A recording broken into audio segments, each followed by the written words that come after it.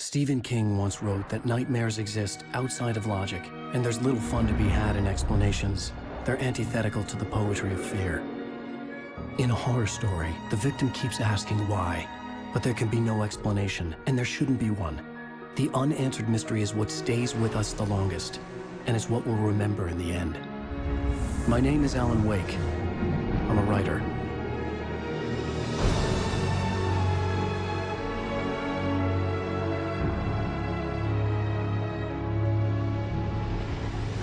I've always had a vivid imagination, but this dream unsettled me.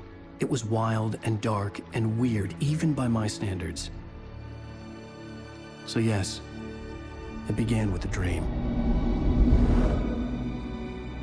Following a typical nightmare pattern, I was late, desperately trying to reach my destination, a lighthouse. For some urgent reason, I couldn't remember. I'd been driving too fast down a coastal road to get there.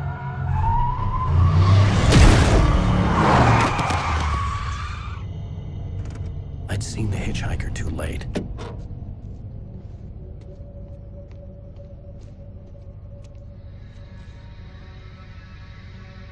He was dead. I was convinced they'd put me in jail and I would never see Alice again.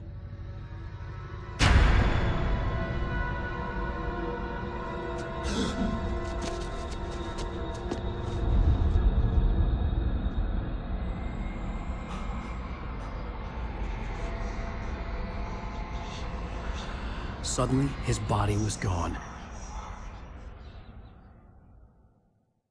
I was in shock from the crash. I could hardly stay on my feet.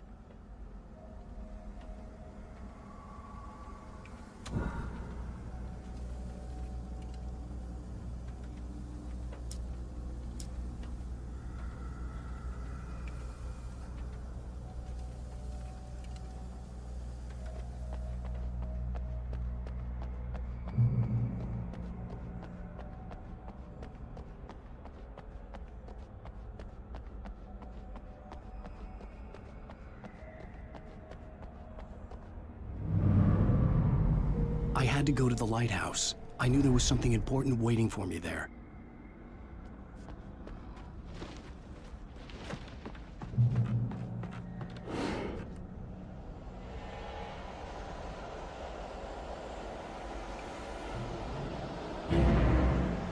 You don't even recognize me, do you, Ryder? You think you're God? You think you can just make up stuff? Play with people's lives and kill them when you think it adds to the drama? You're in this story now, and I'll make you suffer!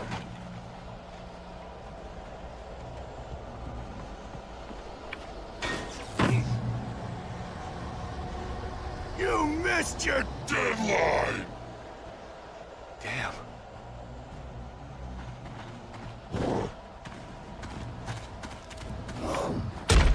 You can't stop me!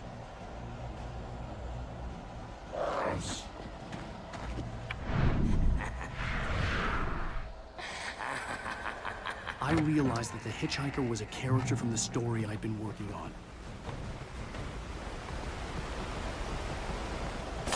How does it feel to die by the hands of your own creation?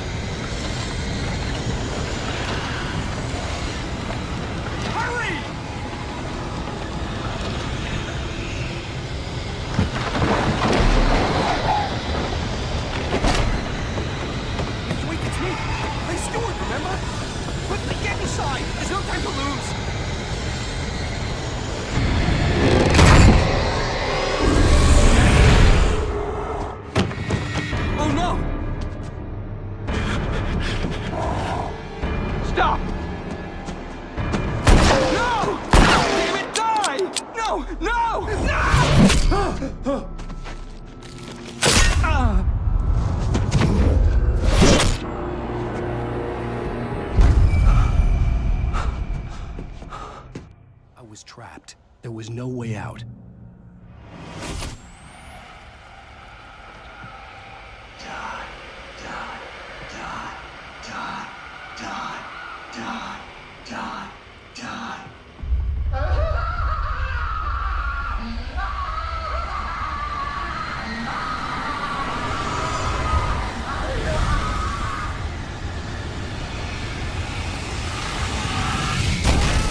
The cabin was a death trap. I had to get out.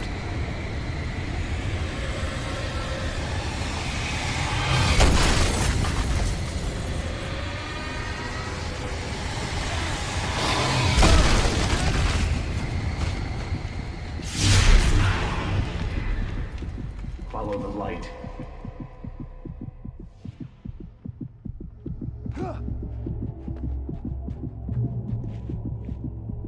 You are hurt.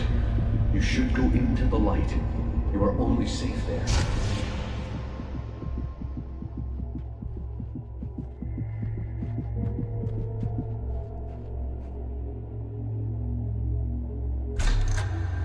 Well done. I have something important to tell you. It goes like this.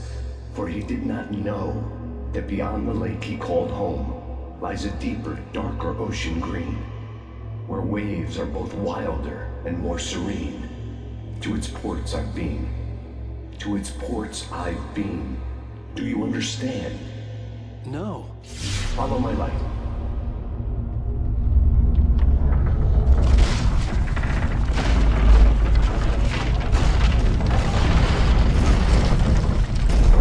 I entered your dream to teach you.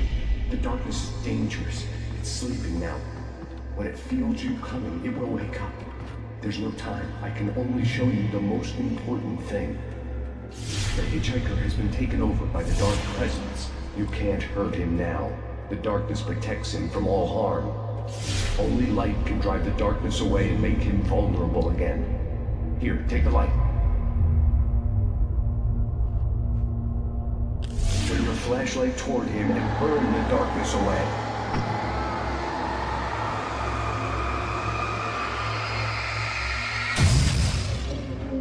You did it. Now the darkness no longer protects him, but it's still inside, controlling him. He can't be saved. He's still a threat. He is still your enemy. Here, take the gun. Now you'll die.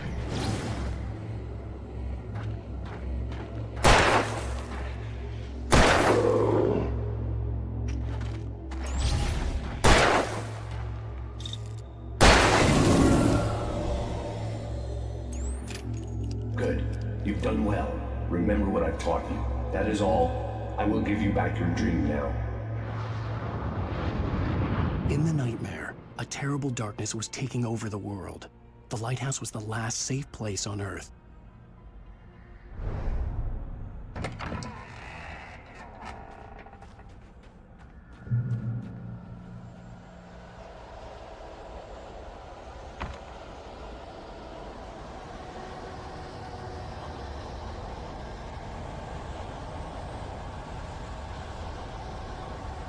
You made me this way, and now I'm gonna kill you.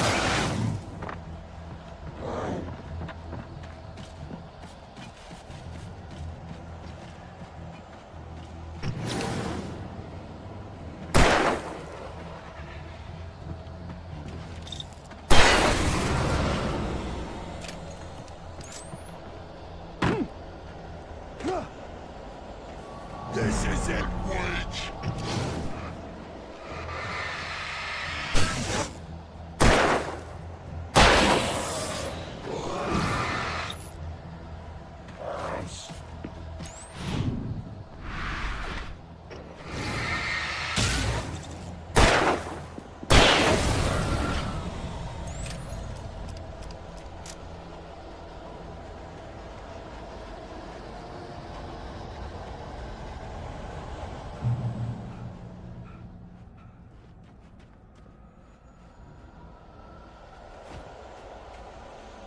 You're dead, just like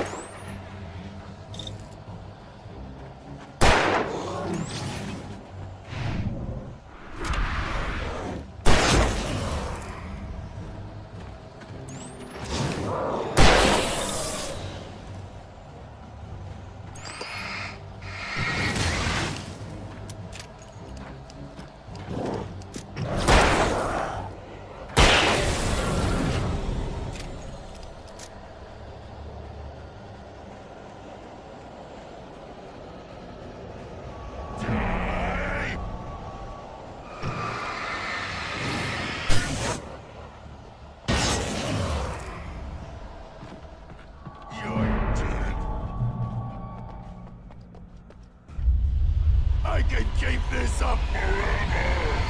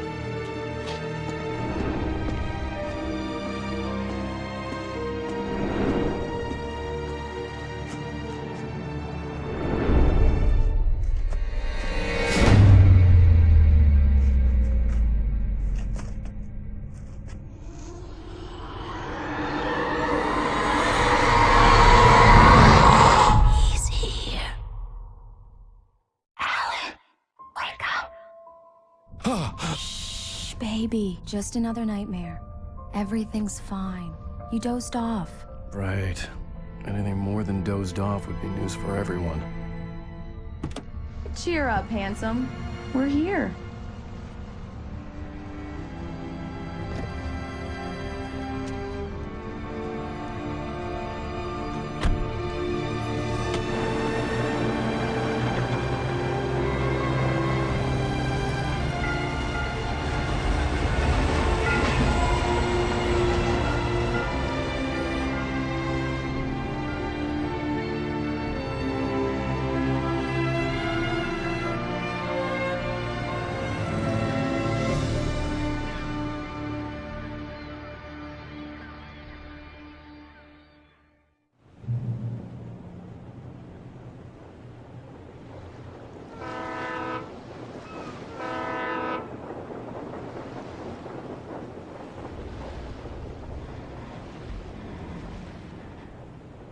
Let's act like we're on vacation.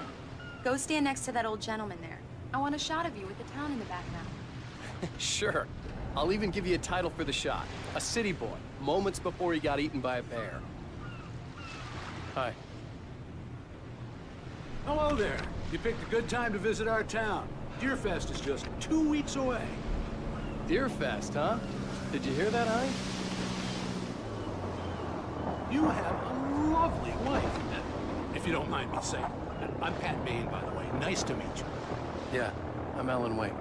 I won't pretend I don't recognize a famous writer such as yourself, Mr. Wake. A pleasure.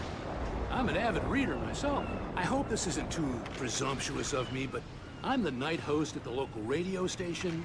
Any chance I could get an interview? Look, Mr. Maine, I'm on vacation. In fact, I'd appreciate it if we could keep my being here just between the two of us. I'm sure you understand. Fair enough. You can trust me to be discreet.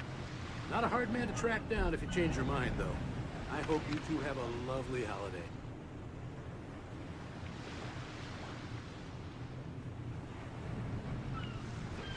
Very nice. I got a couple of really good ones. And I see you made a friend. That's cute. Right. Yeah? Hey, bestseller. How's my favorite writer? Are you there yet? Barry. Yeah, we just got here. Are the locals giving you trouble? Just say the word, and I'll hop on a plane and come make sure that you're left alone, Al. No, Barry, we're fine. Great, great. Just want to make sure you can relax and recharge. So, how is the place? Has it gotten your creative juices flowing? Barry, we're just settling in. Okay, Al. I'll call back later to make sure you're doing okay. And you call me if there's a problem, okay? Okay. I'm just looking out for you, buddy. Talk to you later. I love you too, Barry. You know he's going to be calling you every 5 minutes. Barry is Barry. I can always turn off the phone. What did I tell you? Text message from Barry. He says hi to you too. Alan, we're here. Come on, let's get back to the car.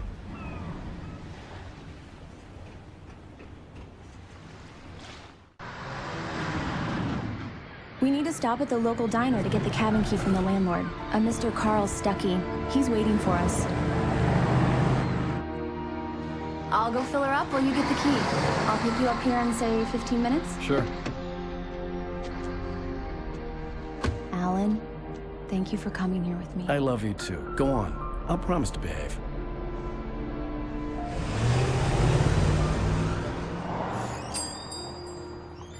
I'd forgotten there were still places like this.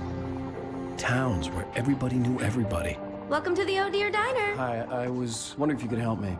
I'm looking for... Mr. Wake. Alan Wake. Oh, God! I am your biggest fan. I know people say that all the time, but I really am. I'm glad to hear that. Rose. Rose, I'm looking for Mr. Stuckey. Carl Stuckey? Carl? Of course, Mr. Wake. He must have gone to visit the restroom. He'll be back in a moment. I can't believe it. I've got all of your books. I got the cutout from the bookstore when they took it out of the window. And you keep it here. Well, okay. Good for you.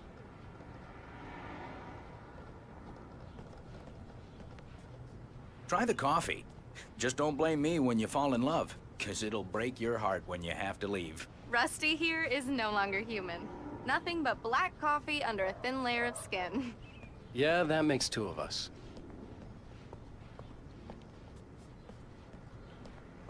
Are you staying long, Mr. Wake? I can't believe it.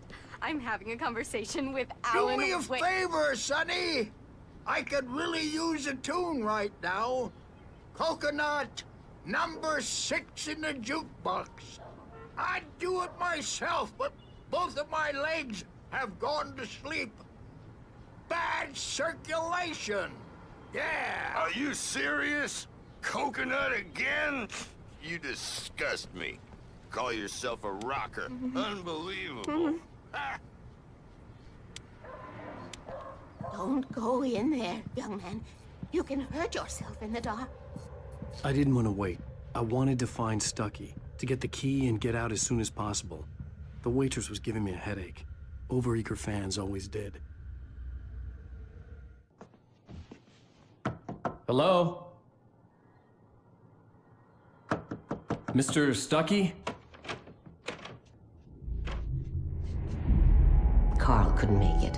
Unfortunately, he was taken ill. But I have the key for you and instructions on how to get to the lake. Okay. I wish you a good stay in my cabin. I'll come by later to check how you've settled in. And to meet your wife. I insist. Thanks.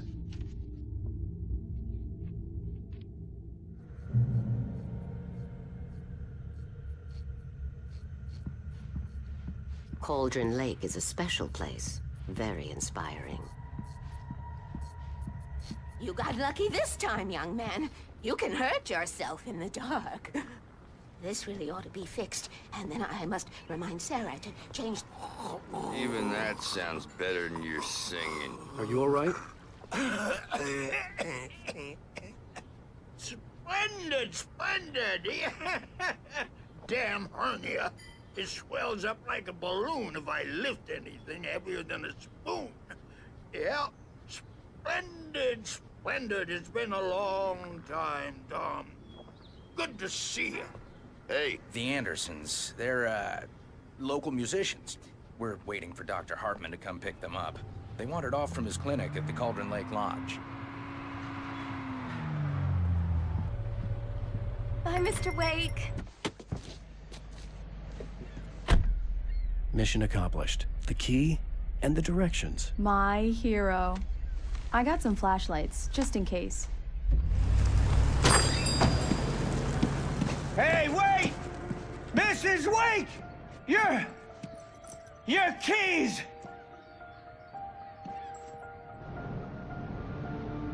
That diner was a real nut house.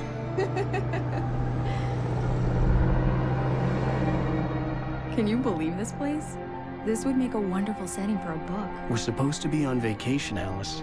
I'll figure it out when we get back home. Okay? Okay. We can talk about this later. Pat Main here on PBFF. I didn't want to talk about it. I wanted to bury my head in sand. Once upon a time, I was a successful writer, but that was a long time ago. I hadn't been able to write a word in 2 years, not since my last book. The weather, it's gonna be a clear night, so you folks in the big city might want to look up every once in a while, see those stars winking down at you. It gets pretty dark out here, but they'll light your way.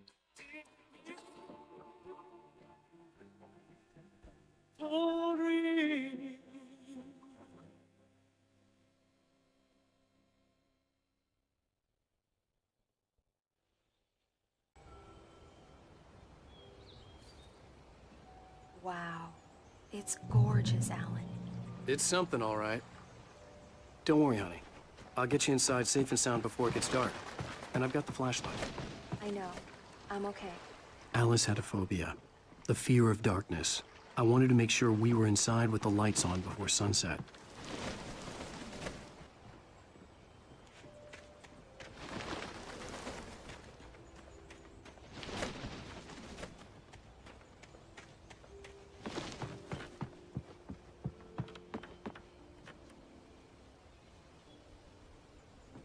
Here we go. Let's take a look inside.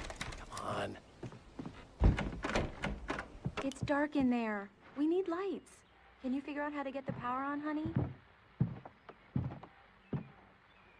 Hello? Anyone here? A shoebox filled with books by Thomas Zane sat on the shelf. I'd never heard of him before.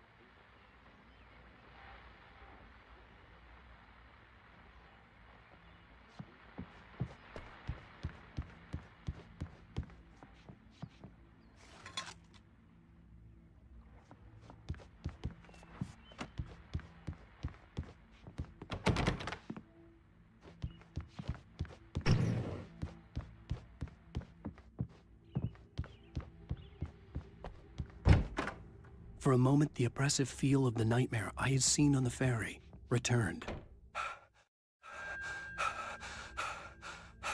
Damn.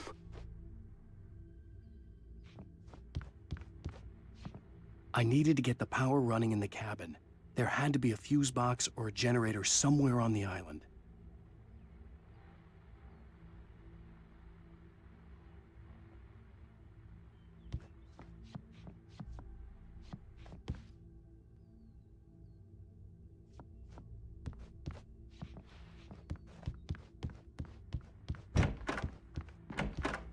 The cabin looked like a time capsule from the 60s, or even earlier.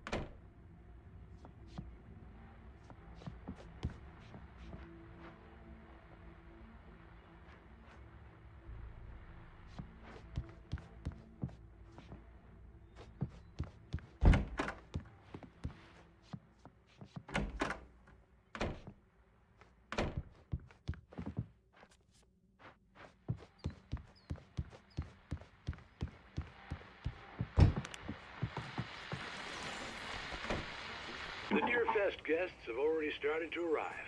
Just ran into one on the ferry. Famous artist, no less. We'll see if we can rope him into an interview later on. Now, let's go to the phones. Caller, you're on KBF-FM. Hi, Pat. It's Rose. Why, hello, Rose. What's on your mind? I know who that famous artist was. It was Alan Wake, wasn't it? He's my favorite writer. The power cable goes to that shed over there.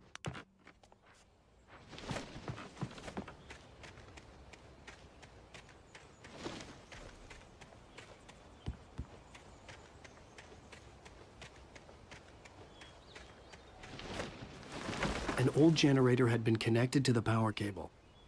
The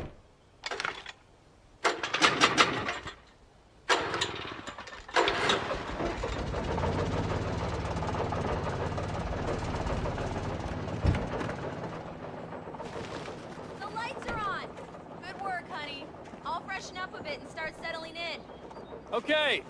I'll look around a bit. The island had once been the site for a love story. Maybe it would be that again.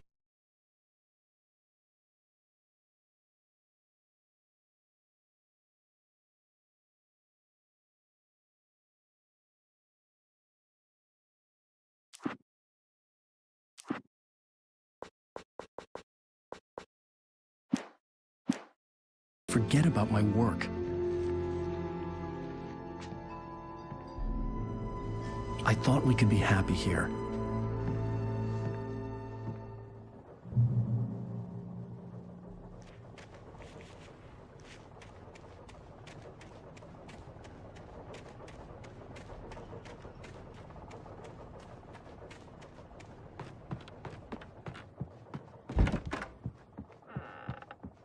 Alice? Honey? Alan, I'm upstairs. I have a surprise for you. Well, hello there. I'm not the surprise. It's in the study. Go take a look. Okay. Surprise! Alice? What is this? I guess I have a small confession to make. I thought maybe you could write here that a change of scenery would get you past... Damn it, Alice, everyone Hey, keeps... hey, just hear me out. There's a local doctor, Dr. Hartman. I read a book of his. He has a private clinic here. He specializes in helping artists. So now you want to get me committed? No, it's not like that. That's not... Alan? Alan? Just don't! I don't want to hear it! God damn it, Alice! God damn it! I knew she wouldn't follow me in the dark. I needed some time alone to think things through.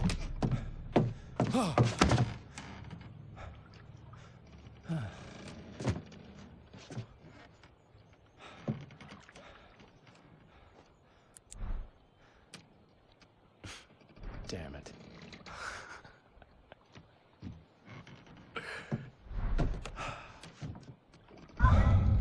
Alice? Alice? Alice! The cabin had gone dark. All the lights were out.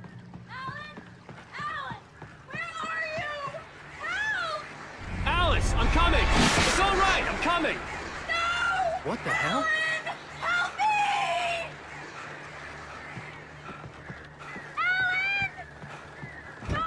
Alice? Alice?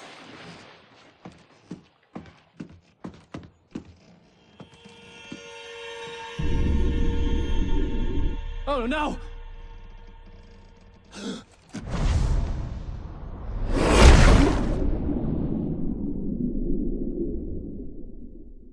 Keep going. Wake up. Alice?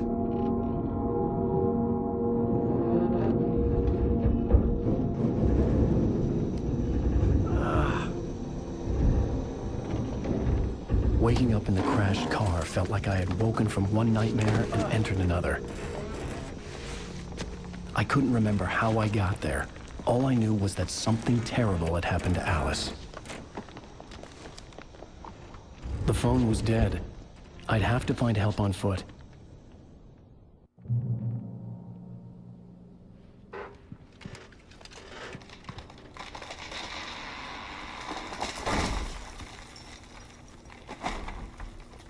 The gas station was my best bet. They'd have a phone I could use. It looked like a long hike through the forest to get there.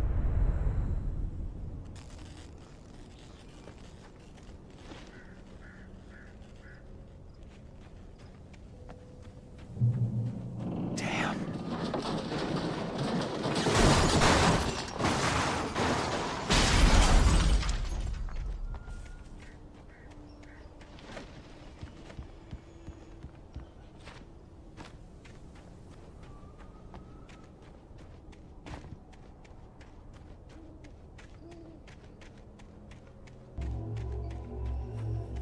Hello?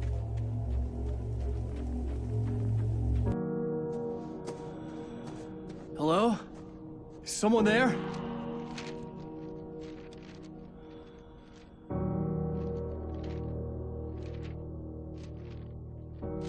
The loose sheets of paper were pages from a manuscript entitled Departure. That was the name I planned to use for the next novel I had never gotten started.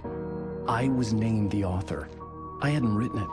I couldn't remember writing it. In the scene on the page, the hero was attacked by an axe murderer in the woods at night.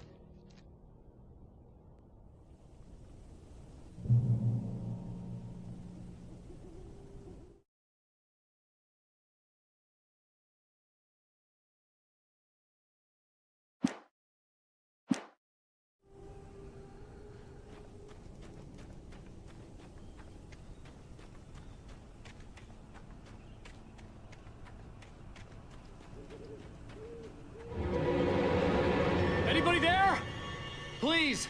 I've been in an accident!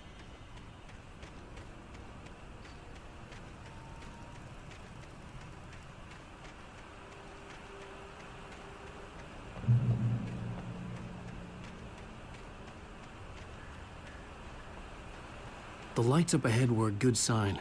Maybe I wouldn't have to hike all the way down to the gas station to find a phone.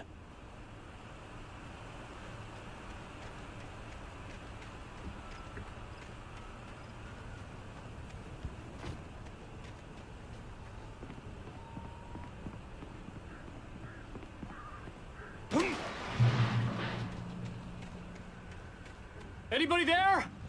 Please, I've been in an accident.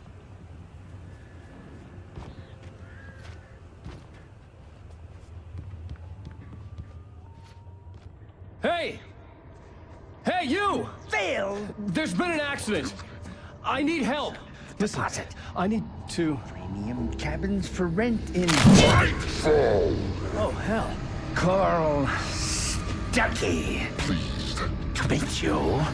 Non-refundable reservation deposit required. Fair and square. Fair and square. Carl.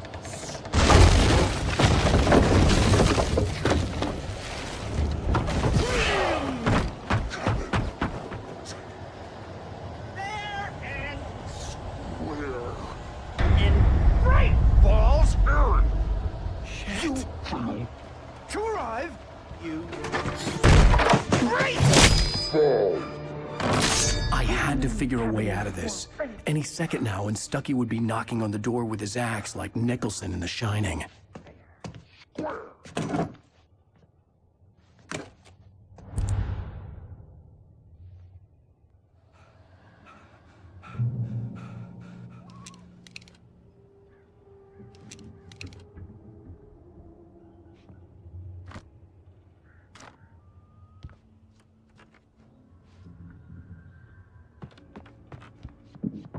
During your Your trying, walking it's the latest thing.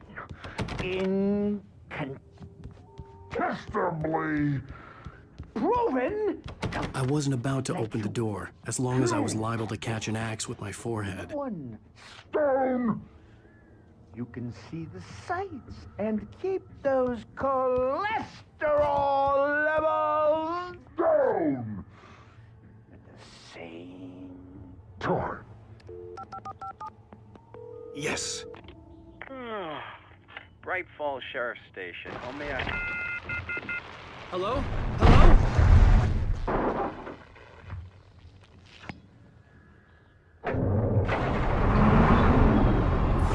The spat.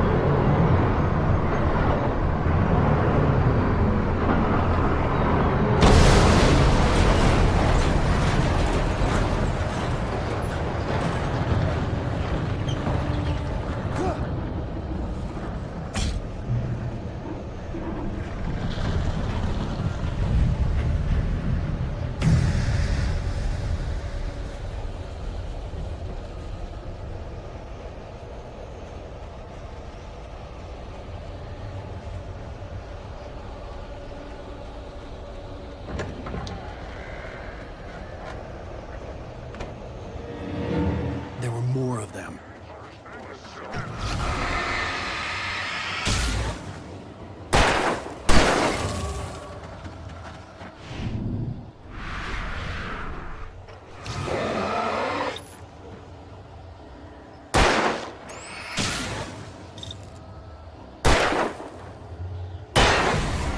My head pounded with a concussion. I'd never fired a gun outside a shooting range, and now I just killed someone. Or something. There were no bodies. They just disappeared. If I was dreaming, it felt real enough to make me sick.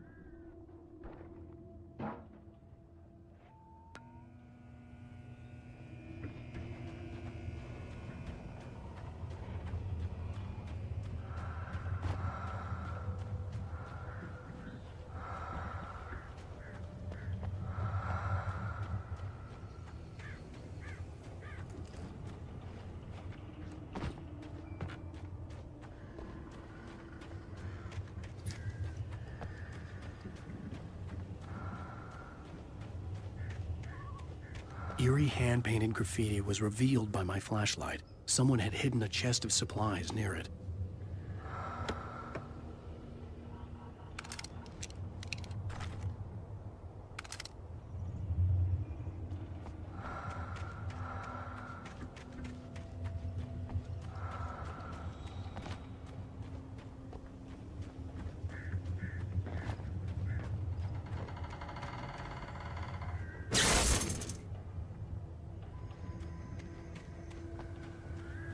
The dark forest was the last place I wanted to go, but I had no choice. I had to get to the gas station. It's rabbit season!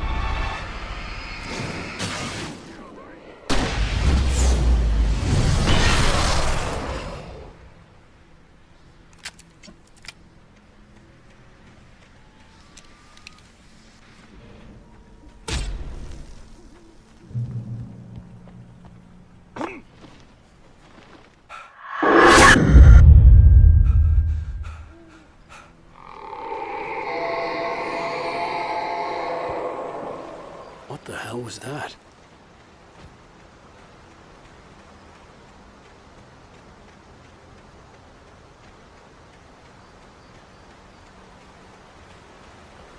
When I saw the river below, something uncoiled itself inside my head. I realized that I'd have to find a way across. I didn't even want to look at the water.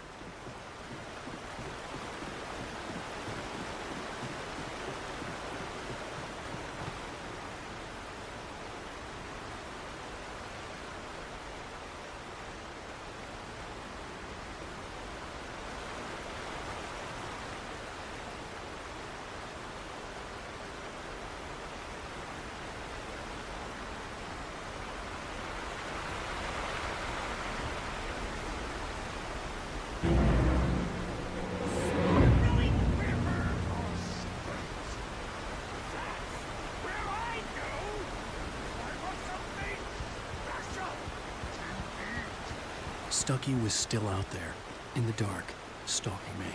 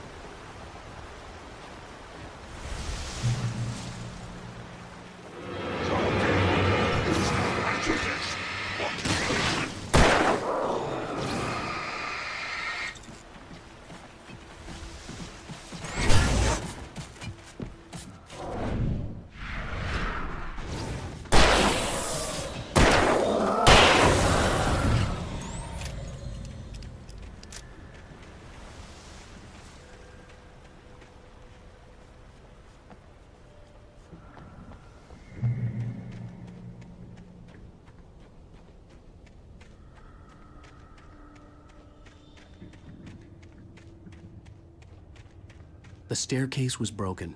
I had to make my way up some other way.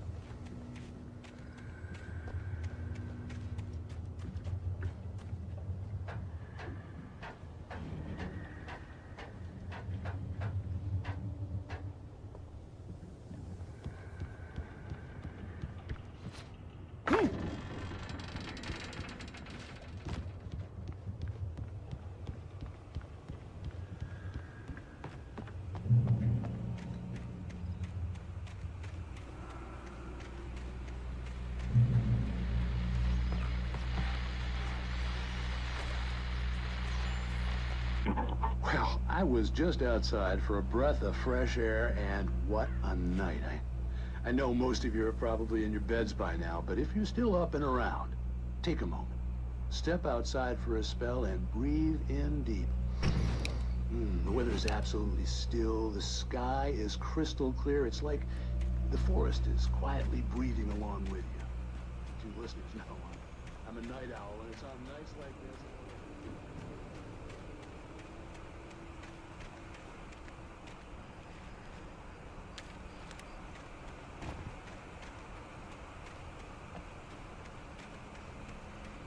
The gas station was closer now, its light welcoming in the darkness.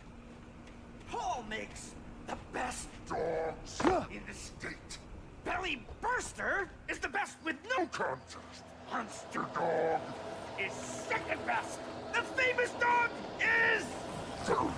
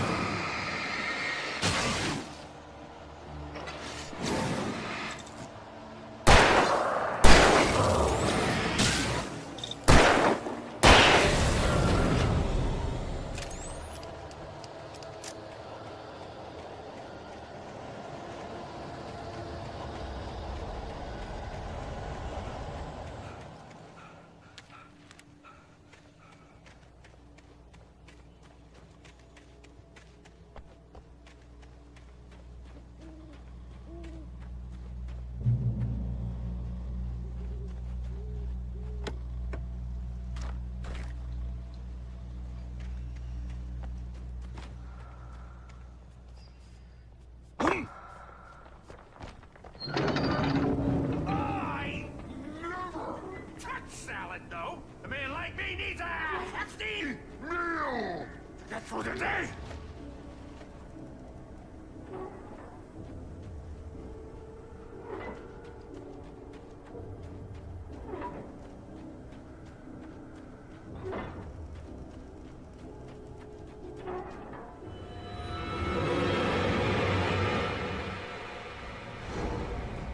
We enjoy the magnificent woods.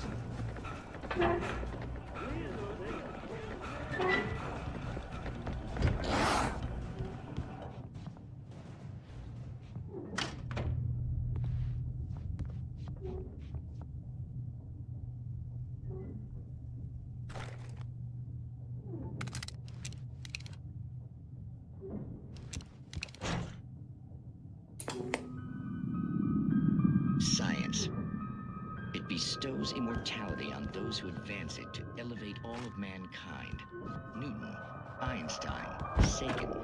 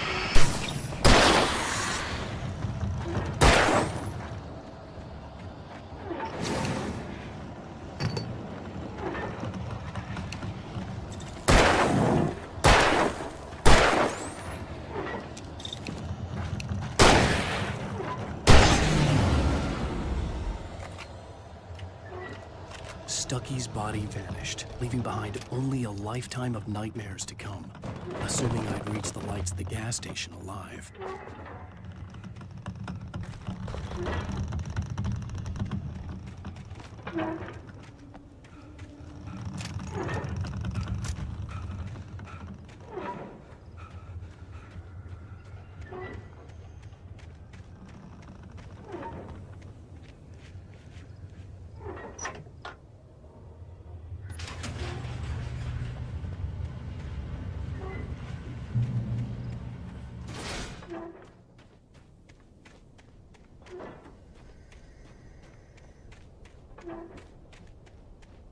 I recognized the parade float I had seen in Bright Falls when I first arrived with Alice.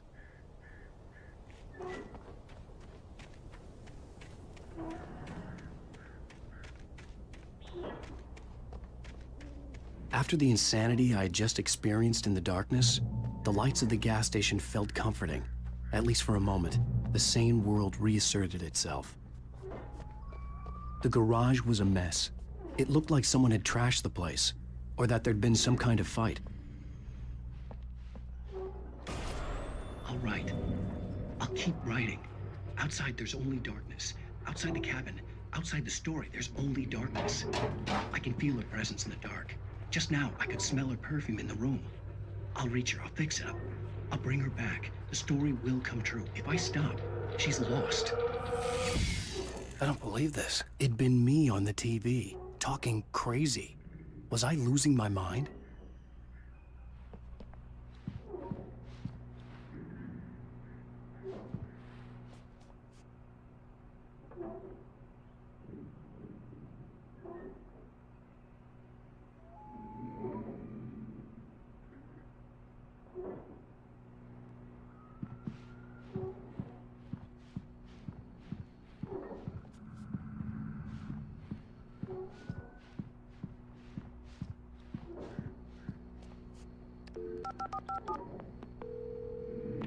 Bright Falls Sheriff Station.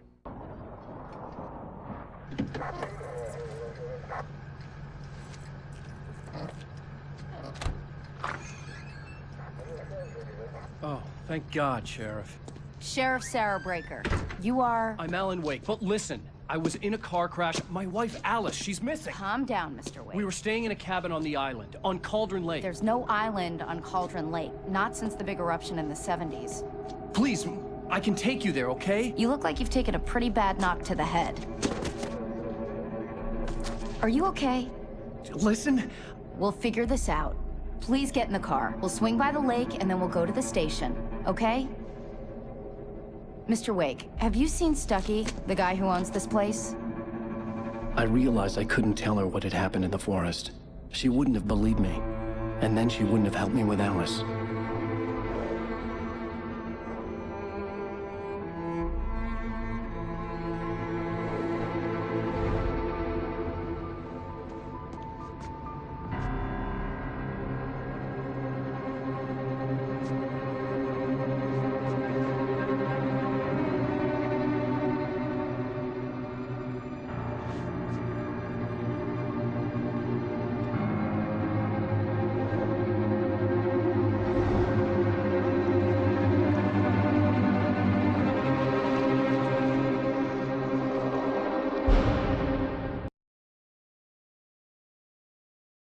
Previously on Alan Wake. I came to Bright Falls with my wife, Alice. Thank you for coming here with me. I thought maybe you could write here. I don't want to hear it! God damn it, Alice! Now, she's missing. Alice? Alice? I woke up behind the wheel of a crashed car. I'm missing a week. I was attacked by shadowy men straight from a nightmare. The sheriff took me to the lake Alice and I had stayed at. But the cabin had disappeared.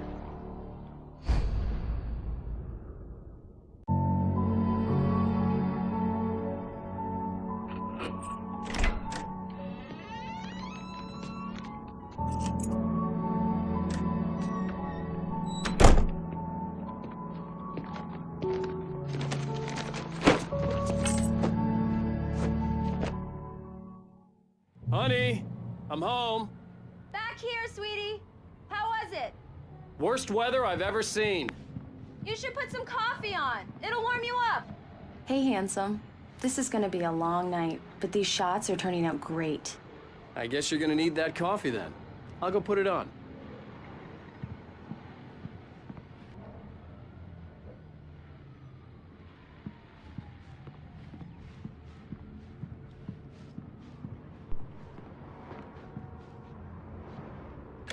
Coffee's on.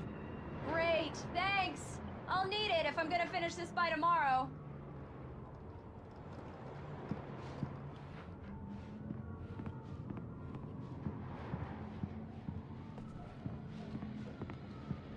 Oh, hey, I just finished those cover mock-ups. They're on your desk. Tell me what you think. No kidding. I didn't think you'd get them done this quickly.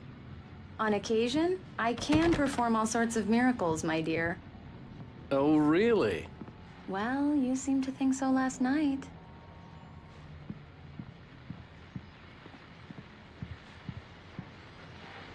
These look really good. Oh, sure, until Barry gets his hands on them. Which, by the way, will happen over my dead body. The last time was the last time. Oh, and speaking of Barry, he called. Alan? Alan, please check the fuse box. I'm right here. I'm on it, honey. Please hurry. I'm right here, baby. I'm fine, I'm fine. Just get the lights back on, now, please. Honey, it's a power outage. I've got the flashlight. Okay. Hi. You okay? I'm sorry. It just really spooked me. Don't worry. We'll just break out the candles. I know it's stupid, but it's just... Especially when I'm not prepared for it, you know? It gets to me. I love you. Tell me a story, writer. Okay. I used to have these nightmares when I was a kid. The dark really spooked me, too. When it got really bad, my mom gave me this old light switch. She called it the clicker. The clicker, huh? Yeah. If I ever got scared of the dark, I could just flip the switch and a magic light would scare the monsters away. Oh, sure. Here it is. Alan. Maybe it'll help you, too. Yeah, nice story, writer boy. You made that up right now, didn't you? No. Seriously. I love you, even if you are a liar. Thanks for this.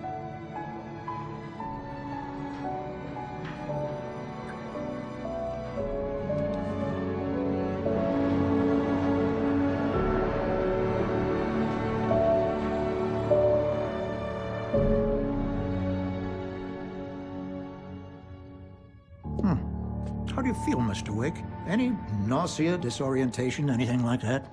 Mr. Wake, how are you feeling? I'm okay. My head's fine. I had to lie about my headache and memory loss. He'd send me to a hospital for tests. I couldn't leave without Alice. Very well. I don't think you have a concussion, but you've obviously been through quite a shock. You should take it easy for a couple of days. Thanks. Well then, Mr. Wake, we're done here. If the pain gets any worse or you experience any other symptoms, you should come see me. I'll let you get on with it then. Sarah, Sheriff Breaker, is waiting for you. She's very good at her job. I'm sure she can locate your wife in no time. Doc Nelson was the image of a small-town doctor. Sheriff Breaker had called him to the station to take a look at the cut in my head.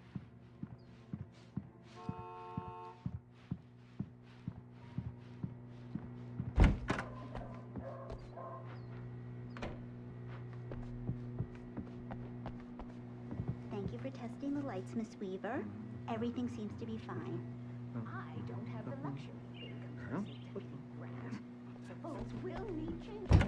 Come in, Mr. Wake. Your phone's on the desk. The battery was dead. It's charged now. Have you started looking for my wife yet? My men are already on it. Now, can you tell me what happened? I'm not sure. I can't remember. We were arguing. I walked out of the cabin. The cabin on Cauldron Lake?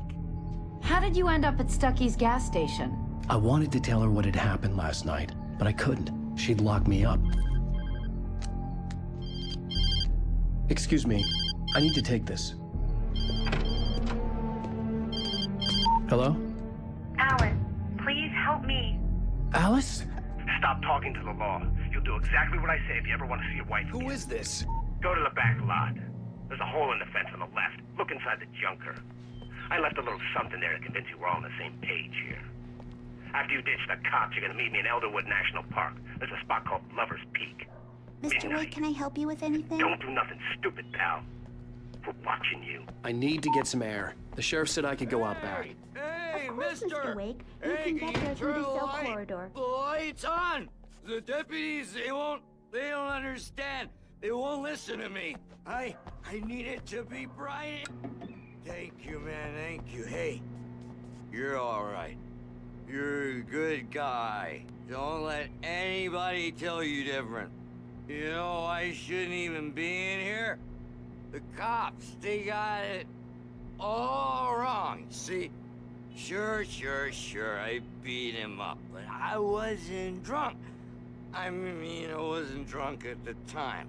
I only got drunk afterward. Okay, listen. You gotta listen carefully now. Here's the kicker. That wasn't Danny. No, sir. It only looked like him. You wanna know who it really was? I'll tell you who it really was. It was a goddamn space alien! I know it sounds like something a drunk would say, but believe me, I wasn't drunk then.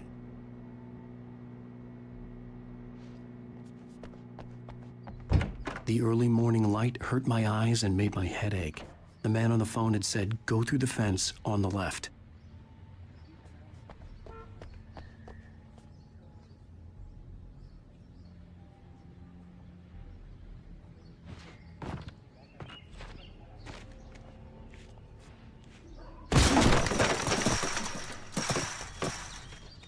Alice's driver's license had been placed on the front seat. The caller meant business. Barry? Ow! Thank God! Where the hell have you been? I've been trying to reach you for a week, you and Alice. Oh, I've been worried sick. I flew out yesterday. I'm here in Bright Falls. Barry, listen to me. I'm at the sheriff's station. Come and get me. I can't talk now. Al, what the hell is going on? I had to get the sheriff to let me go. I needed to get to Elderwood National Park to meet Alice's kidnappers.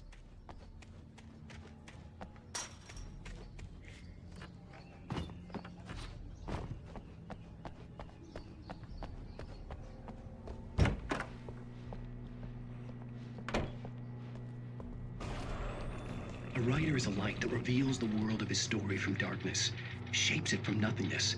The way a sculptor carves a statue from a block of granite. If I stop, the world I'm making dies. Darkness will reclaim it. It's a long, hard journey into the dark. Alice's life is at stake, but I can't think about that, or I'll lose it. The dread lingers at the edge of perception. I'll push on. Anything is possible here. I'll write the story. I'll save her.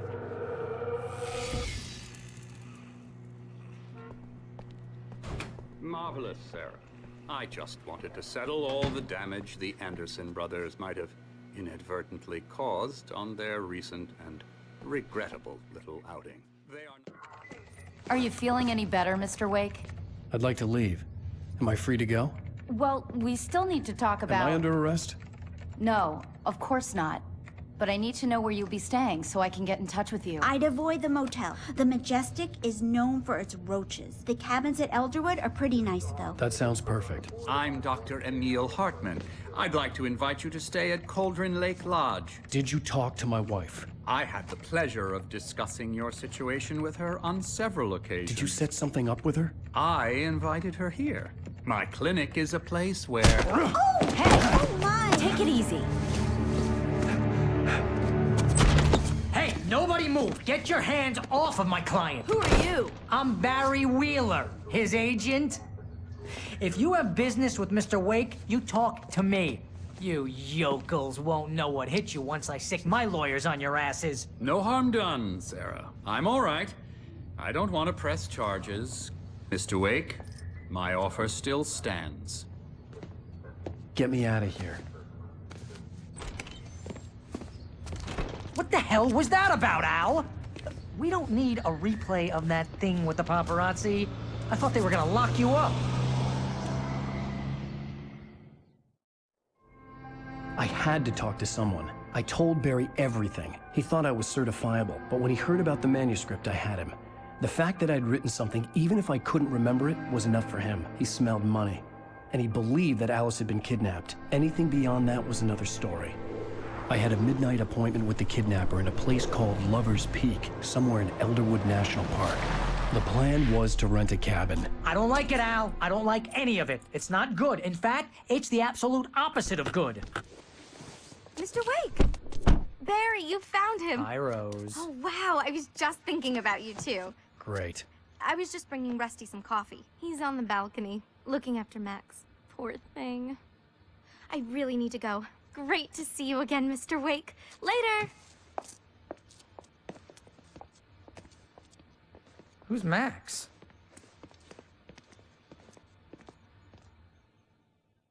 What an airhead. Jeez, Mr. Takes a swing at everybody. This is not her fault. She's a very nice girl and, more importantly, a fan. She even has a fan site dedicated to you. And she was very helpful when I was looking for you. Seriously, Al, what you were saying in the car? Just listen to yourself. What, you shot a guy and his body just disappeared? When was the last time you slept? What, are you high? Have you been drinking? No! Look, Barry, I'm missing a week. And someone's got Alice. Do you and understand everything's just... what it sounds like when you say stuff like that? Don't get me wrong, it's a good story, could be a bestseller. But when you start confusing fiction with reality, you're buying yourself a ticket to the funny farm. All right, wait here.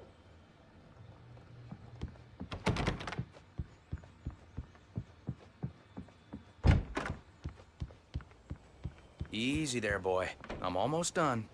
Hey, Rusty, right? You rent cabins. Oh, Mr. Wake. I'd shake your hand, but mine are kind of full here. Actually, I'm sorry about this. Would you mind grabbing the registration form from the desk? It's just across from Bucktooth Charlie. Okay, sure. What happened? Crazy poachers. Max here got his foot caught in a trap. Seriously, Al, you can't just go and meet a kidnapper. Those situations always end up in disaster. You gotta talk to the cops. She's my wife, and it's my call. Can we talk about this later? No. This whole thing... Listen, you hit your head. I mean, geez, Al, come on. You gotta understand how crazy all this sounds. If you're trying to pull a joke on me, freak me out, it's working. Ha ha, let's have a laugh on Barry. Well, you had me going there real funny, Al. You can quit it now.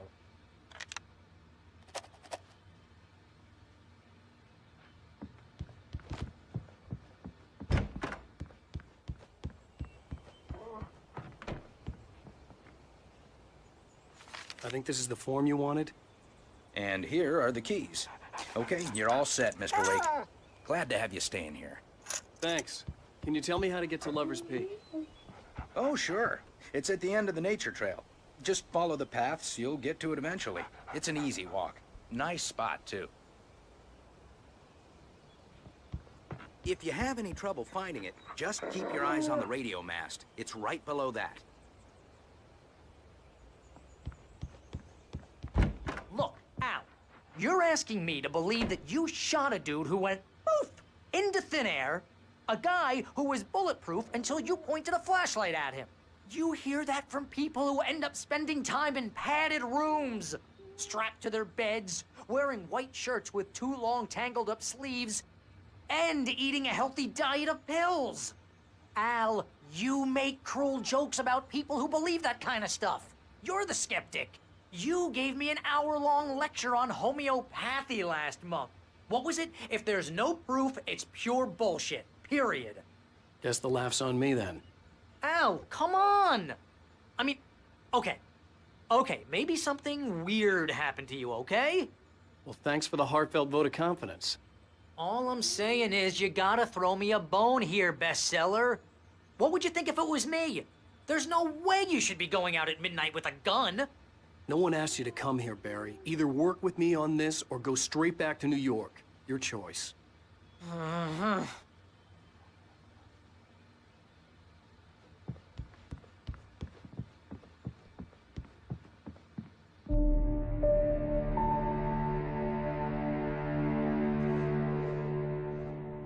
crazy talk, Al. Al? Al? We should go to the sheriff or call the FBI. Damn it, Barry, they'll kill her! This is not a goddamn debate, Barry. I'm going to Lover's Peak. He said to come alone. Okay then. I understand. But you're my best friend, and I'm worried that you're not right in the head. Tell me what to do to help, and I'll do it. You stay here, and if I'm not back by morning, call the cavalry.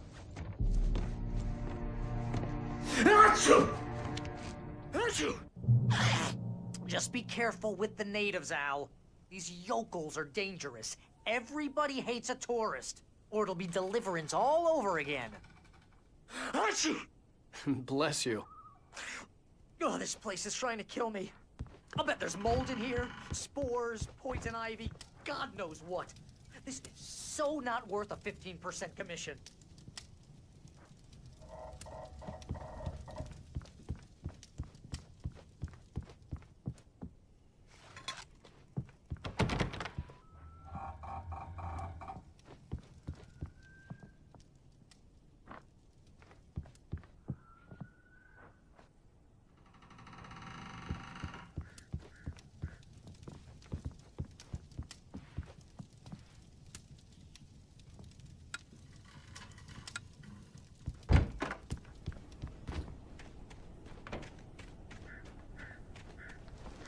I'll wait here, Al. I'll hold down the fort. I'll be with you in spirit every step of the way, Al. Locking the door now.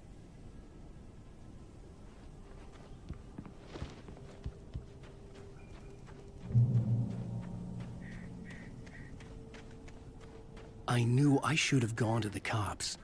This wasn't the smartest thing I'd ever done, but I was still angry with Barry for trying to talk me out of it. These people had called me right in the sheriff's station. The cops wouldn't scare them, and they had Alice.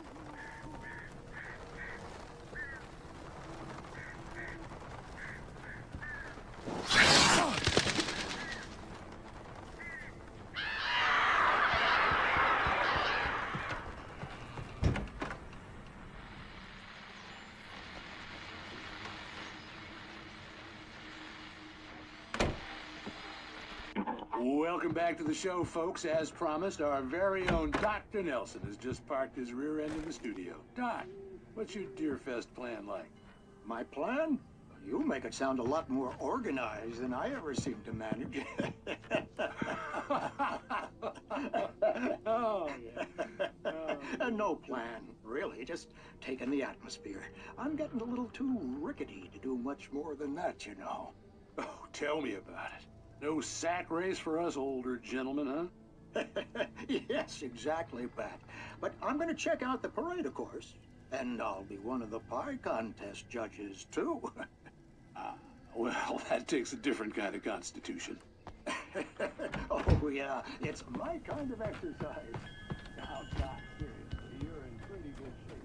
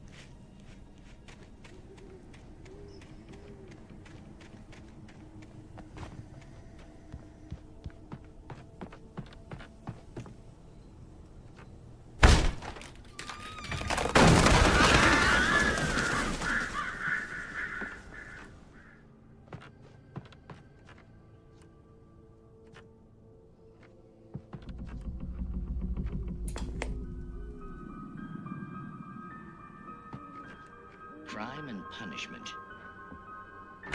The cancer and cure of civilization. But some crimes are impossible to punish, especially in Night Springs.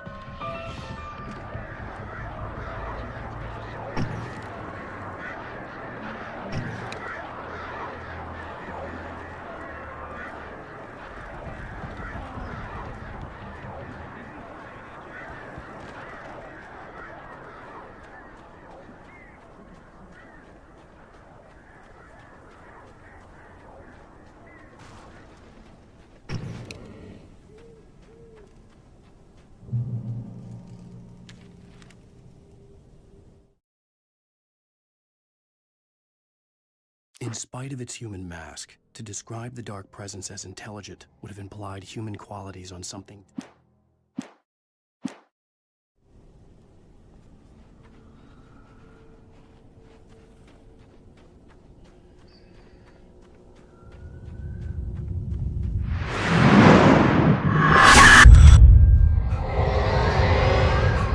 The vision left me weak.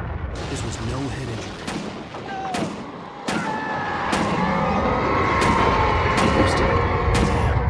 Rusty, hang on! Oh, God! I'm coming! Please, help me!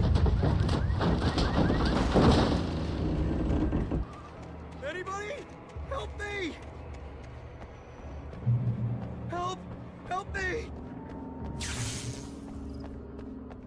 Can you hear me? Anyone? Hello? Please help! Back here. Mr. Wake? Oh, hell. It happened just the way it was on that page. I found. Came true.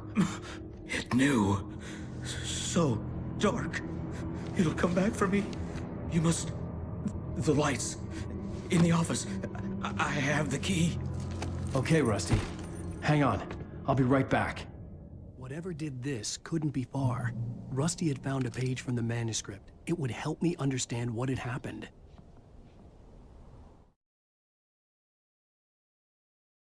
The air in the visitor center was heavy with an awful smell, as if some rotten drowned thing had crawled up from its grave. Rusty kept coughing blood. My eyes were drawn to the twisted shape of his broken leg. The attack had been vicious. Max whined in his cage. Rusty's eyes were wild with fear and terror. He gasped. Mr. Wake, it happened just the way it was on that page.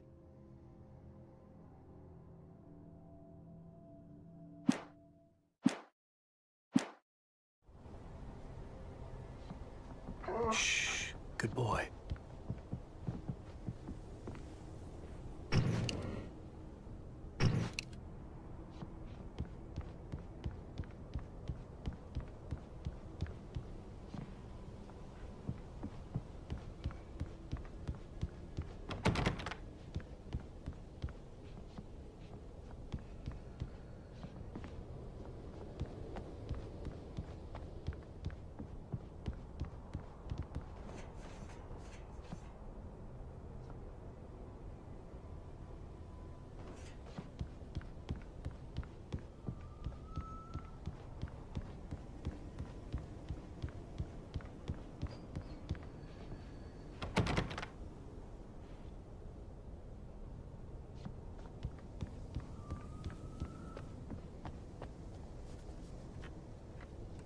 The only way to make sure that Rusty was safe was to get the power running and the lights back on.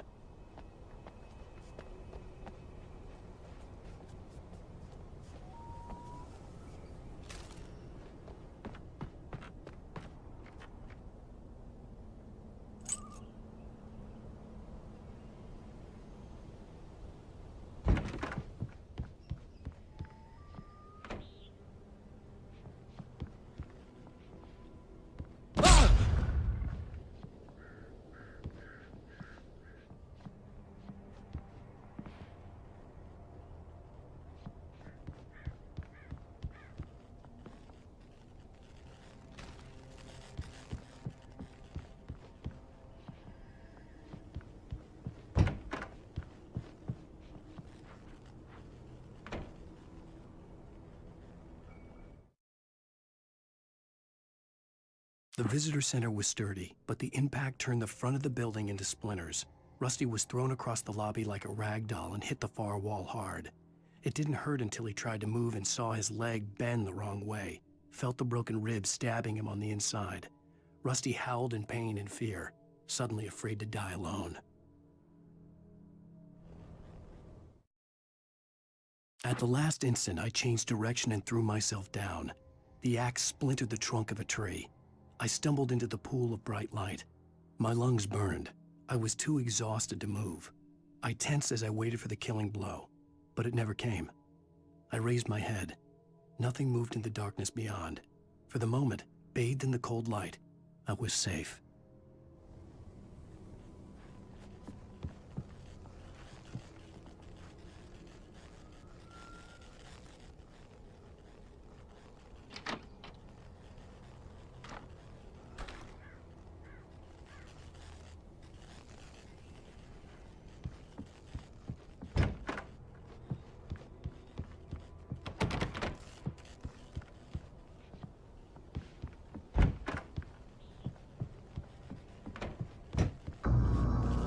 I was too late. Someone had destroyed the circuit breaker. There was no way to get the lights back on.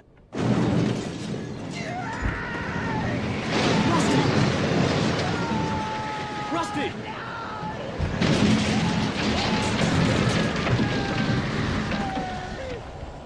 The ground was covered with oily patches that looked like liquid darkness. Hunters need hunting licenses.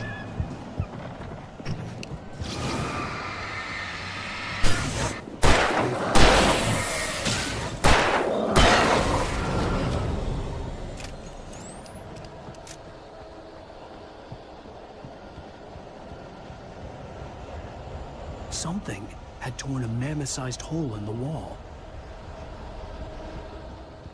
Please don't feed the animals.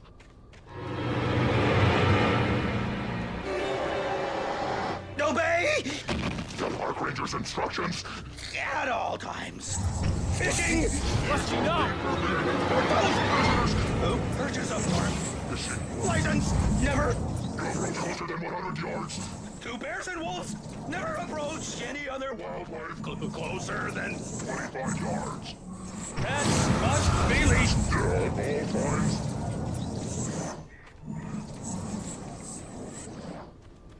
It is against the law. Remove any archaeological or historical items from the park.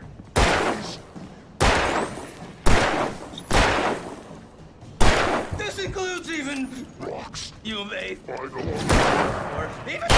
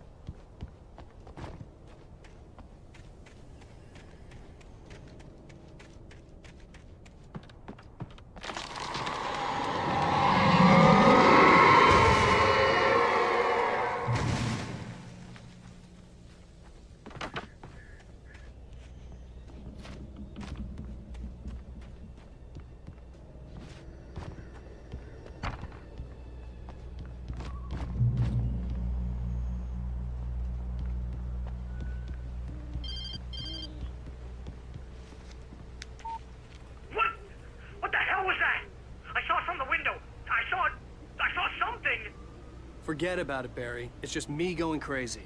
Oh, jeez. Oh, jeez. You're not crazy. I wish you were crazy, but you're not crazy. Ow, be careful.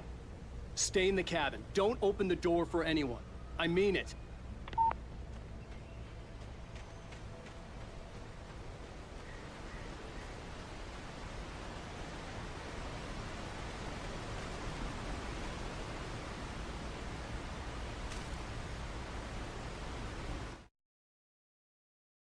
In that last instant of consciousness, Rusty thought about Rose. He was older than she was. Rose was barely out of her teens, but she made him feel young and forget what a train wreck his long-dead marriage had been. He still wore the ring. He'd been waiting for her to tell him to take it off. Now she never would.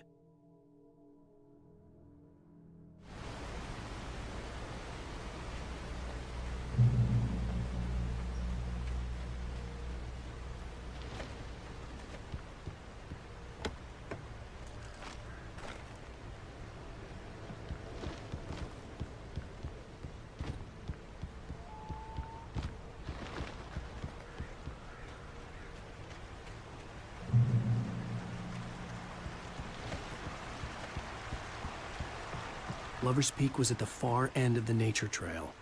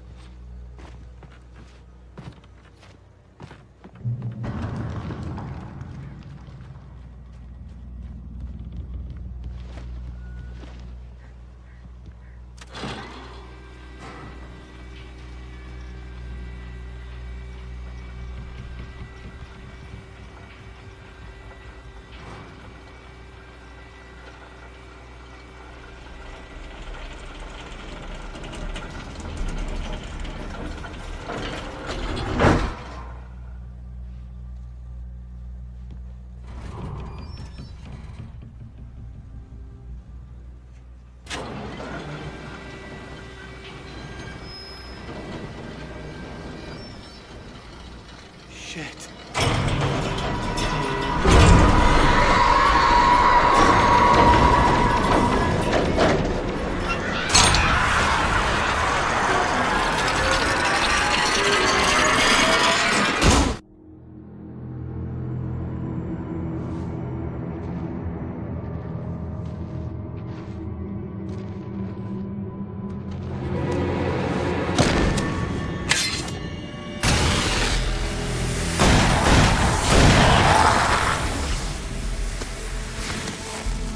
Come on, we gotta get moving. More of them coming.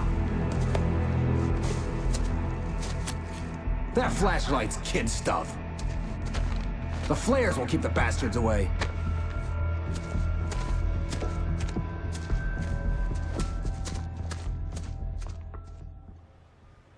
You can see them too? Hell, of course I see them. Come on, we gotta move. Why? Because that's the way the story goes. Yeah, but... Let's move! I lost my gun back there. Oh, I've got a gun. Just keep that light steady on him. It took a moment, but then I recognized him. He'd been on the ferry when I first arrived here with Alice. He knew my name. We were headed in the direction of Lover's Peak. There was no way this was a coincidence. He was the kidnapper. Come on, Wake. You better keep up. You set him up, and I'll knock him down, Wake.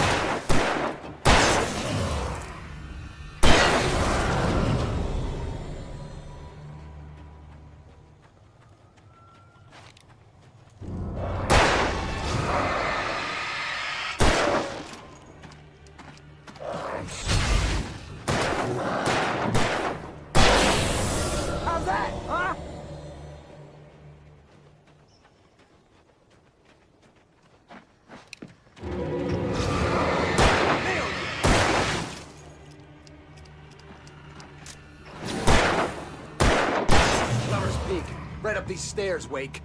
Use the flares from the emergency box to hold them off while I get these boards off. Give me the gun. Yeah, no can do, Wake. Are you kidding? Give me the gun! No time for back talk. Pull them off, damn it.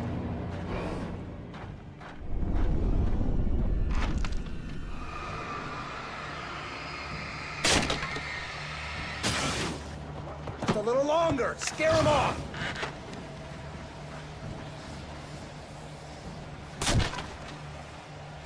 Get some light on those bastards. That'll keep them off us.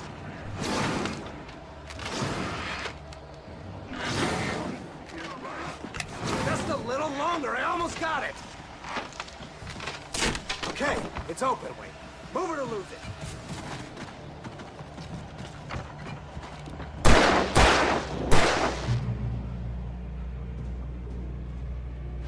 Pow! Bullseye!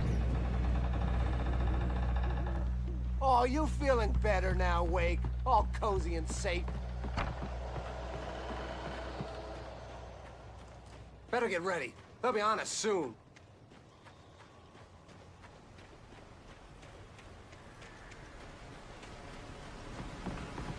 This is it, Wake. The last stand. There's more flares here. Get ready. We fight them as long as they keep coming. Give me the goddamn gun! They're coming! That's not how this goes. Get with the program, Wake.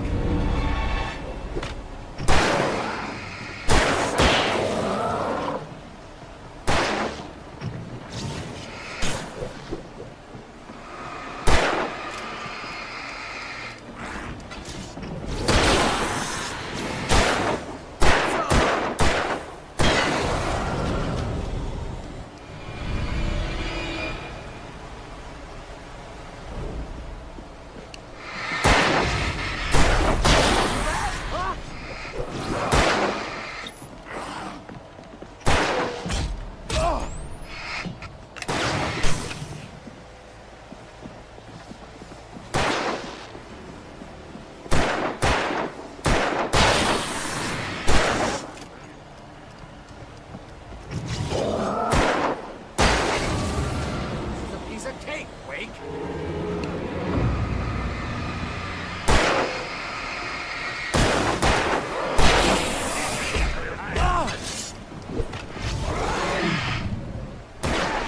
That's right.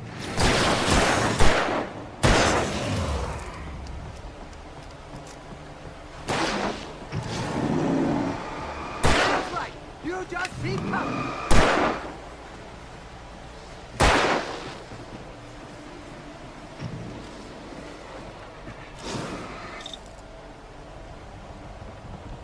Die already, die!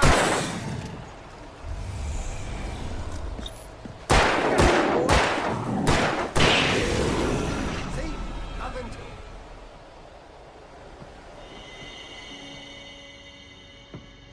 Let's cut the act now. Where's my wife? I knew you were gonna say that. I read it all before. You're a hell of a writer. Congratulations. You're gonna bring about something glorious and terrible once we get you some proper editorial control. What the hell are you talking about? Where's Alice? I want the entire manuscript, or she's gonna suffer bad. You touch her while...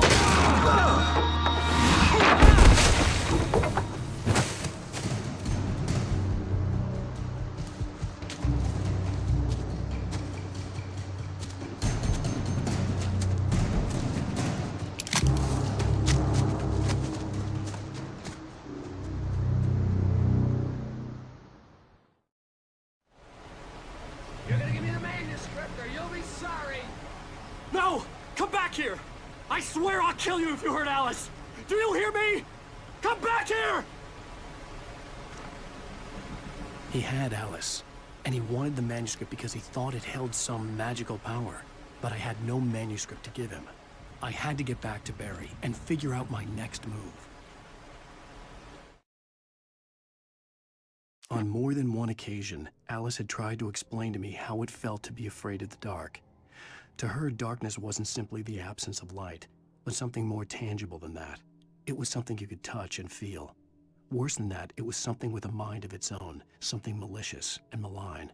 For her, things changed when they were wrapped in darkness. They turned into something else, something foreign, and nothing was safe or innocent anymore.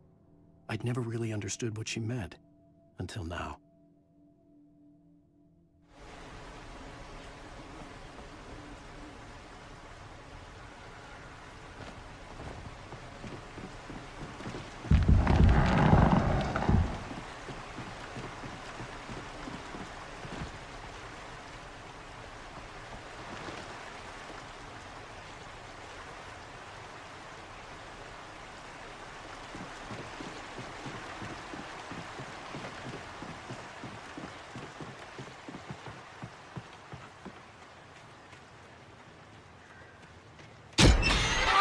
What the hell? Rusty had warned me about those traps. It hurt like hell. I was scared.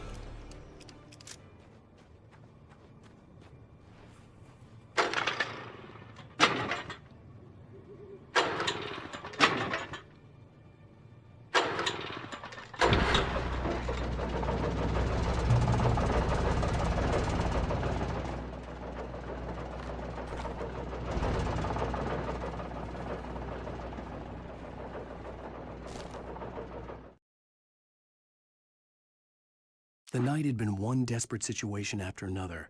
I was exhausted, and my body felt as though it had been chewed up and spat out. The flashlight was heavy in my hand, and each pull of the trigger sent a painful shock up my arm. But I was finally out of the woods, and things were looking up. That's when I heard the chainsaw.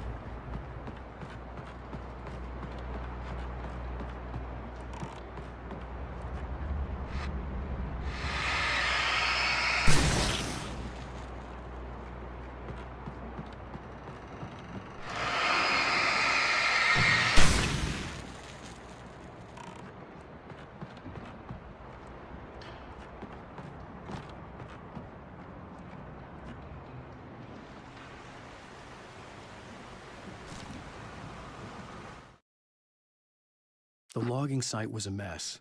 The modular office had been pushed off the cliff. Deputy Thornton climbed up from the wreckage excited, breathing hard from the exertion. Nobody there. It's weird. Don't you think that's weird? Bored, Mulligan let out a mighty snort. Hell, it's always weird, Thornton. Just a question of sorting out what kind of weird it is this time around.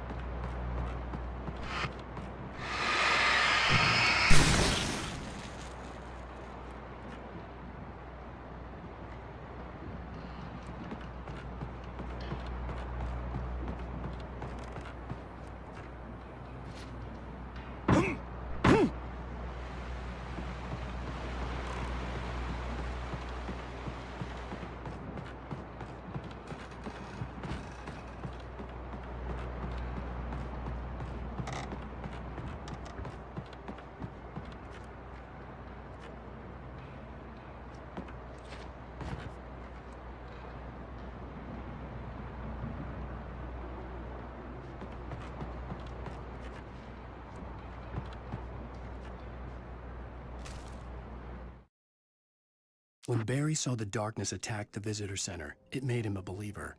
The men Al said he'd shot, they hadn't been just locals on crank.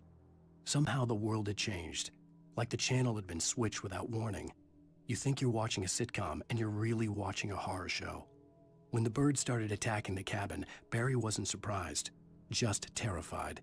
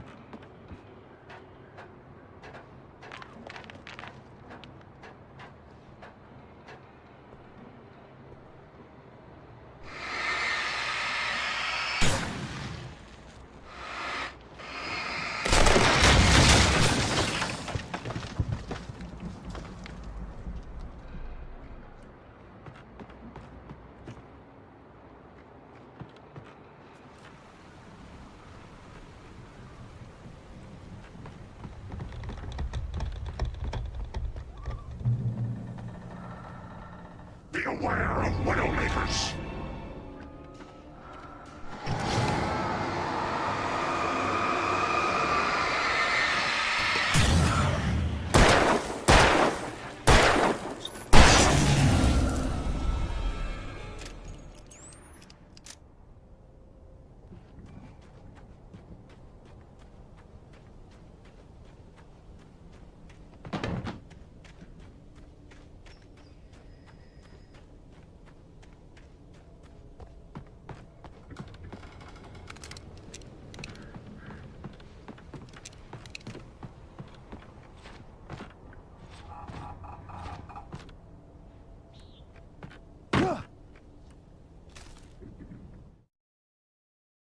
Shadows stirred and the wind picked up as I ran through the forest. I felt the dark presence turning its gaze toward me. Then the moonlight was blotted out by dark shadows that raced violently across the ground, moving too swiftly to be natural. Darkness gathered between the trees and melted again to reveal the Taken. No natural path had brought them here.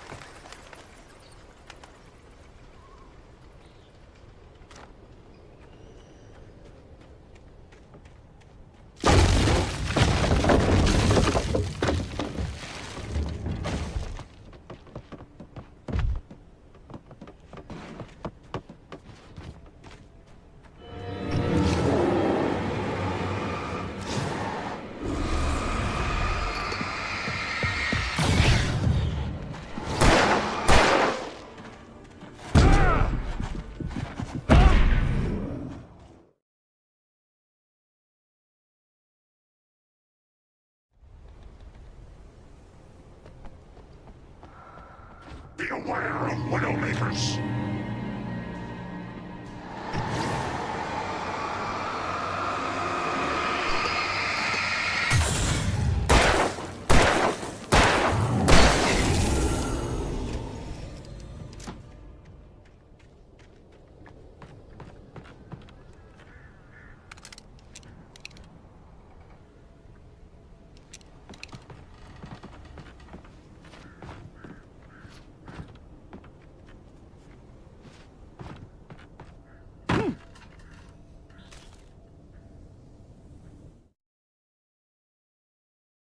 Shadows stirred and the wind picked up as I...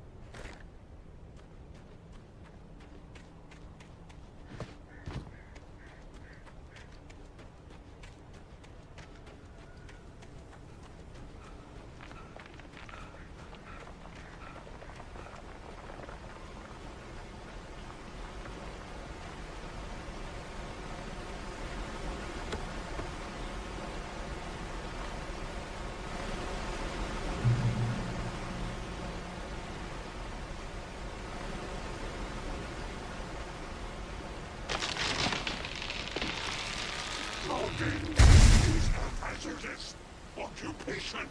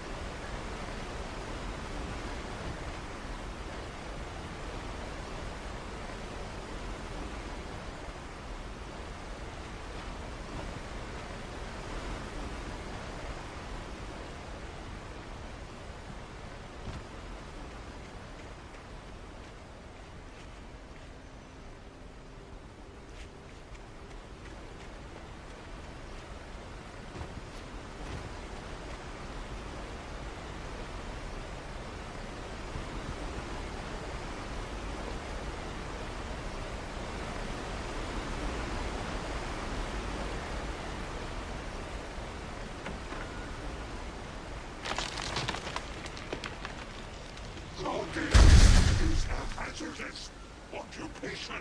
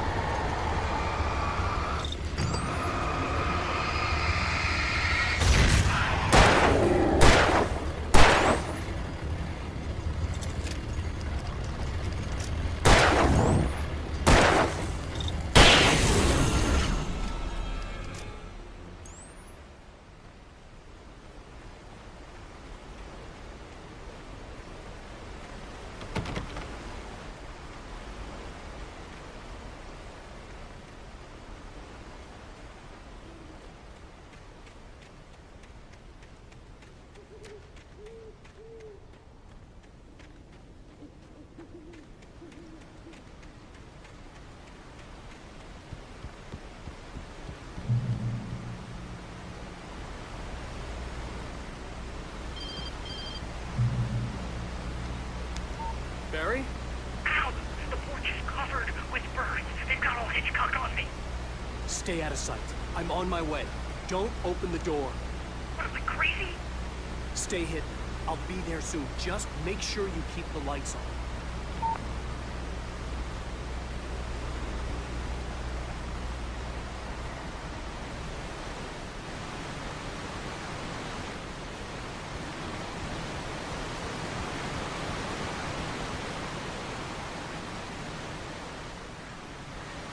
I I still had to reach Barry at the cabin, but at least I was out of the woods.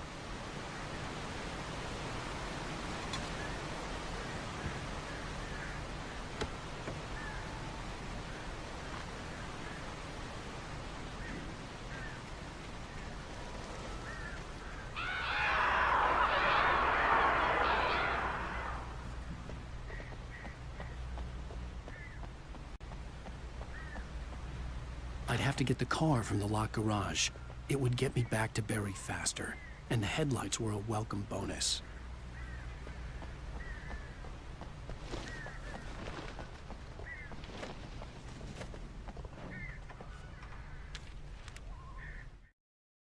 The FBI agent's command froze me in place. I considered surrender. It was all falling apart anyway. I could give in, let someone else deal with it, but it felt all wrong. Call it instinct. His posture, the way he held the gun, he was no friend. Shots ringing in my ears, I leaped for the hole in the fence and stumbled into the darkness beyond.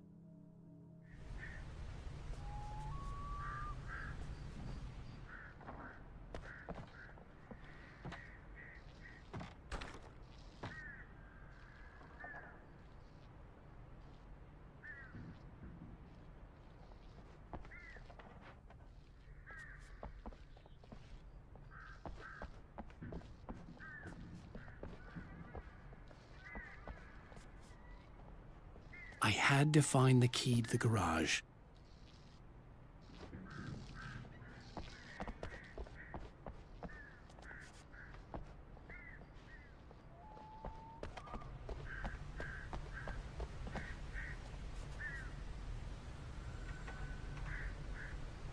I needed the garage key to get to the car.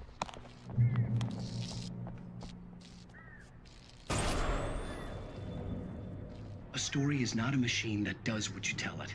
A story is a beast with a life of its own. You can create it, shape it, but as the story grows, it starts wanting things of its own. Change one thing and you set off a chain reaction of events that spreads through the whole thing. The characters have to be true to themselves. The events need to follow a logic that fits the story. A single flaw and the magic is gone.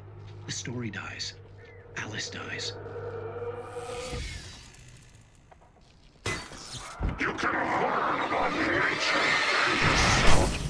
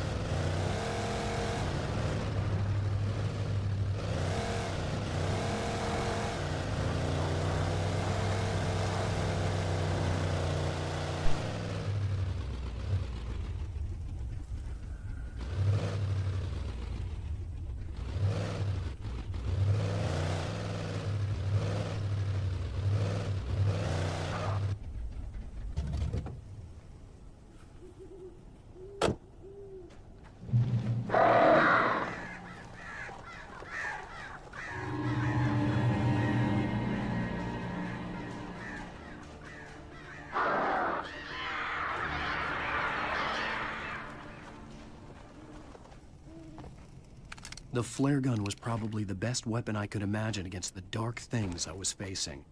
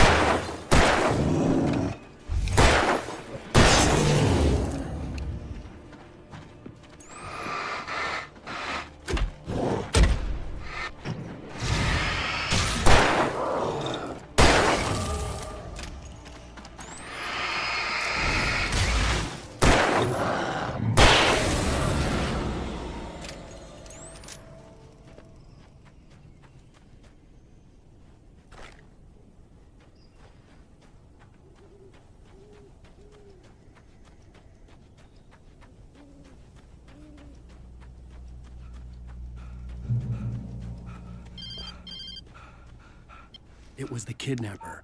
You son of a bitch! Where's my wife? Enough horseplay, Wake. You deliver the manuscript, and you can have your woman back. Simple as that. I don't... Listen. I'm gonna need time to finish it. I still need to write the ending. I need a week. It's not done? I need a week. 2 days. The old Bright Falls coal mine is nearby. You can find it easy, city boy. The main building, there at noon. You bring the manuscript, you'll get your wife. If not, well, get me? Yes, I get you.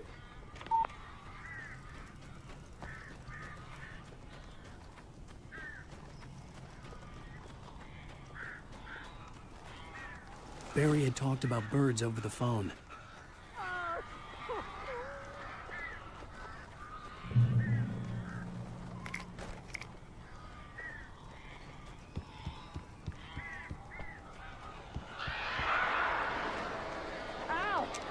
I am so glad you're here. A couple of them got in here before I blocked the chimney. This isn't normal. These birds are weird.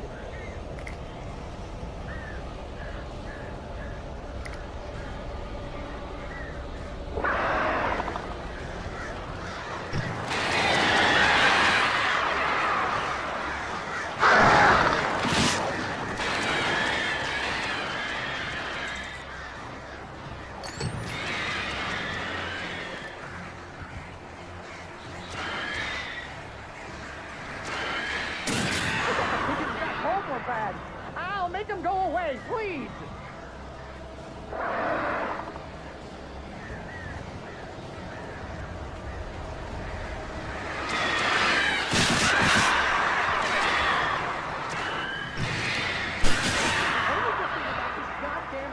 Situation is that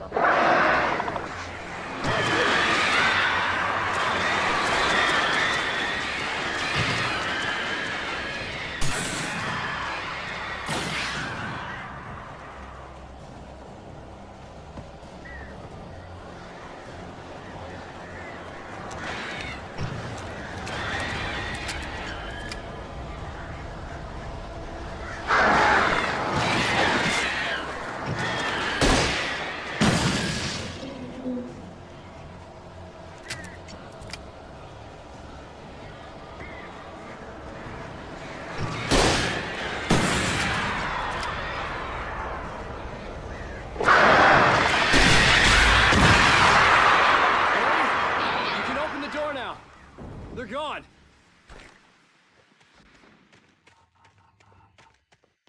Hey, Al.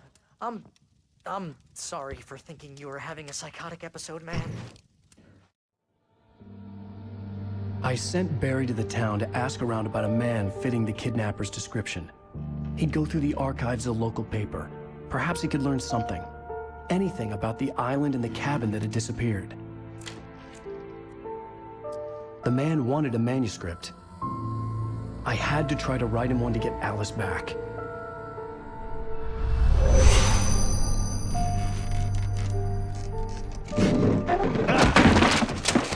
For me, the supernatural had always been nothing but a metaphor for the human psyche. a tool to use in writing fiction. Now, it was happening for real, and I couldn't put a single word on paper.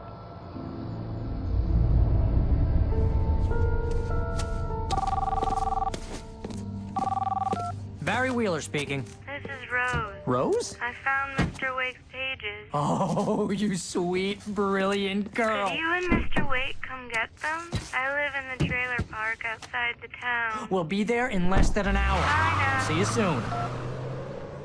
Have a great day. Hope you come back soon. Welcome to the Oh Dear Diner. Good girl.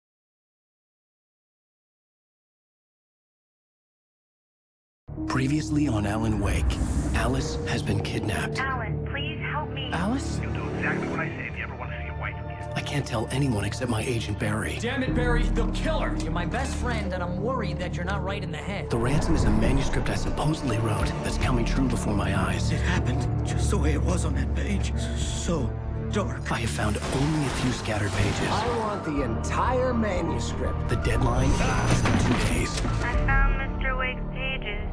Good girl. How the hell did she get her hands on the manuscript anyway? I don't know. She's resourceful. I told you you were too hard on her. Listen, I found out all sorts of interesting stuff while I was digging around. Yeah. Mr. Wake, it's Sheriff Breaker. We have an FBI agent here, Agent Nightingale. FBI? He's anxious to see you. You'd better come to the station. Okay, I'll be right over, Sheriff. Let's make this quick, huh? Help you folks? Name's Randolph. I'm the manager. We're looking for Rose. Works as a waitress down at the diner. Rose, sure. Nice girl. Who wants to know? I'm Alan Wake. The writer, huh? I heard on the radio you were visiting. Well, I'll show you her trailer. That Rose, she's a nice girl. Always pays her rent on time. As I was saying, Al, I found all sorts of weird stuff from the local newspaper's archives. This place is crazy. Disappearances, mysterious deaths, urban legends come true, and get this, most of this stuff takes place around Cauldron Lake. Well, you ain't wrong, mister. The Indians thought the lake was a doorway to the underworld. I'm the God-fearing type myself. I don't hold with that sort of thing. Yeah, okay. Anyway, there was an island there owned by a guy called Thomas Zane. Now, some of the articles I found about him make him out to be a famous writer, but I ran a bunch of searches, couldn't find a single thing he wrote. Zane was heavily into diving, so much so that the place came to be called Diver's Isle. But the volcano under the lake erupted in 1970, and Zane went down with the island.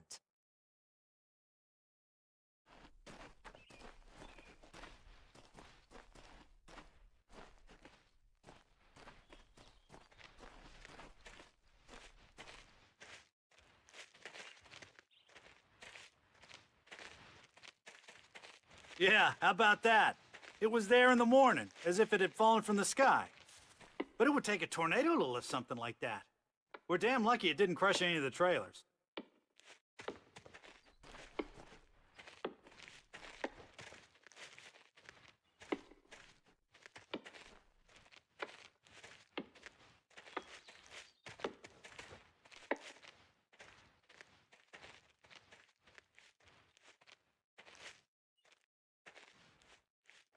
It gets better. A local girl, Barbara Jagger, drowned in Cauldron Lake just a week earlier. They were lovers. Sure, Jagger's a local spook story. The Scratching Hag comes for you in the dark. Childish stuff like that. Anyway, Al, I'm just getting to the best part. All of the articles about this stuff were written by Cynthia Weaver. I asked around, and she's that crazy bag lady you met. What, the lamp lady? She can be a little loopy, but she's not homeless or anything. Yeah, anyway, She knew both Jagger and Zane before they both died, and she had some kind of a breakdown.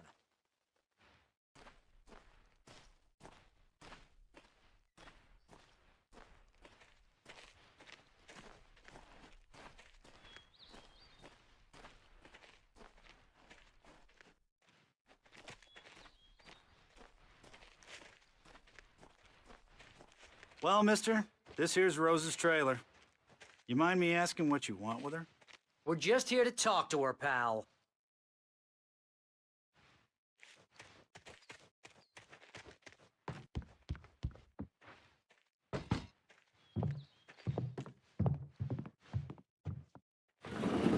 Welcome to... Oh dear, Mr. Wake. I'm so glad you're here. Rose, you have my manuscript? Oh. Oh, yes. Yes. Please, come in. Hey, this is really good. Rose, Yes, my manuscript. I really need it. I understand.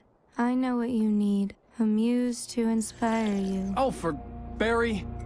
She doesn't have anything. Yeah, hey, Al, what's...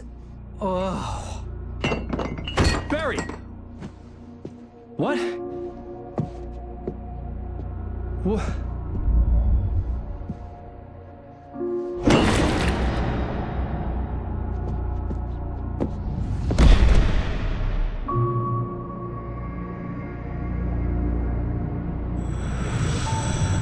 It's coming for you, hiding in my barber's skin. I'm too weak to stop it. You must turn the lights on. I promised I'd come visit you and your lovely wife. You must finish what you started. I insist. You must turn the lights on. Turn the light on. Back to work, boy.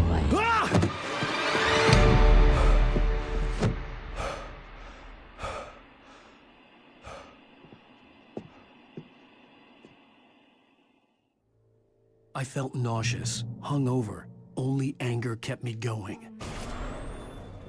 I can't tell reality from dream anymore, but it seems I have an imaginary editor to help me.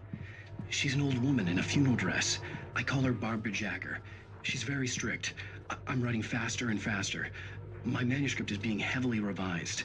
The edits are getting very aggressive, and each day there's less of me and more of her. I hate it, but I know she's right. She promises me I can save Alice this way. She knows more of this than I do. About the complex incantation I'm attempting. About this place. She's worked with another writer under similar circumstances, Thomas Zane. The genre of the story seems to be shifting.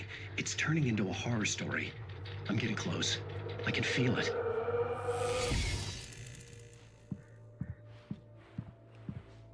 Rose took a day from me. I had less than 12 hours left to meet the kidnapper. All I could do was get Barry into the car, work something out once I got on the road.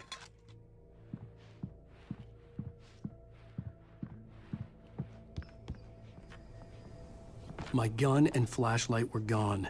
I'd have to find a way to get Barry into the car as quickly as possible. There was no time to waste.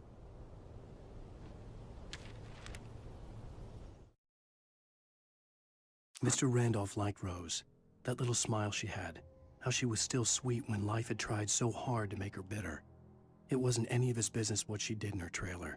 But those strangers, the writer and his smart-ass sidekick, looked like trouble. And they'd been in there for hours, way past her normal bedtime. He reached for the phone and called the sheriff's station.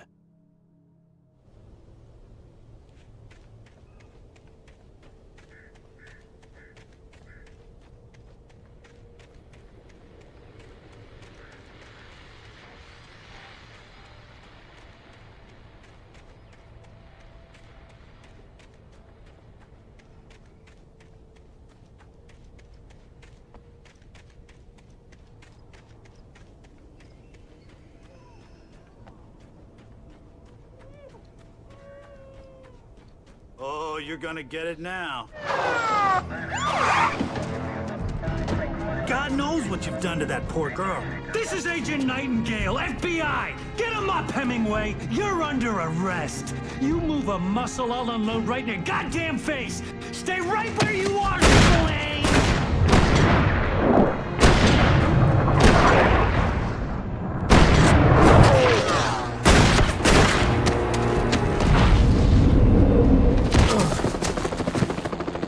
What are you?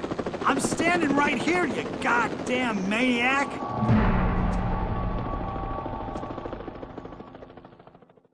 I hated to leave Barry behind, but there was no way I'd miss my appointment with the kidnapper. Give it up, Mr. Wake! Come on! Take it easy on him! Get after it! Don't let him get away! Move it! Move it! Move it! I'll have you shot if you let him get away!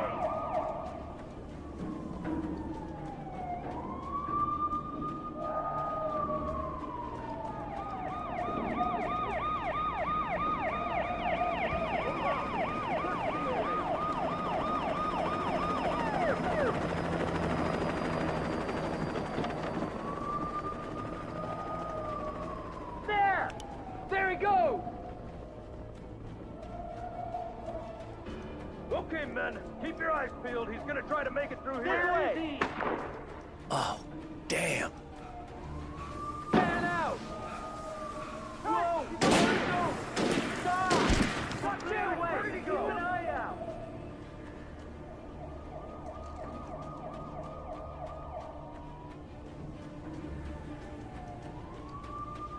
God damn it! Where did he go? He slipped away. Keep an eye out.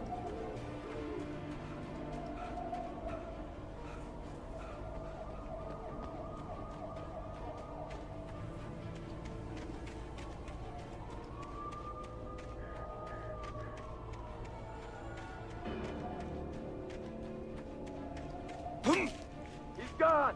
Come on, guys. We need to head him off. For decades, the darkness that wore Barbara Jagger's skin slept fitfully in the dark place that was its home and prison. It was hungry and in pain. It dreamed of its nights of glory when the poet's writing had called it from the depths and given it a brief, terrible taste of power and freedom. The rock stars had stirred it from the deep sleep the poet had sunk it back to in the end. When it sensed the writer on the ferry, it opened its eyes.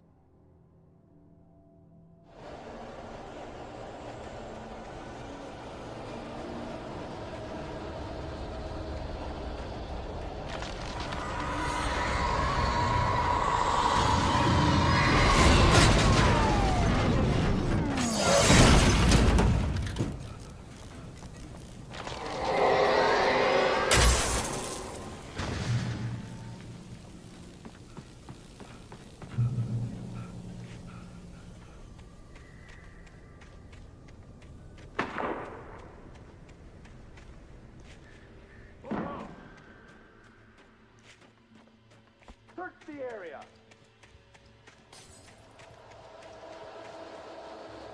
Stay sharp. This way. Over here.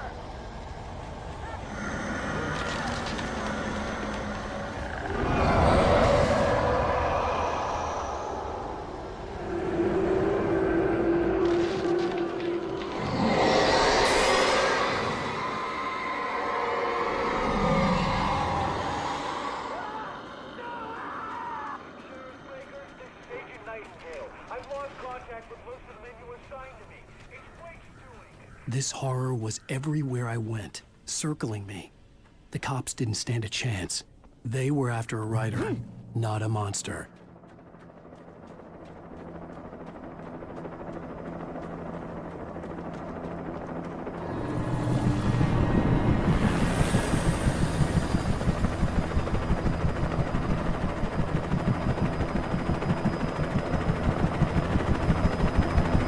You on the ground. Hold it right there. There's nowhere to run. Freeze!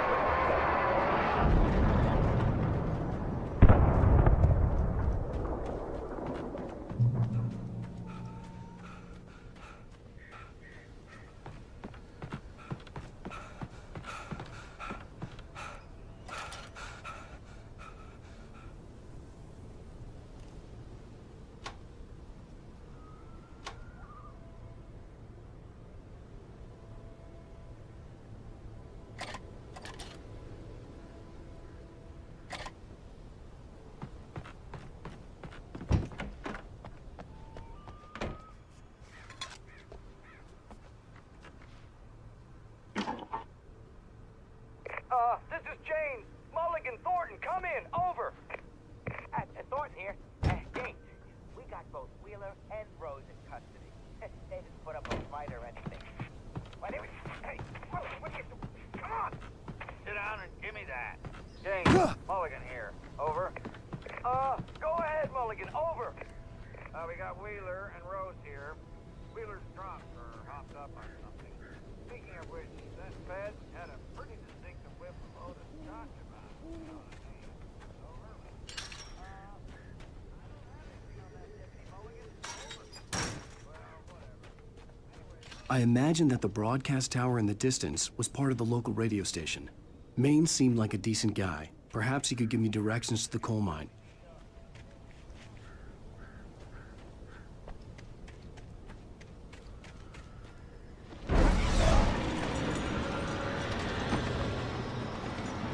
Unnatural shadows clung to the gate. The darkness that was after me was trying to stop me. I wouldn't get through without a light.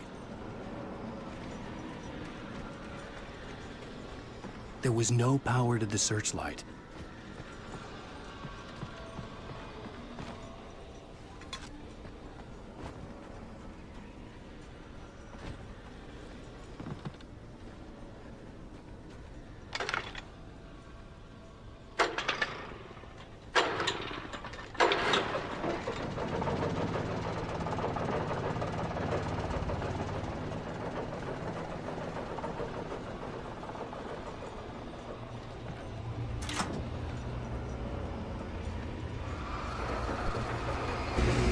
The old generator conked out. I'd have to see if I could fix it and try again.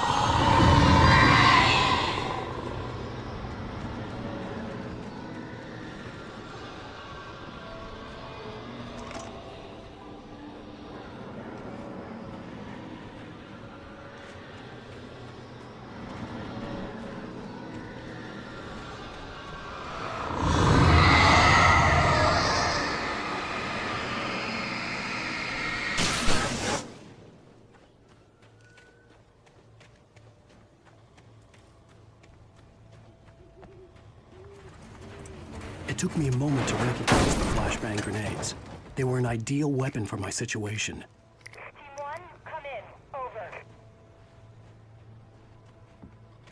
Team 1, this is Sheriff Breaker. Report. Over.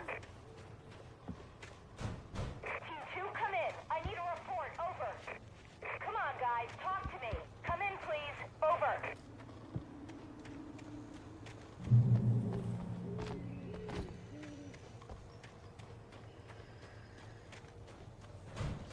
You have the right to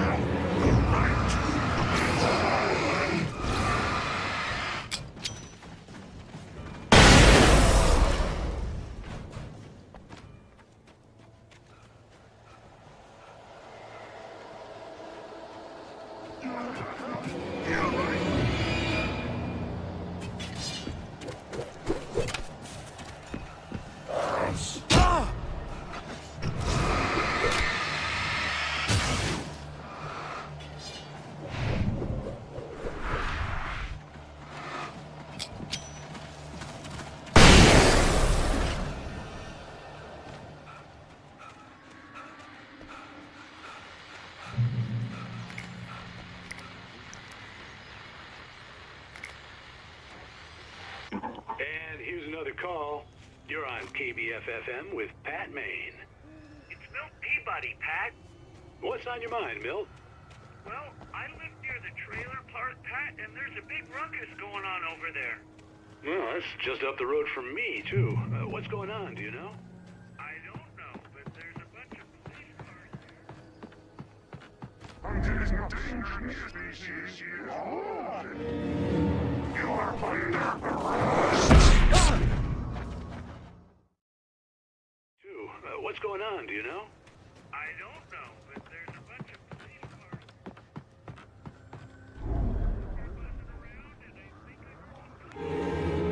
You are under arrest.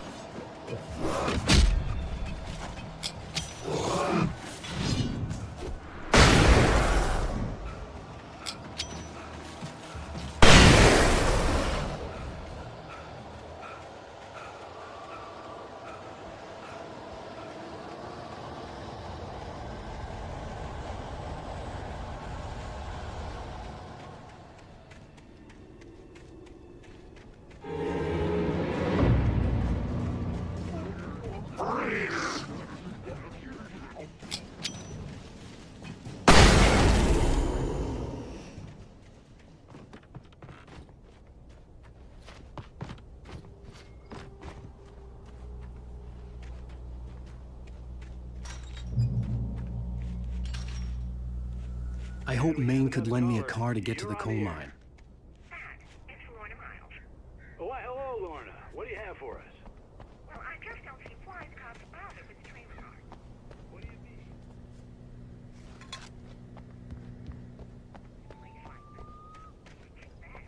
The sheriff should be helping us normal citizens instead of wasting resources on those people. Well... Let the try to sort themselves out.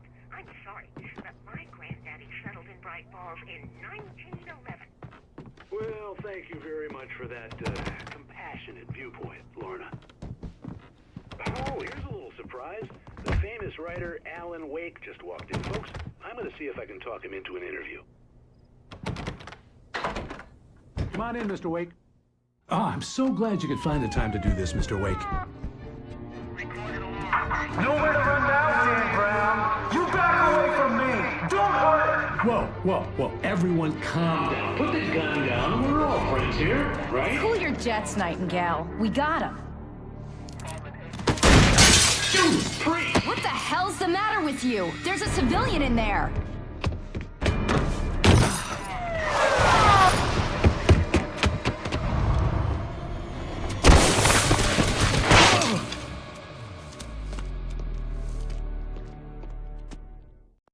I'll get you yet, even if it kills me. You hear me? You hear me, H.P. Lovecraft? I had fallen off so many cliffs it was ridiculous. That's what you get for naming a book The Sudden Stop. It was probably good I hadn't had the chance to tell Maine where I was going. I'd have to lose the cops and find my own way to the mine. Nightingale stared through the broken studio window into the dark woods. He turned around, started to walk out, but Maine grabbed his arm. "Young man, you almost shot me. You don't shoot off rounds at people like that. What's the matter with you? Nightingale shook his arm free, marched out. His cheeks burned with rage and humiliation.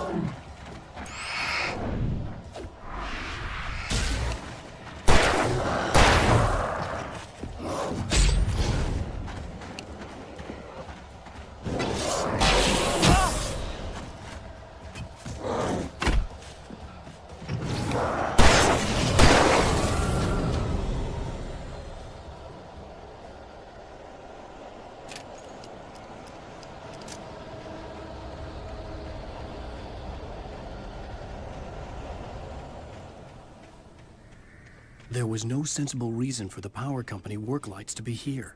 It was almost as if they'd been left for someone like me to use.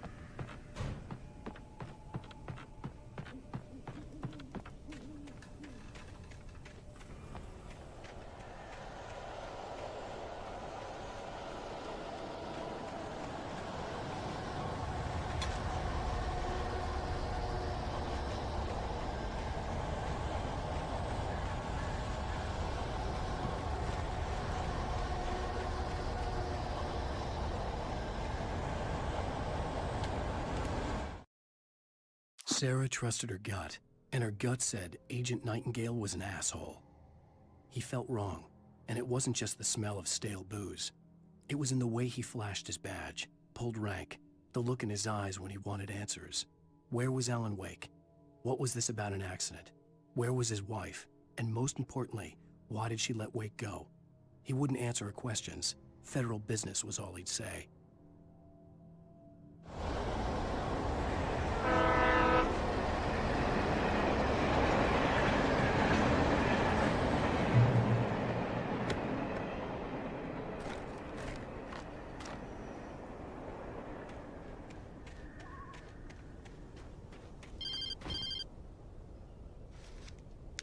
Hello?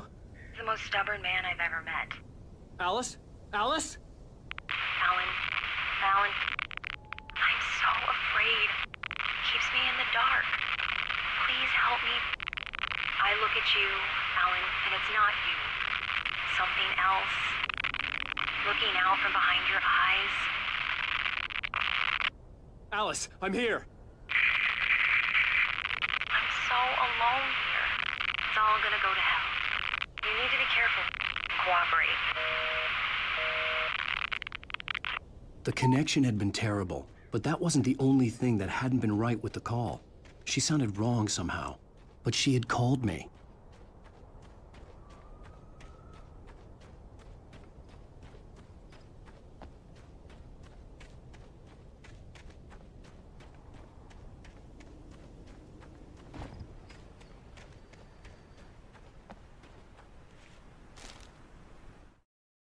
The pipe wrenched itself loose from the bridge's steel framework.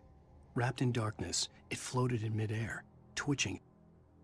For a moment, I didn't understand what I was looking at. The heavy object lurched at me with impossible force. I threw myself out of the way, but just barely. When I turned my flashlight on it, it shook in a dark rage before it flew at me again.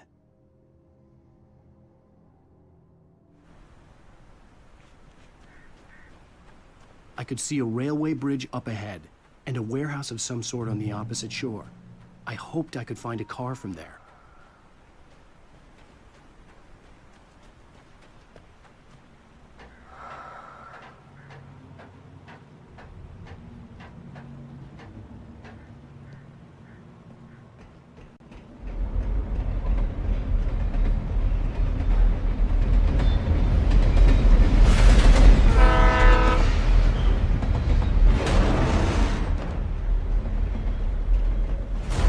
That was pursuing me was growing stronger, and it was taking over everything in its path.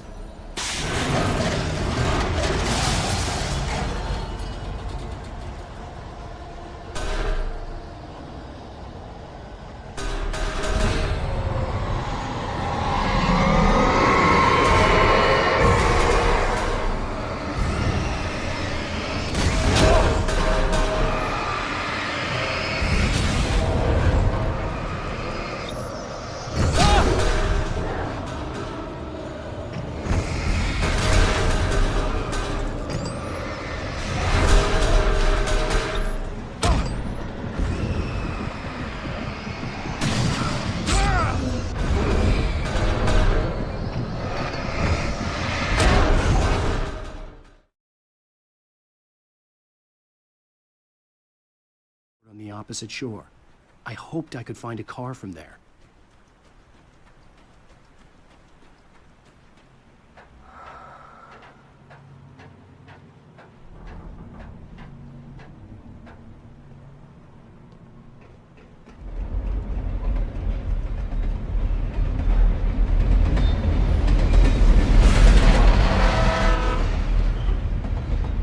The darkness that was pursuing me was growing stronger, and it was taking over everything in its path.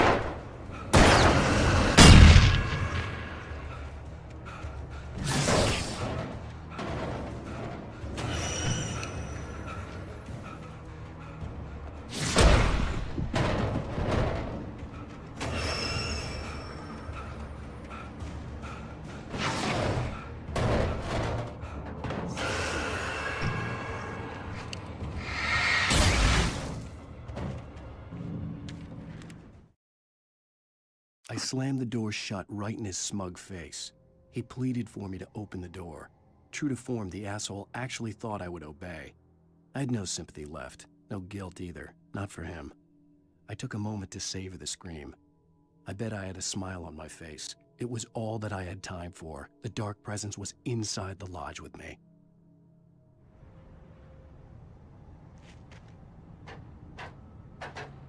As a teenager, just starting to get interested in writing, Stephen King had been a source of inspiration to me. I thought about all the inanimate objects that had come to life in his books. No one is safe in a good horror story. Certainly not the protagonist. That's what makes them fun. This was anything but. The darkness could possess anything, and it was getting closer.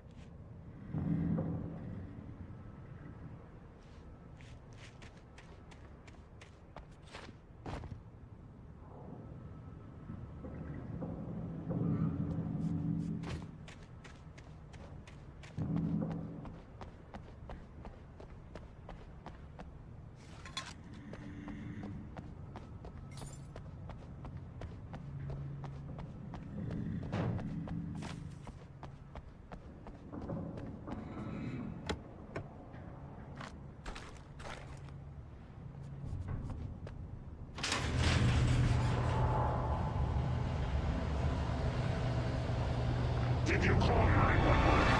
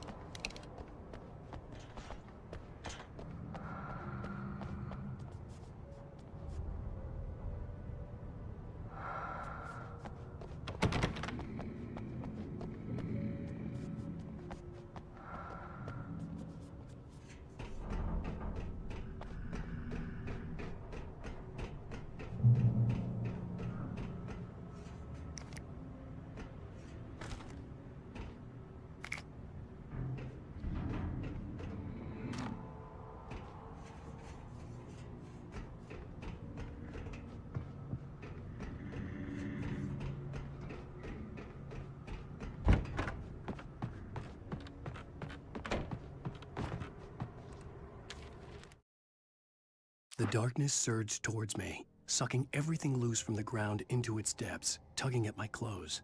I saw the flare the kidnapper had dropped and threw myself towards it just as I felt my feet leave the ground. The darkness embraced me with the force of a tornado. Somehow I managed to light the flare. The darkness roared and cast me away. I fell toward the dark waters of the lake far below.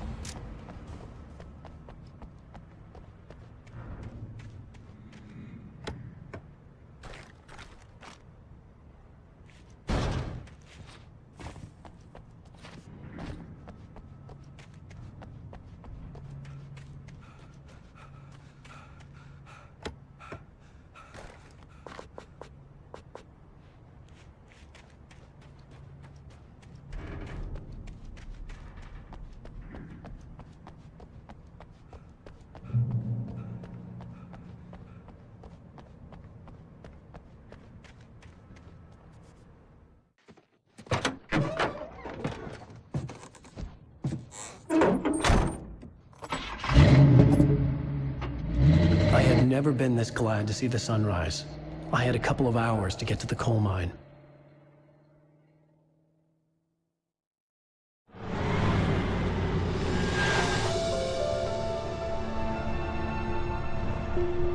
The coal mine wasn't far now.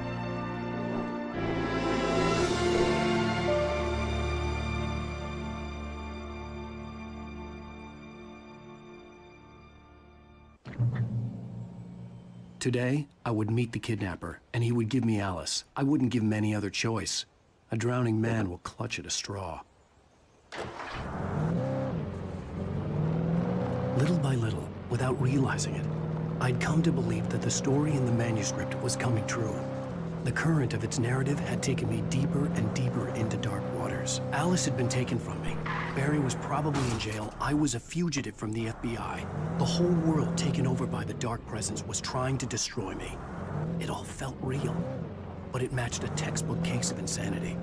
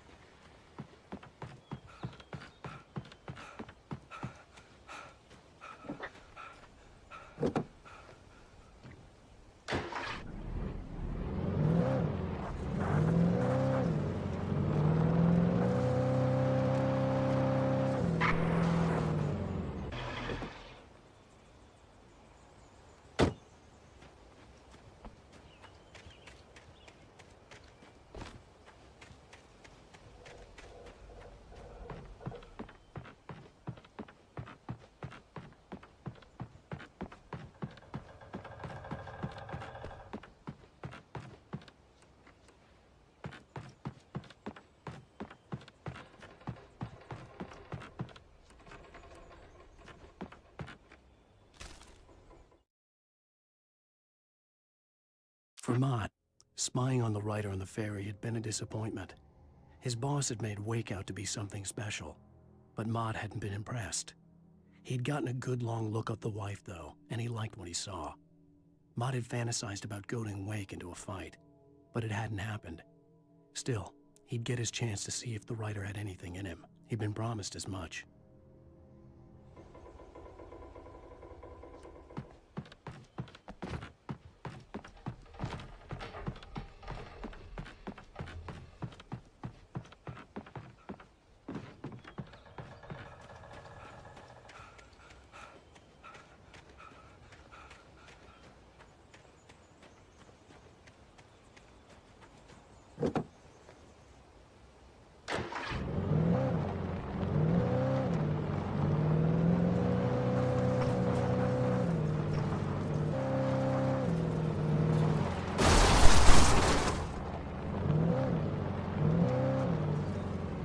I was early. I was supposed to meet the kidnapper at noon in the main building. The coal mine was quiet. It was a museum now.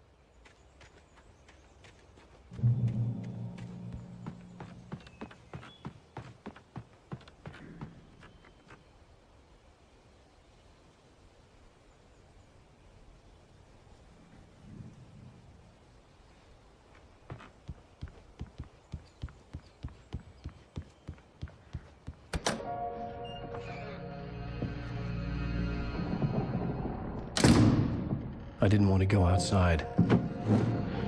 Cops had to be looking for me. The noon sun turned the place into a sauna. The day dragged on. Different scenarios ran through my mind. Ways of how I'd torture the kidnapper to get Alice back. Or the different horrible things he could have done to her. I imagined her dead. I had no way of knowing she was still alive. It was killing me. I was running on blind hope. It was all a waste of time. The bastard never showed up.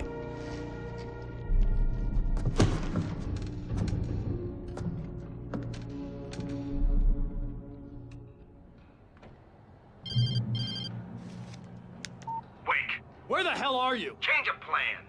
You know where Mirror Peak is? It's a big mountain north of where you are. You follow the path from the mine, you can't miss it. There's a lookout point there. I'll be waiting. I'm through being jerked around by You you. want to see your wife alive? Because if you do, you better watch what you say to me. Do we understand each other? I want to talk to Alice. Yeah, and I want the manuscript. Don't keep me waiting, Wake. Hello? Hello? Ah! I'm gonna kill him. I had to get to Mirror Peak.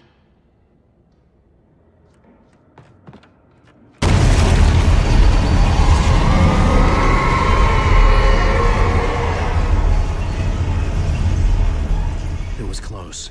Maybe closer than ever before.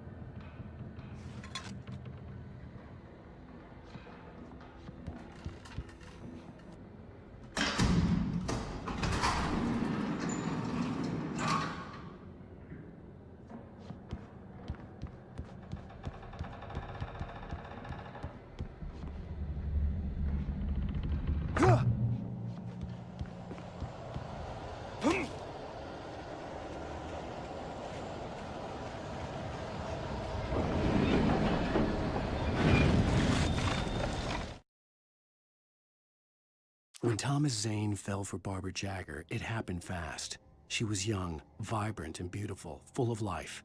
He had never been a very happy man, and without any seeming effort, she had changed all that. Zane felt good for the first time in his life. Everything she did was another piece of a jigsaw puzzle he hadn't even known he'd been missing. And best of all, she made the words flow, strong and sharp. She was his muse.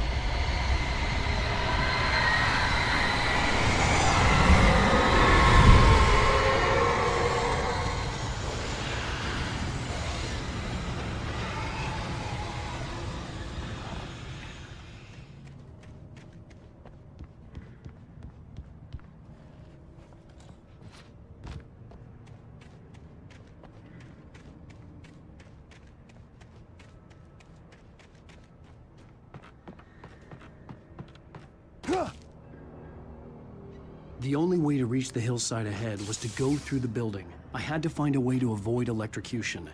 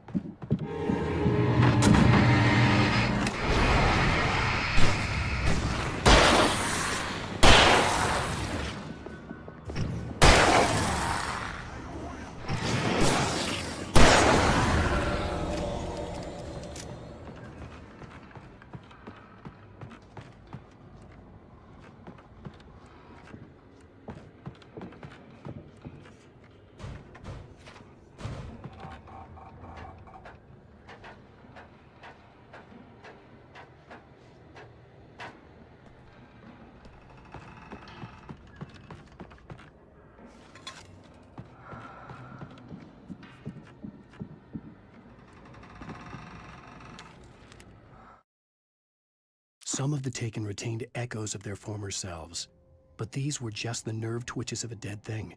Nothing remained but a shell covered and filled with darkness. In most cases, these puppets were enough for the purposes of the dark presence. But for anything more elaborate, as with the writer, it was different. It needed his mind. And so rather than taking him over completely, it merely touched him.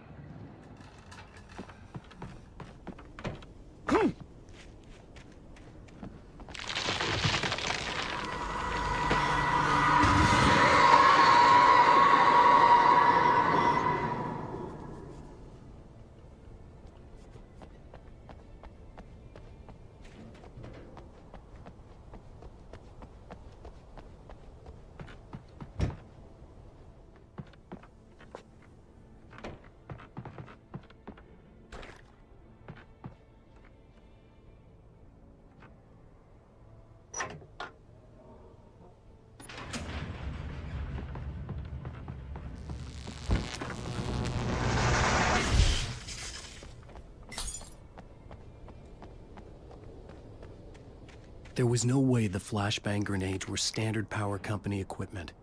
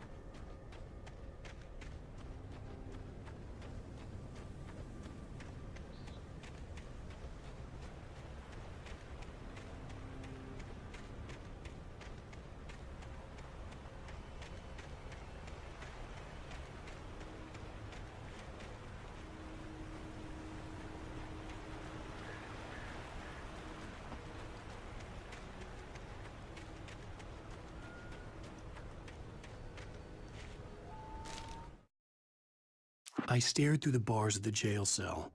Barry stood behind me, swaying on his feet, looking as ill as I felt. Agent Nightingale stood on the other side of the bars with Sheriff Breaker. Nightingale had a stack of manuscript pages in his hand. He seemed unhinged as he gloated. "Well, I've got you now, Raymond Chandler. It's all here. All the evidence, including conspiracy to murder a federal agent."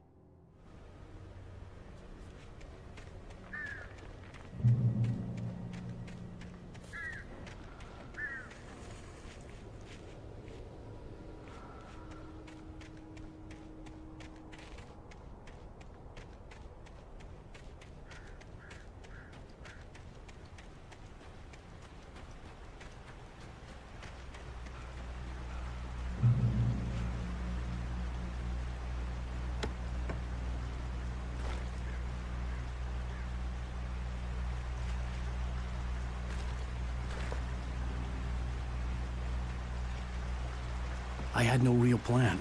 I was going to give the kidnapper all the manuscript pages I had for Alice. If that wasn't enough, I'd hold him at gunpoint and make him talk.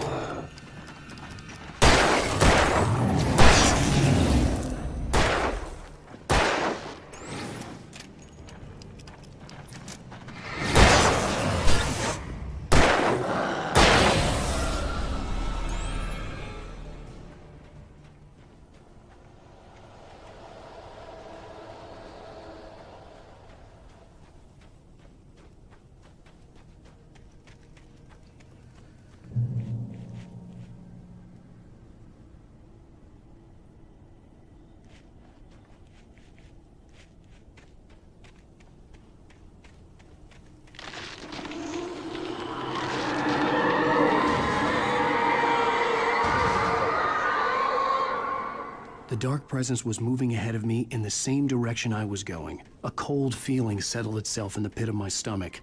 Was it going for Alice?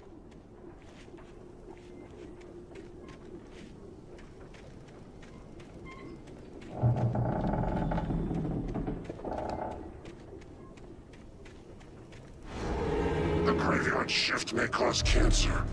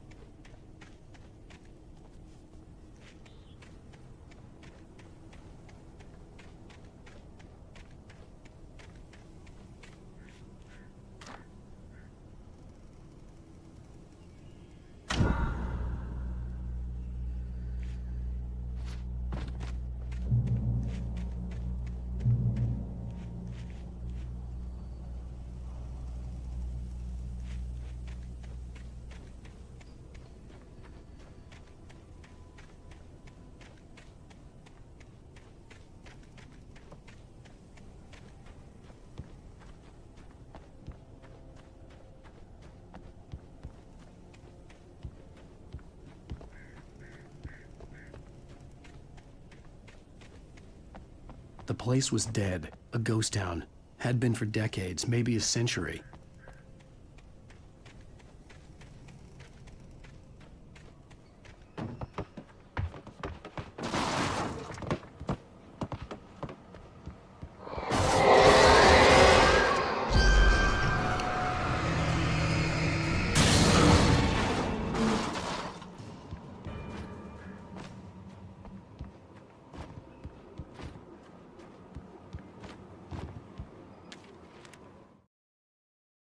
Things were never as simple in real life as in fiction. I had lost count of the times I had wished there'd be a clear reason for my writer's block. Something to fight, something to lash out on. There wasn't. I was filled with doubt. I was nothing like the hero in my books. Alex Casey had gone through his life with single-minded determination, never wavering from his goal. Even now, I was angry at myself, angry at Alice, angry at Barry. I was fumbling and I had no plan.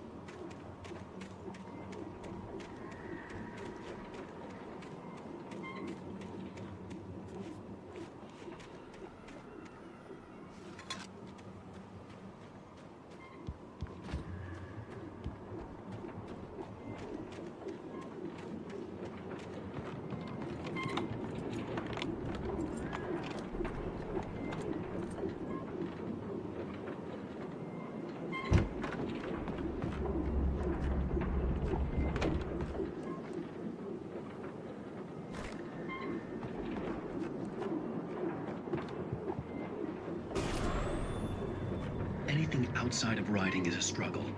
I feel ill. I managed to make my way downstairs. There's a shoebox filled with books and papers by Thomas Zane. It's very hard to focus, but I managed to read some of it. He's a poet, and a good one. He writes of muses and creators summoning fabulous things from a magic lake, using his powers to shape the world of a realm of gods and dreams and demons, dark things that wait for a chance to slip through, wearing the flesh of men as disguise. Zane writes about himself, his girlfriend being taken over by a dark presence, about growing scared of the lake. Zane believes it's a mirror to the gaping void of darkness above, where some Lovecraftian presence lurks. I crawled back upstairs. I'll borrow these things for my story. They ring true. They fit.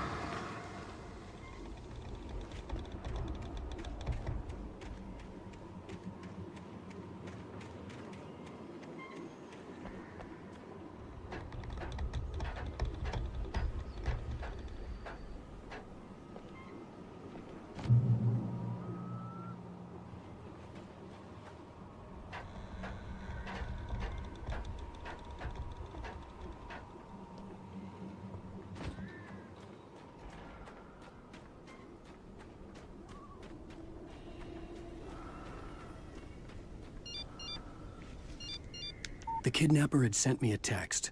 The message was full of spelling errors and insults. It was telling me to hurry up.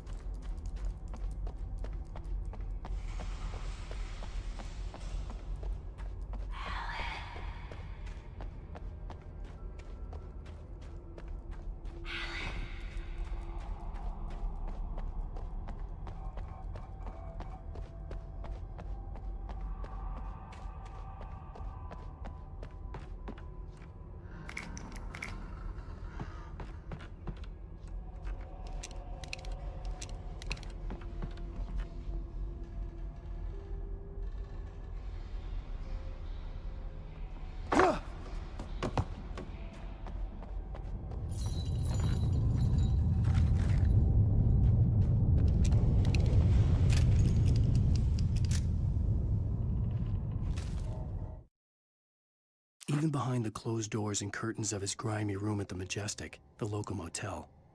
Nightingale could feel the locals' eyes on him, the unrelenting pressure of their judgment. He forced it out of his mind.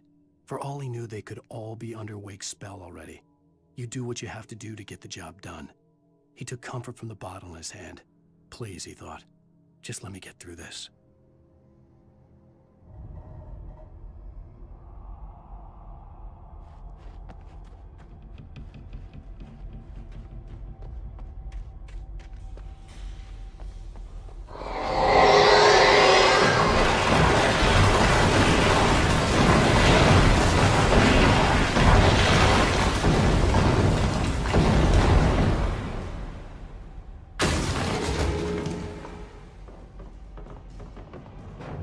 All accidents can't be prevented.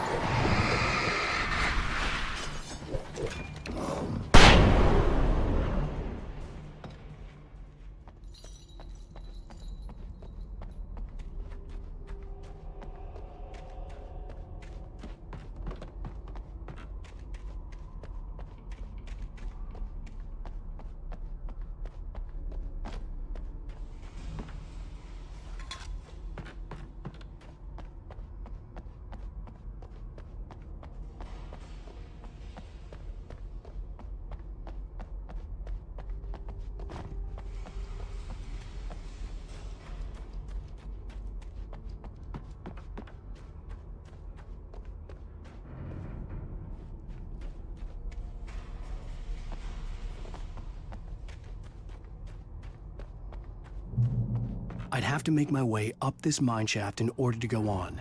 Maybe the machinery could help me with that.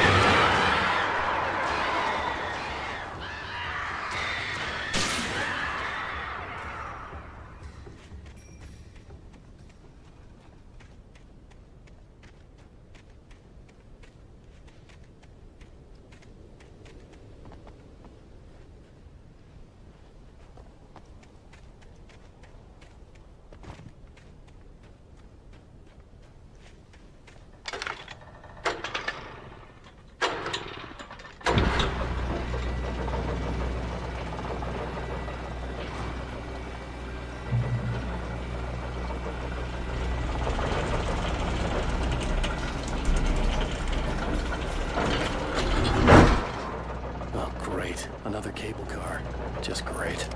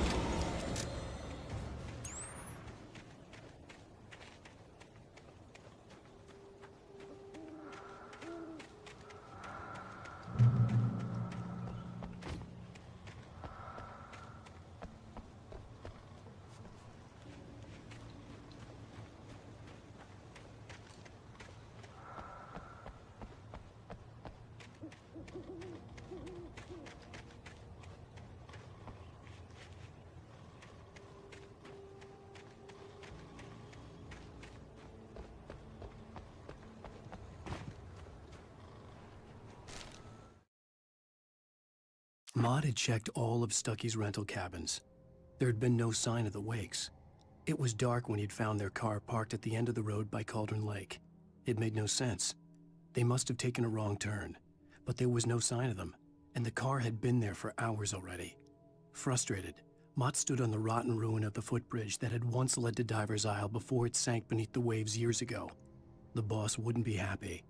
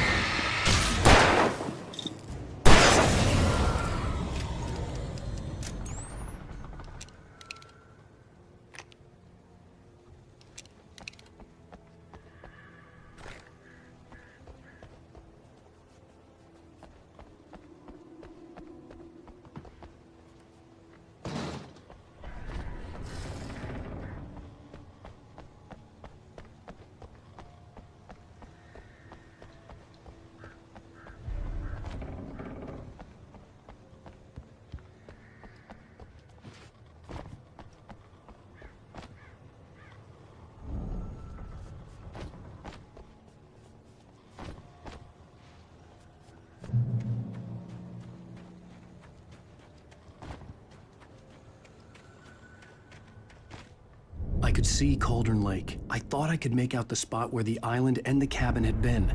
There was a light near it. It had to be a boat.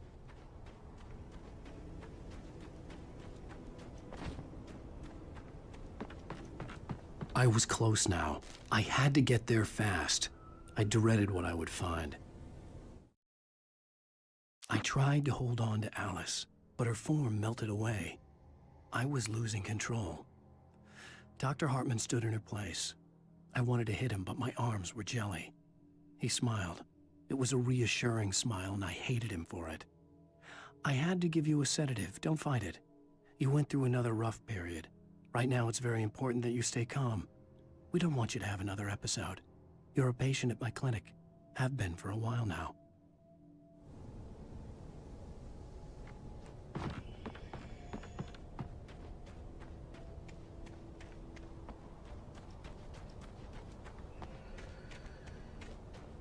Wait!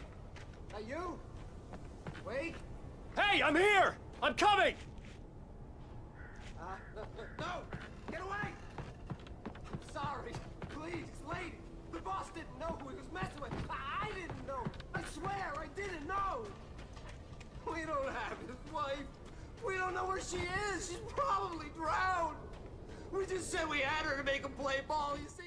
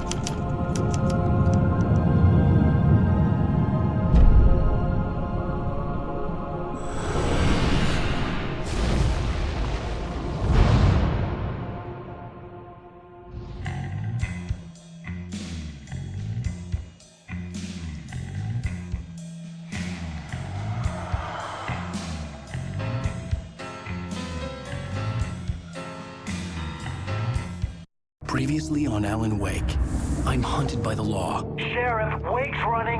I'm giving chase. Are you seriously telling me that writer just took out my deputies? A thriller I supposedly wrote is coming true. The genre of the story seems to be shifting. It's turning into a horror story. I was told that Alice had been kidnapped, but that was a lie. We don't have his wife. We don't know where she is. Her purported kidnapper was eaten up by the dark presence before it attacked me.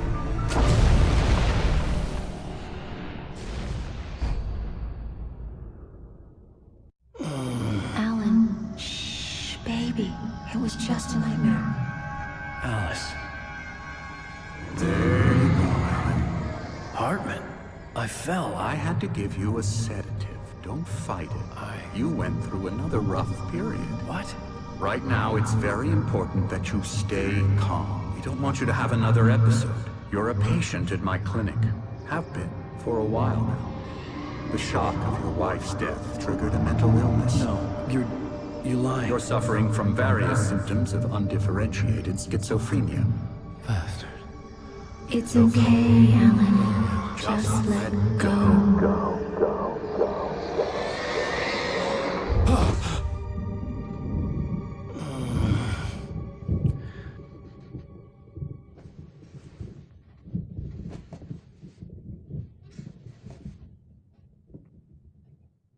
I felt groggy. Whatever Hartman had bumped in me was making me numb. I felt like this was happening to someone else. Someone I was watching on television. I couldn't think. Couldn't focus. There were only empty sheets of paper here. No manuscript pages.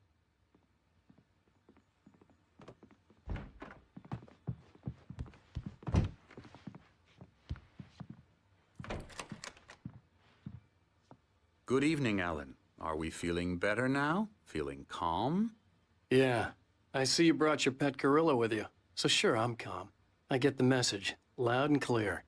Quite right. That's the spirit. You're being very brave, Alan. I understand you're confused. I would be more concerned if you weren't suspicious of me. I don't blame you for it. Big of you. Now, why don't you come with me? We'll reacquaint you with my clinic and go over everything you might have forgotten. Little walk and some fresh air? Yes, it will do you good. This corridor is for patients. Most of them aren't here right now. Jack took them out for a fishing trip, except for the ones who are particularly vulnerable, of course. I encourage creativity as a part of the recovery process here at Cauldron Lake Lodge. I specialize in treating artists. I bet you do. Splendid, Alan. I honestly believe we can get this thing under control if we work together. This way, Alan.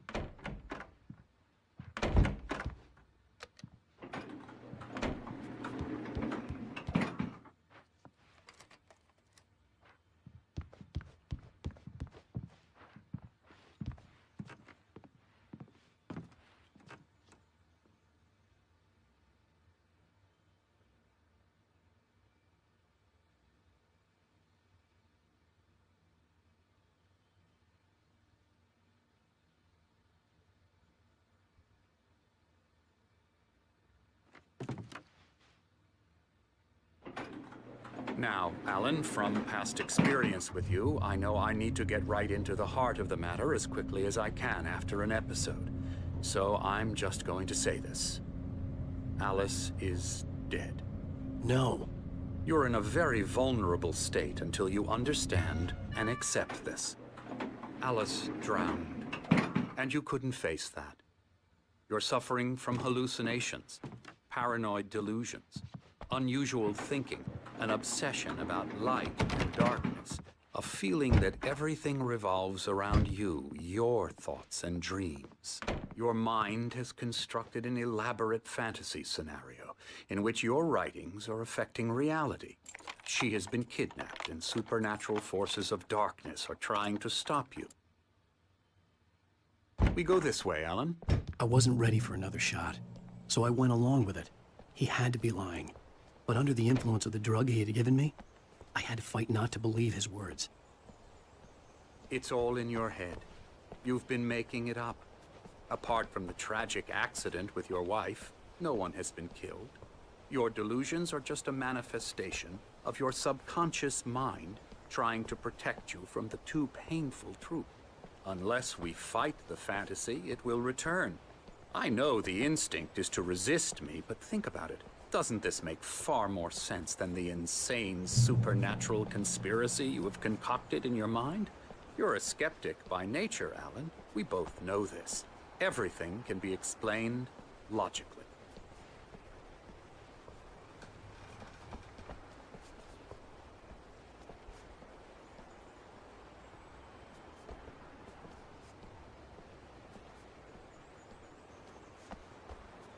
I never get tired of this view.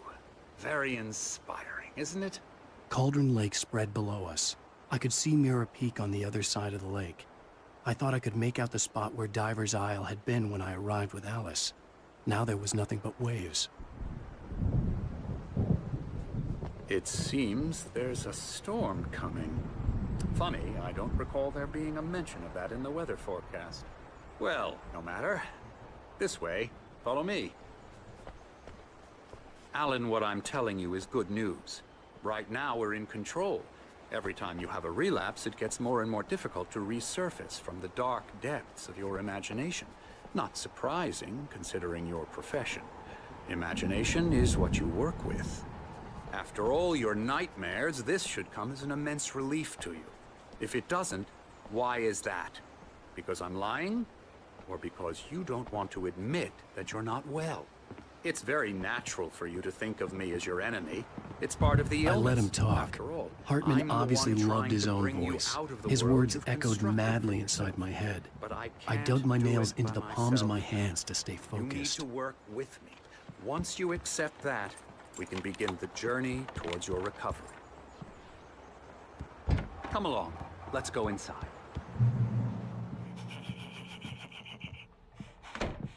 Now, here's the entrance to the office wing. That's for staff only. You were impressed by my trophies when you first arrived here. I do love to hunt. The great outdoors, man versus nature. It's wonderful stuff. Pretty damn wonderful, yeah.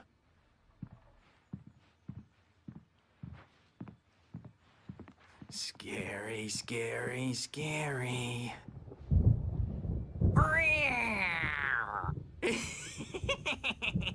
Emerson.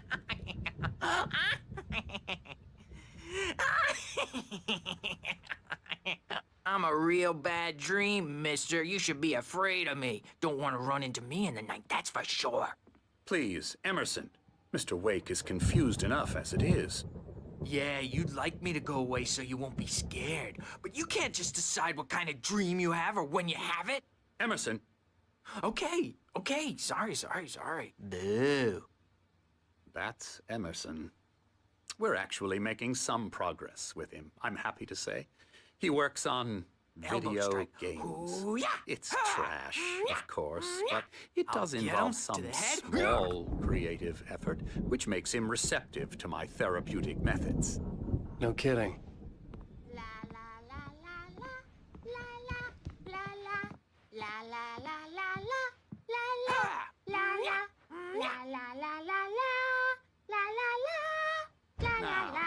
You might have noticed the typewriter in your room. You've been writing as a part of the therapy. As soon as you feel up to it, you should continue.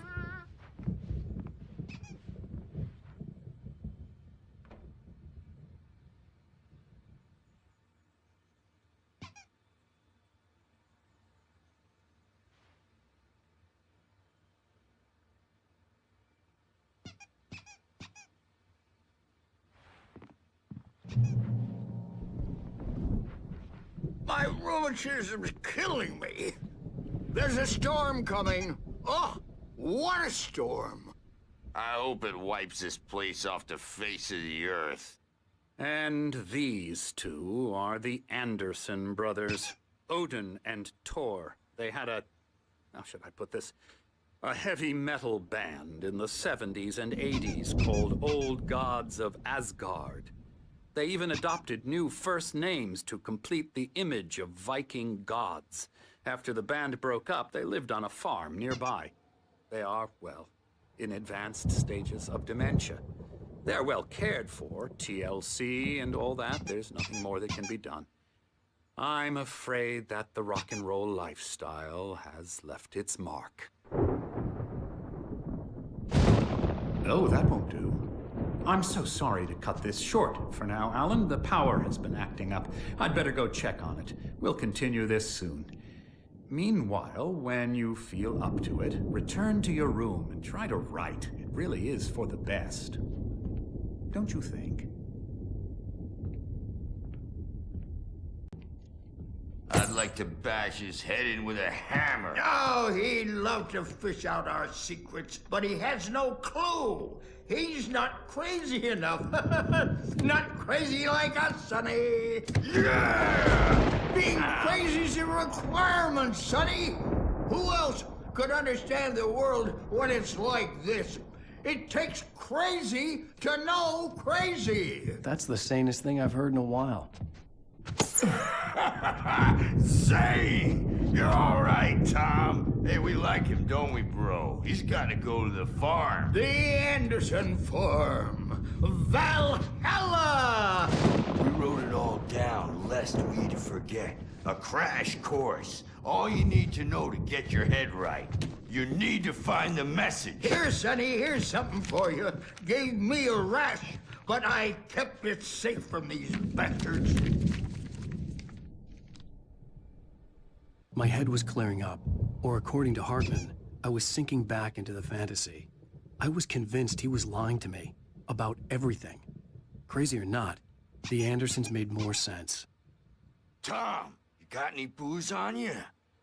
Yeah, no. We Sorry, have a guys. stash of the special stuff at the farm. Our own formula. Local ingredients. Medicine. Clears your head right up. Makes you remember like moonbeams on the brain. Ah, I just noticed. Leather patches on the elbows? That's not very rock and roll. Tom just lost is all. Baba Yaga got to him too, the damn witch.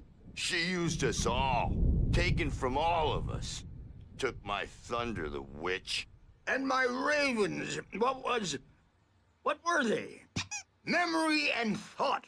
The hag. She took something from you too, didn't she?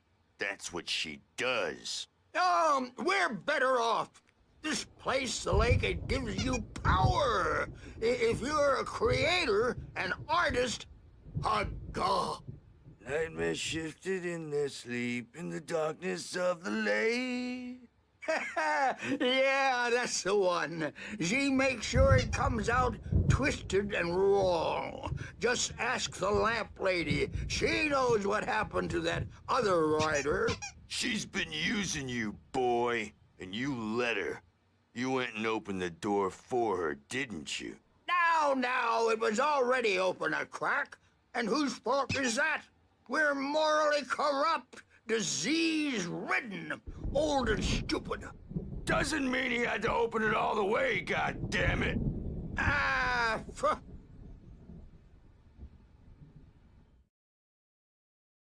Zane could feel the poems, taking form, shaping things. As he experimented, he imagined he could almost feel the power surging through the keys of the typewriter. It exhilarated him. But there was fear, too. If not for his young assistant, Emil, he would have given it up. But Emil convinced him otherwise. He, too, had a way with words.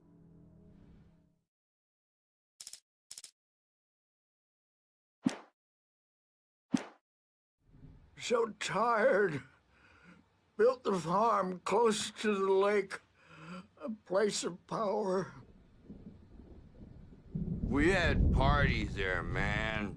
You should go there and have a party.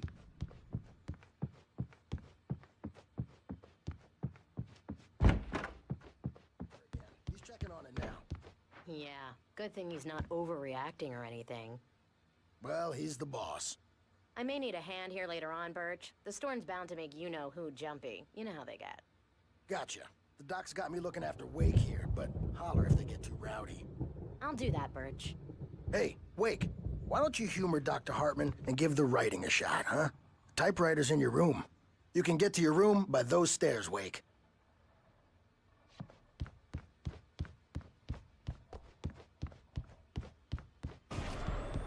Something's wrong. I'm not myself. It's hard to think that there's a shadow inside my head. I can only focus on writing. Everything else is a blur. I'm trapped in this cabin. Have been for days, but it's always dark outside. My editor is real. I saw her again. She's not human. It's not human. A dark presence is wearing the old woman's face. She was covered in clinging shadows. There's a hole in her chest where her heart should be.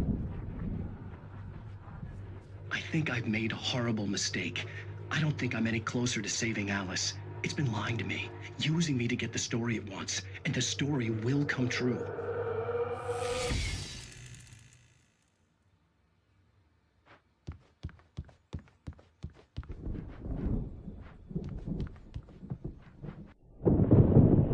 The white glare of the blank page in front of me hurt my eyes. My hands began to shake uncontrollably. Everybody calm down. Put that down. Bert, I need help. Hey, Wake, you stay here. I'm gonna go see what's up.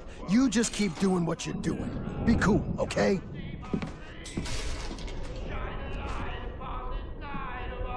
I didn't know what the chaos was all about, but it could be my only chance of getting out of here.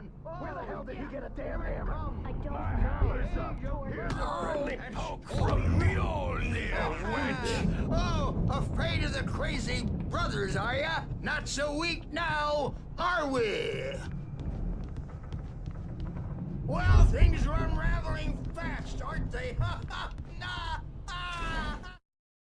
Hartman kept talking, giving Barry the grand tour, clearly proud of the place.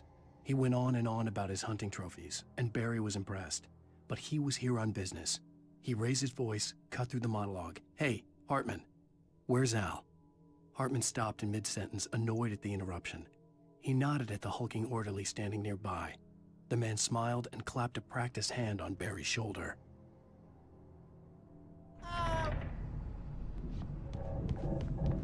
It's my store. I'm taking it. Sinclair looked bad. That wasn't a love tap. The crazy old fart hit her hard. If she was one of Hartman's goons, she had it coming. I could get the key to the office wing from Sinclair. Come out and face the I music. had to get to Hartman's office. He had taken all my manuscript pages. That's where he'd been keeping them. Maybe you could come out and beat our wrinkled adult diapered asses for us, since you're so tough for it. We were on the road, man. You think we... Let me out of here! The photo on the wall caught my attention. In it, the clinic staff was standing outside the lodge.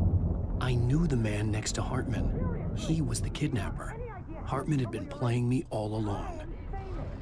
I represent a celebrity. They'll be looking for me. Oh, that's how you want to play it? Is that how you want to play it? Really? Okay, that's how we'll play it. It'll be hardball all the way. You're seriously, man. I'm willing to forget the whole thing if you let me out now. Barry? Ow! About time! Barry, man, am I glad to see you. We need to get to Hartman's office. It's right next door. You okay? Yeah. I mean, no! The cops found me at Rose's trailer, but they didn't hassle me too much. I'm obviously a victim in this, and I demanded to be treated as such. Or else I'd sue their asses. Speaking of asses, that Fed gave me a real hard time, but I had no clue where you were. That guy's crazy, Al. But he let me go, and then I get a call from Hartman, that son of a bitch, who tells me you're here, and I should come pick you up, but when I got here, 2 goons clobbered me and stuck me in there. What's with the cutout? I stole it from the diner to piss off Rose after what she did to us. That'll teach her. Yeah, that's a harsh punishment. Come on, pal, we gotta get going.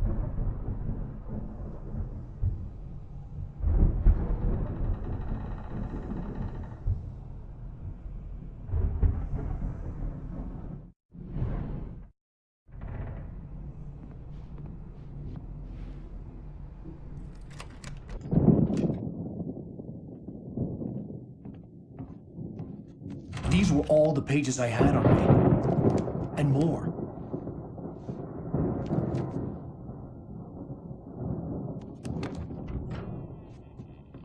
Alan, please. You're sliding back into the... Tell me one more lie and I'll shoot you in the face. Ah, well, it was worth a shot. Really, Wake, come on. Let's work together on this. You have no idea... Hartman, shut up! Barry, get out of here. I'll catch up with you. Get a car. Oh, Al, let's just... Go! Wake, listen to me. This is a mistake. Don't you see? Together we can create something absolutely wonderful. With your ability and mine.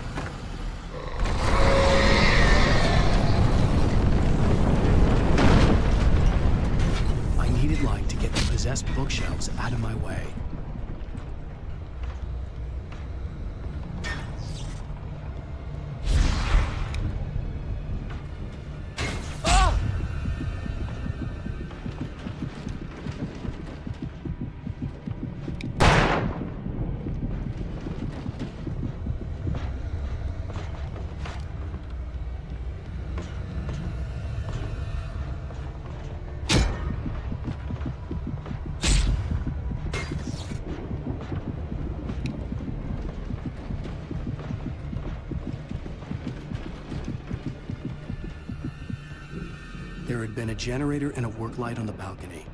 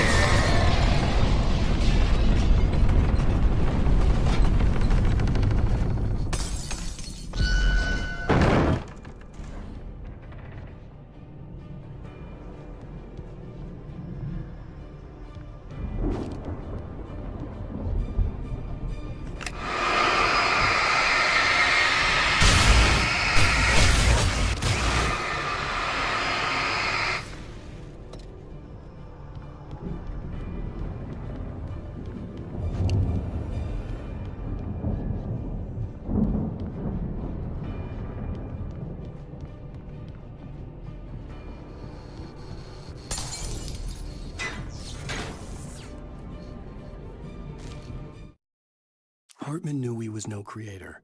He had no ambitions on that front. And he certainly didn't want to end up like every artist he had worked with here, damaged in ways that were hard to describe, or worse. It was enough for Hartman to maintain creative control and provide direction, to be a producer. That was what most of these people were in need of anyway. Of course, suitable subjects were few and far in between.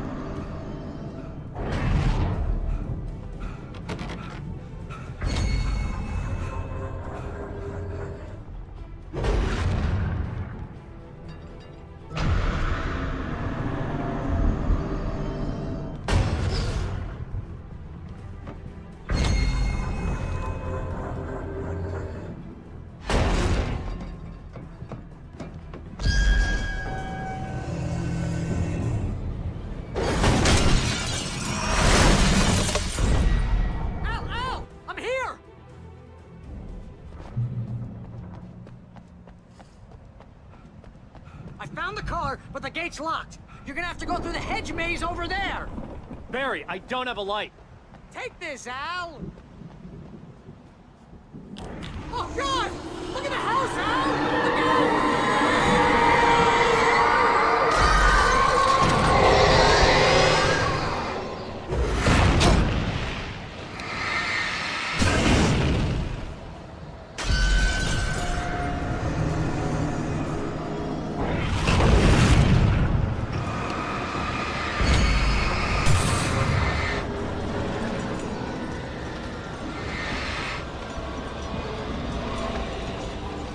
Jesus!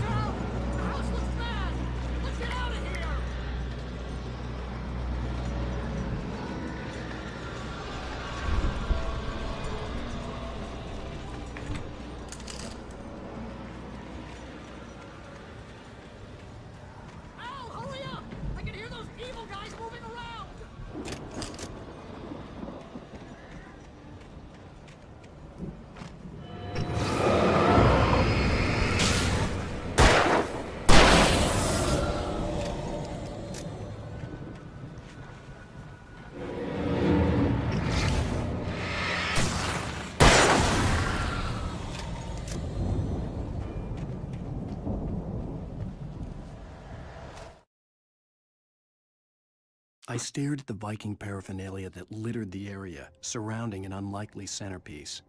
A full-size stage complete with an impressive sound system with all the trimmings, including a dragon.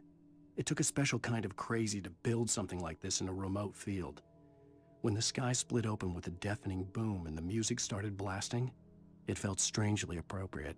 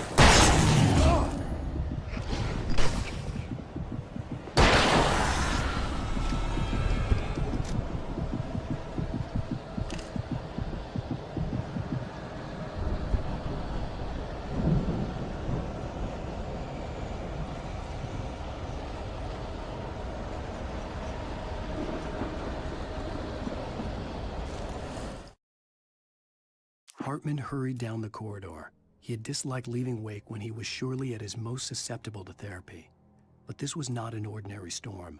Wake had been writing, and he had woken something up in the depths of the lake. Now, it was coming for him.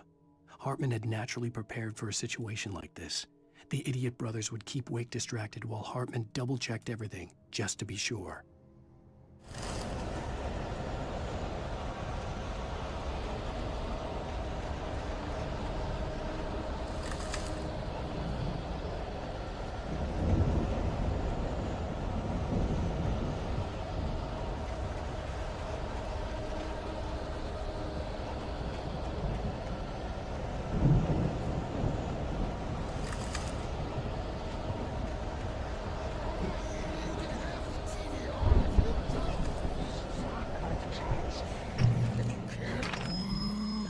Channel, we turn it off. We don't want any fighting. It makes people sad.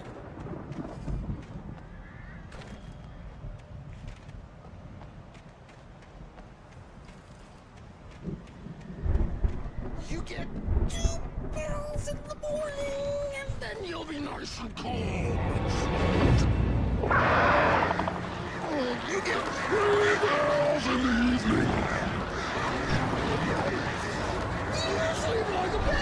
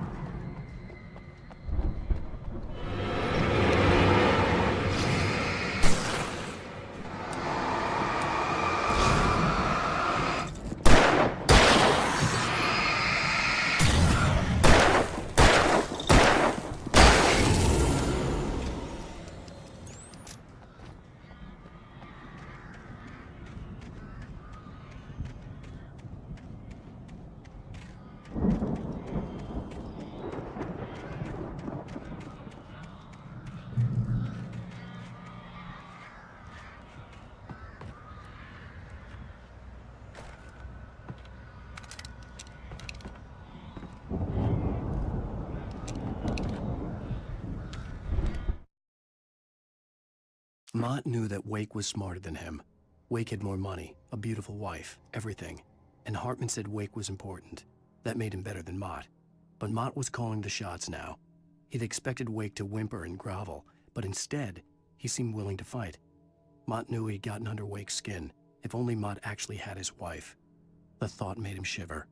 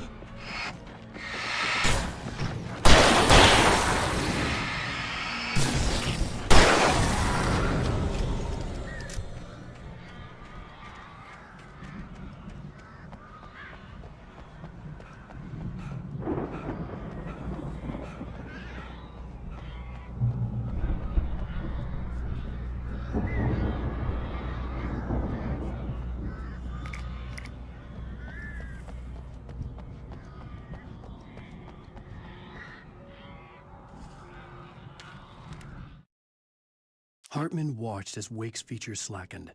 The man was bullheaded, no doubt. Even lying on the bed, he'd almost broken Hartman's nose the second time. But with a little time, he could break Wake down, give him proper direction. Wake was easily the most promising subject he'd had. Well, since Tom, really. "Sleep well, Alan," Hartman whispered with a smile. "Let me take care of you." He sniffed hard to clear his throbbing nose, swallowed blood, and barely tasted it.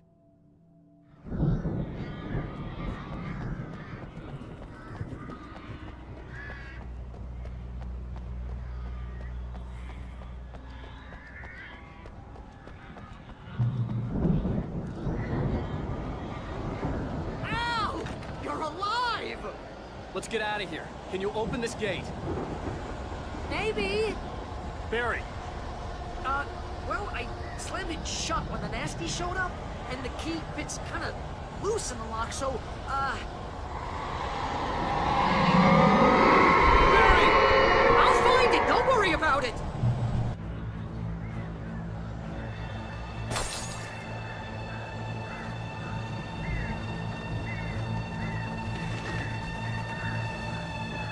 Hurry up, Barry!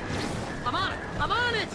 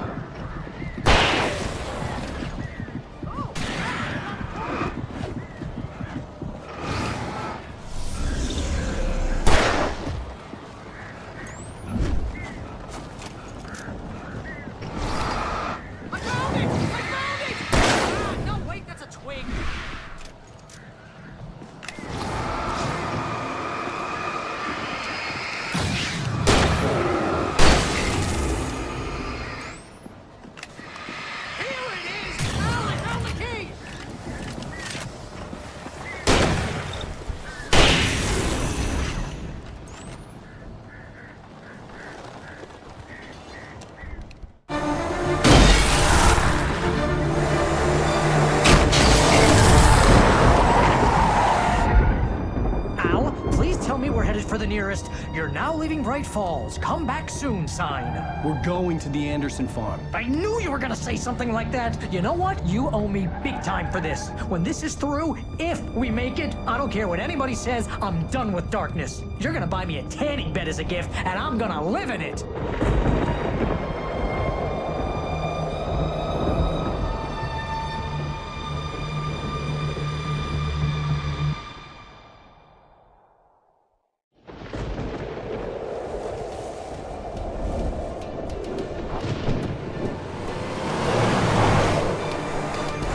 Crazy, but that's fine, Barry. Oh, you got that right, Al. You're barking mad. You are by far the craziest... But maybe that's inevitable when you deal with crazy stuff like this. It helps. This is happening, Barry. Alice, they never had Alice. She's trapped in the darkness at the bottom of the lake, but she's not dead. Al, how can you know that? I know, Barry. I can... Al, No, listen. I can bring her back. I can find her. There's something special about this place. The lake, it does something to the works of art created here. It makes them come true. But there's a catch. The dark presence, whatever that thing is, twists it to its own ends. That's why all of this is happening. It's using my manuscript to take over everything. Al, I believe you. It happened to Thomas Zane before, it happened to the Andersons. I believe you. Crazy or not, you're not delusional. Weird shit's going down. That's a fact. I'm on board, man. I'm with you. The Andersons knew about it, but they were too far gone to tell me with all the drugs they were on. But they wrote it down. There's a message somewhere at their farm, Barry. We just need to find it. Look out!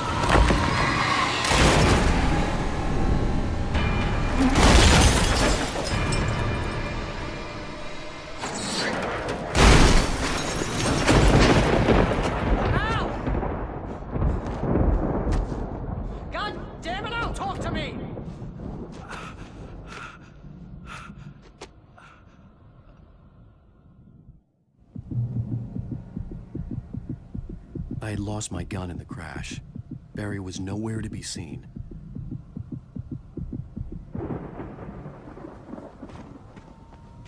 Barry! Barry! Oh, man, you're okay! Jeez, it's good to hear your voice! I was trying to get out of the car, but the ground gave way. Man, what a drop! Don't worry, your cutout is fine. Forget that! Are you okay? I hit some bushes, didn't get a scratch. There's no way you can climb down, though. It's like a sheer wall. Al! There's something moving down here! Barry, it's a take-it! Use a flare, Barry! Yeah! Barry, are you all right? I'm good, Al! I'm great! Guess you never messed with anyone from New York City before, huh?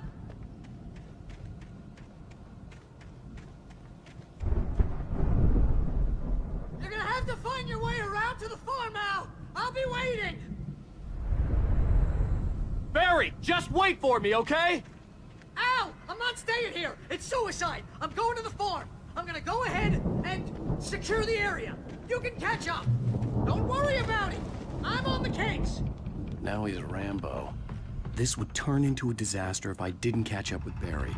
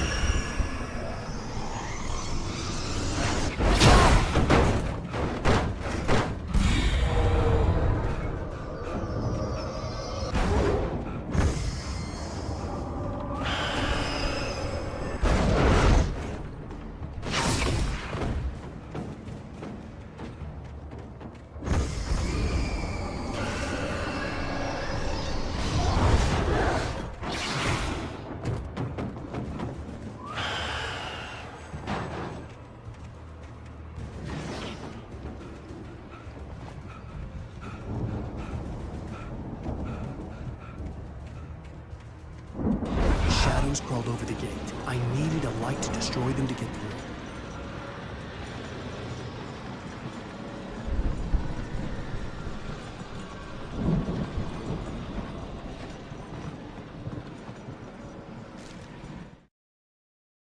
Agent Nightingale stared at the passed-out rider. The man was sleeping off one hell of a night. Nightingale felt a stab of envy at Wake's oblivion, but he had a job to do. He put the gun to Wake's head and almost became a murderer. His hand shook and his throat felt tight and dry. Biting his teeth, he tried again to pull the trigger. He lost the nerve. Wake stirred. Nightingale would have to settle for an arrest.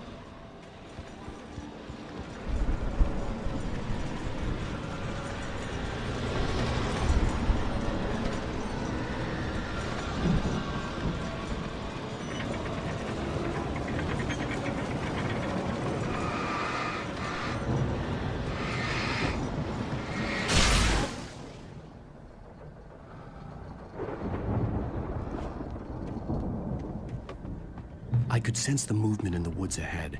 Facing the enemy without a weapon was dangerous, but I had no choice.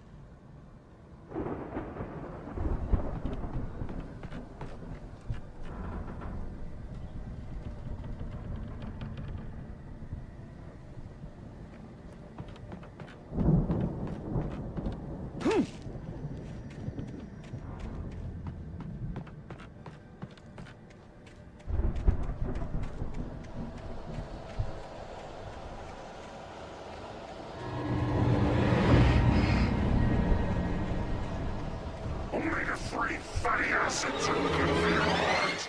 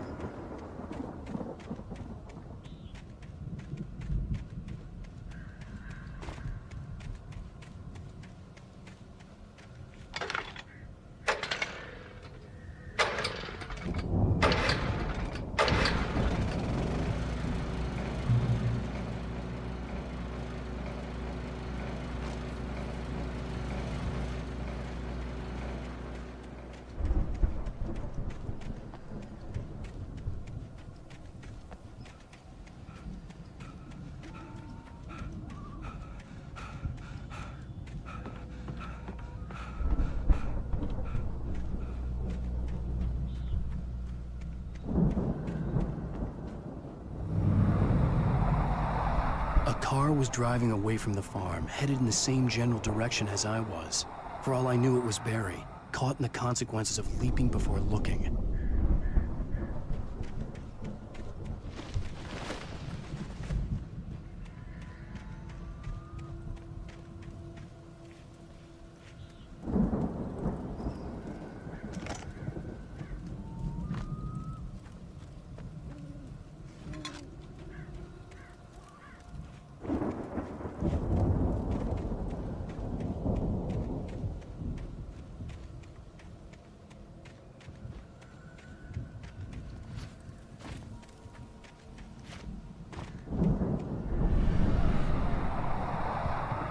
The car was heading for the cabin up ahead.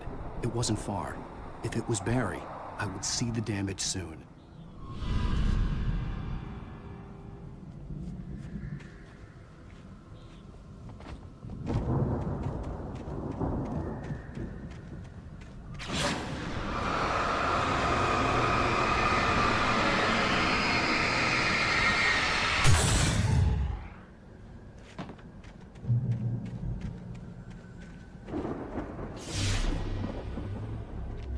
I'm trying to deliver each page to the right time and place. I'm trying to show you how the story goes.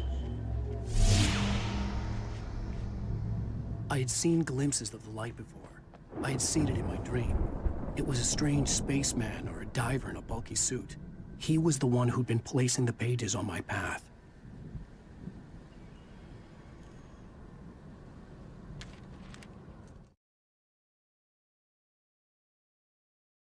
Hartman followed the fall of Alan Wake with his binoculars. When the rider hit the water, he ordered Jack to take the boat to him. The spot was easy to see in the dark, even with all the extra lights in the boat.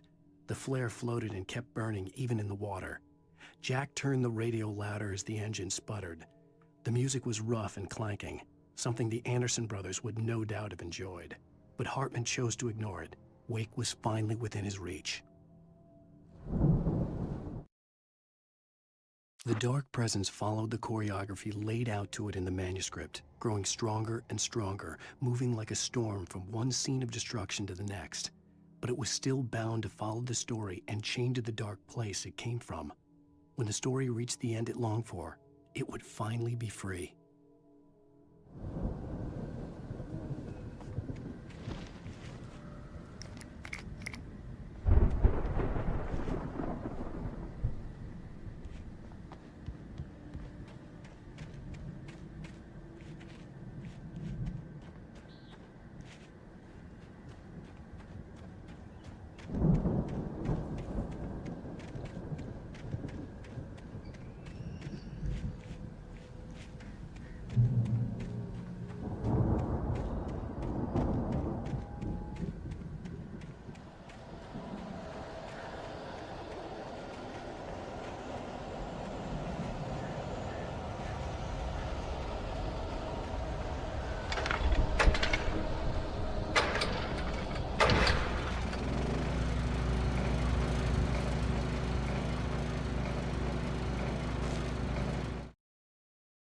The storm raged on as the Anderson brothers walked unsteadily away from the clinic with the other patients in tow, knowing that this time they wouldn't return.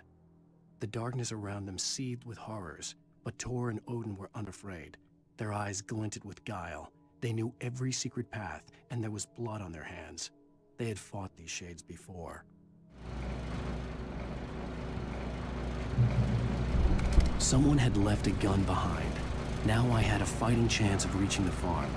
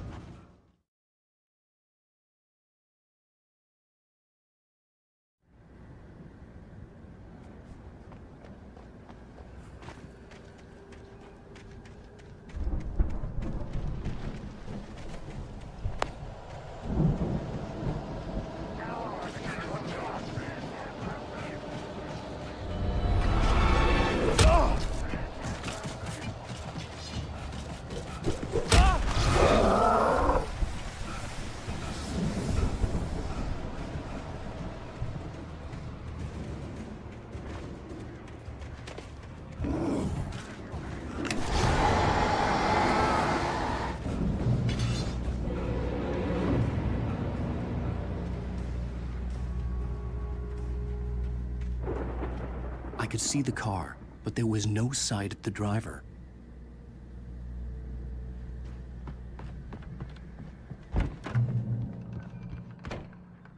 Hello? Anybody here?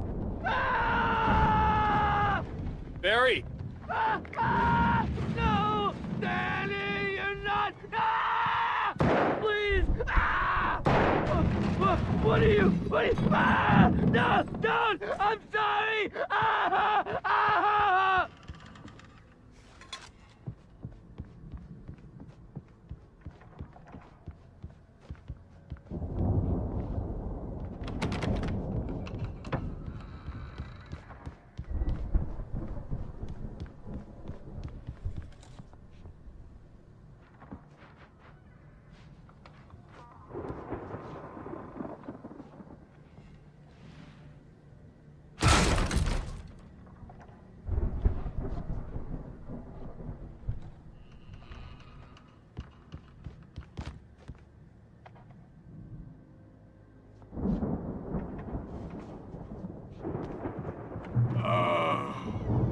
I know you. You were in jail the other day. I went to the farm again for the moonshine, you know? It makes you see. They're not gonna miss it. They're in the loony bin. But my buddy, Danny, I lost him. Something's gone wrong with him. It's not him. Like a real bad follow-up to a real good movie. The best friend's suddenly bad guy who wrote this crap anyway.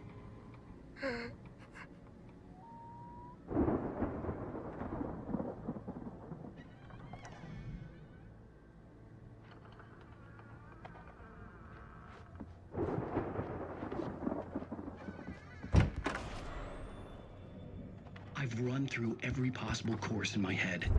If I continue like the Dark Presence wants me to, the story I'm writing won't save Alice. It's a horror story, and it's going to kill her, and me, and everybody in this town. No one will survive. Darkness will consume everything. This is what it's wanted all along. It will be free, unstoppable. It used Alice to get to me, dangled her in front of me to keep me going. It was never going to release her. I'm going to change this. I'll escape. I've written myself into the story. I'm now the protagonist. This feels like a terrible risk, but it's the only way to save Alice. I'll be bound by the events of the story just as much as anyone else who's been woven into it. The story must stay true for this to work. There have to be victims along the way, near escapes, cliffhangers. In a horror story, it can't be certain that the hero will succeed or even survive. He almost has to die. I'll write my own escape into the story next. I need help. Zane's going to be the one who'll help me. I'll make it happen.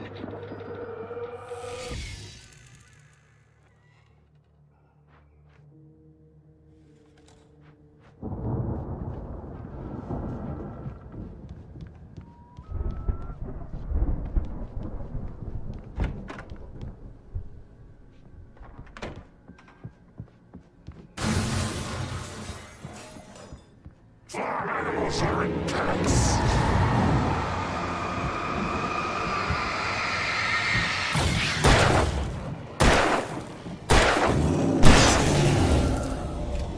Let me guess. Danny, huh? The front door was locked.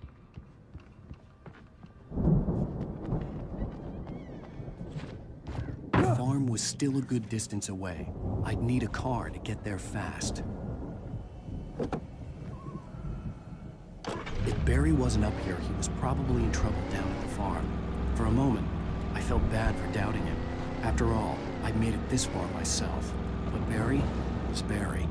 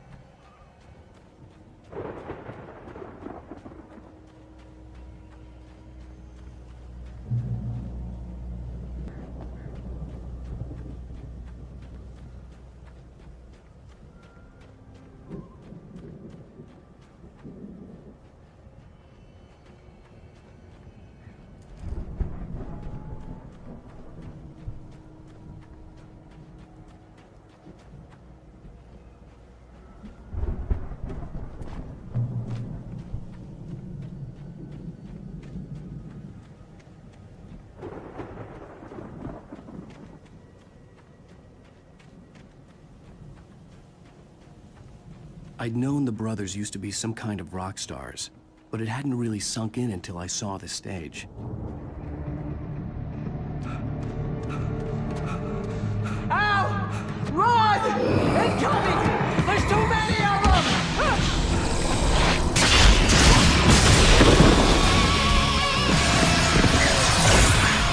God damn!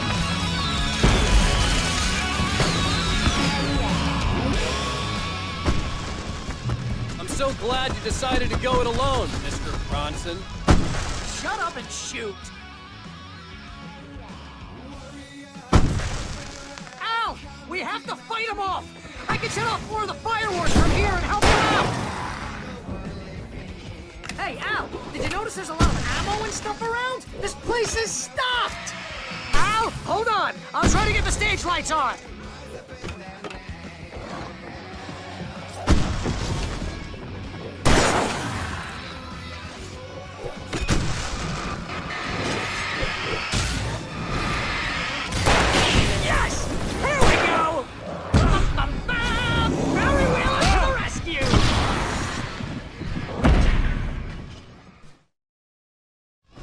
So glad you decided to go it alone, Mr. Bronson. Shut up and shoot! Al! We have to fight them off! I can set off more of the fireworks from here and help you out! Hey, Al! Did you notice there's a lot of ammo and stuff around? This place is stocked! Al! Hold on! I'll try to get the stage lights on!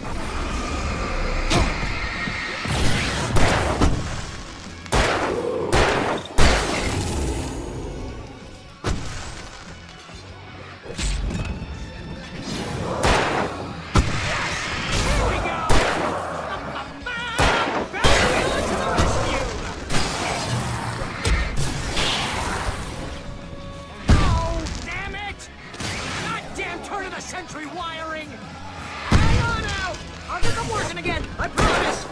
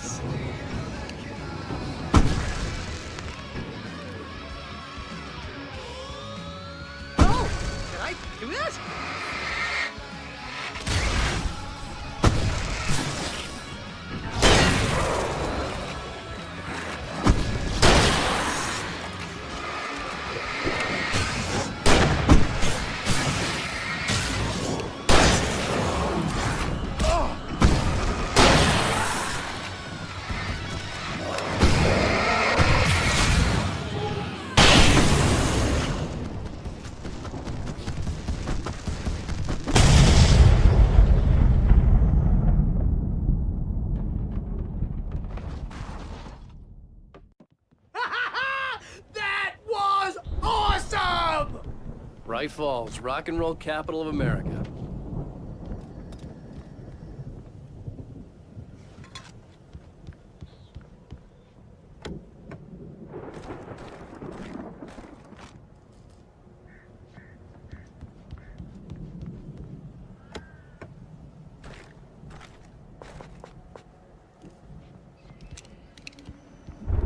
Hey, Al! This way to the farm!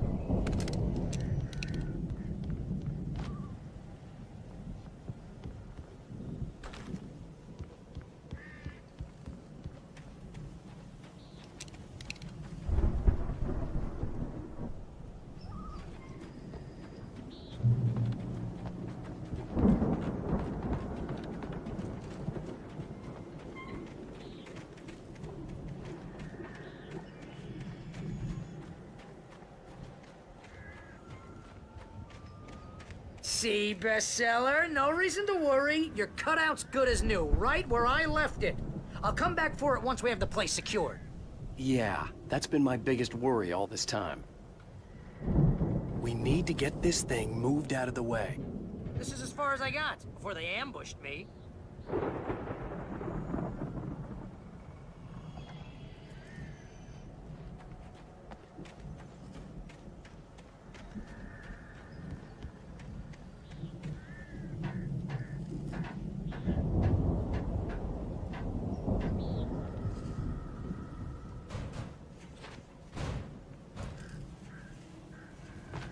Hey, I think Alan Wake here has something to say. What's that, Al? Ooh, I'm Alan Wake. I'm always right about everything. And if I don't get my way, I'll sulk all day long. I'm always intense and moody. It makes me very attractive and mysterious. Right now, I'm just standing here because I need my best friend Barry to carry me. But that's okay. I can just take him for granted. I think I see what you did there. Yeah, it was pretty good. You want me to do my imitation of Barry Wheeler? No? Thought so.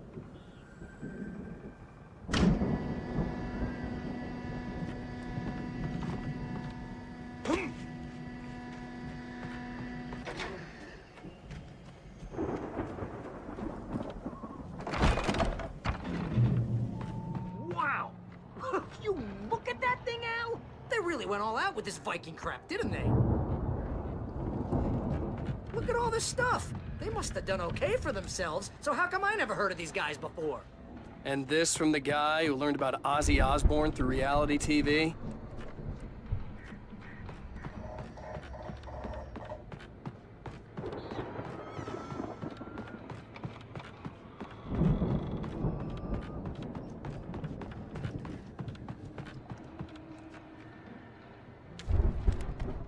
It's 1976. Madness reigns at the Anderson farm.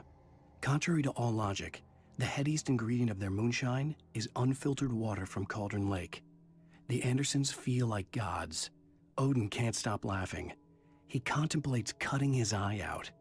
Tor runs across the field, naked, shrieking, hammer in his hand, trying to catch lightning. Their songs have power. Something ancient is stirring in the depths, coming back.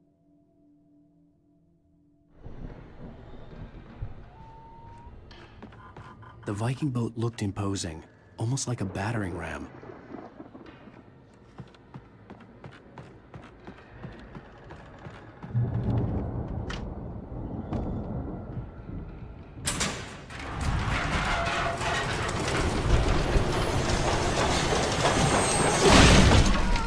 Good going, Al!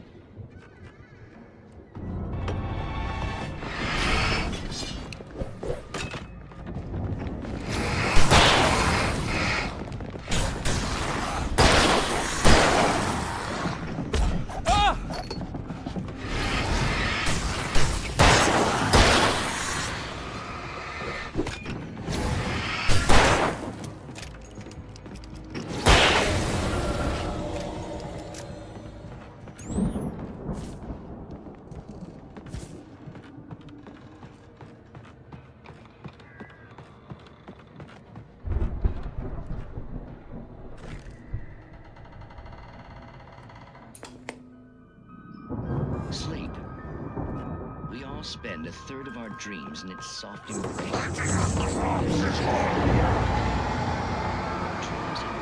forcing themselves into waking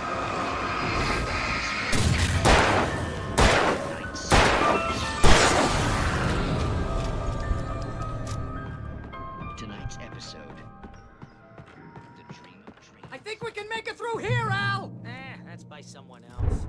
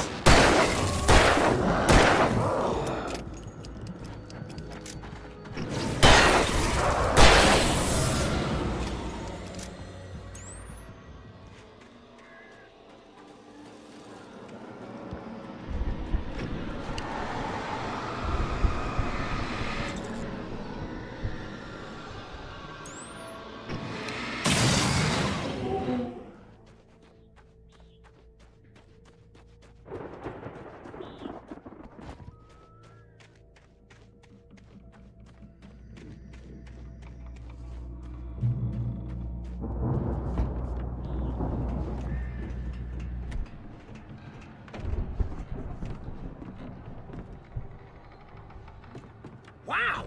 Those geezers had quite a production going on. Ooh, you know what, Al? If we make it through this alive, I'm gonna start representing them. Yep, sell this stuff online, maybe get a reality show going, release a new single.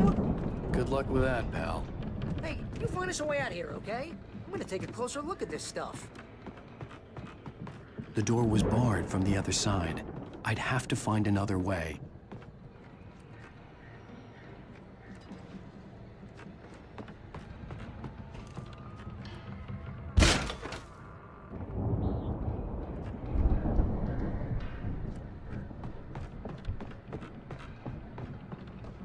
Be careful, Al!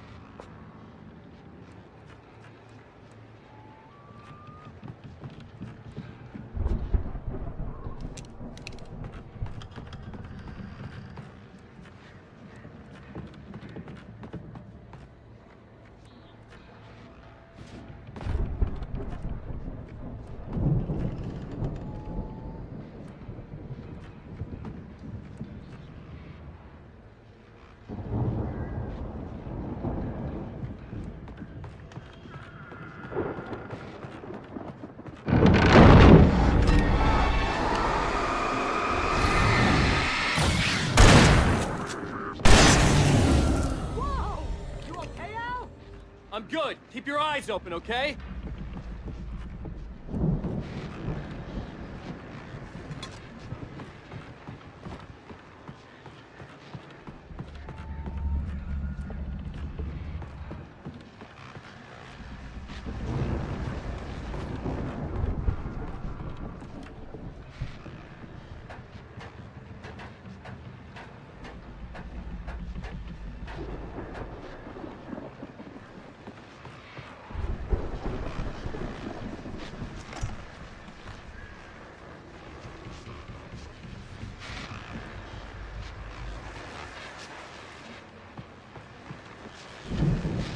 As you regular listeners know, I tend to work through the night, but I'm not the only one. Deputies Mulligan and Thornton are taking a couple of moments off their busy schedule to join me here in the studio. Boys, how busy are you now? Deerfest is almost here, isn't it? I bet that keeps you in business. Pretty busy, yeah. Actually, Pat, we've been real busy with other stuff, which concerns an ongoing investigation. We can't talk about that, Thornton. I wasn't gonna say anything. I was just saying we got, other irons to fry. And how would you compare your workload to theirs? Things have seemed relatively peaceful to me. You tend to get a little wild this time of year. Oh, it's wild, Pat. It's pretty wild. There's been all sorts of trouble this year. Vandalism, fighting, public disturbances. A lot of people missing, too. I could see the building that had to be the Andersons' home on the other side of the field. It wasn't far now.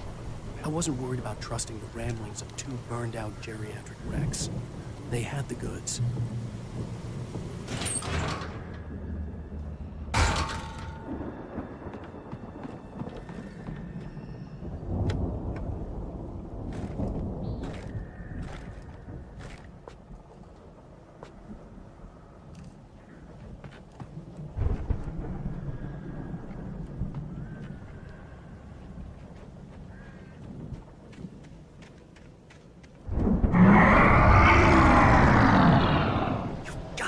Kidding me.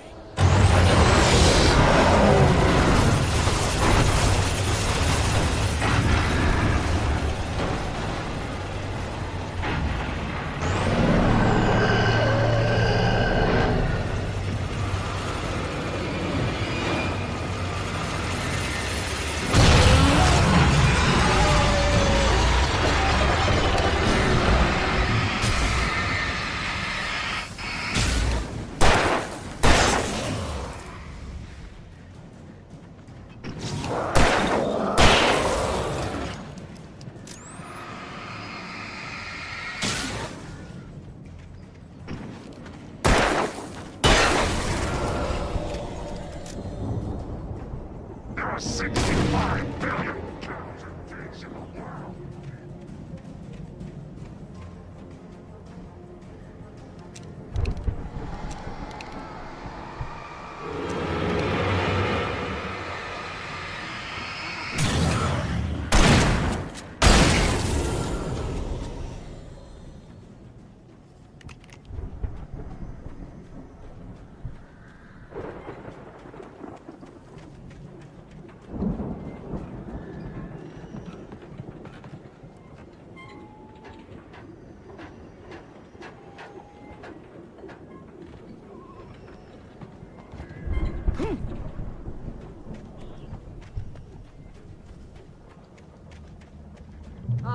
Al?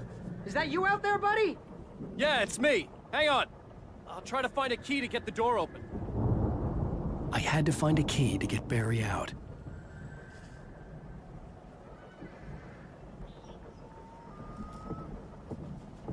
Hey, watch the holdup! Come on, this place is all dusty. You know I got my allergies.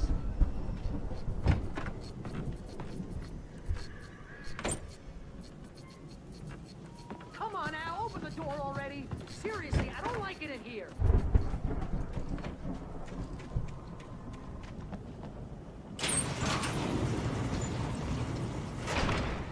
Hey, let's go, man.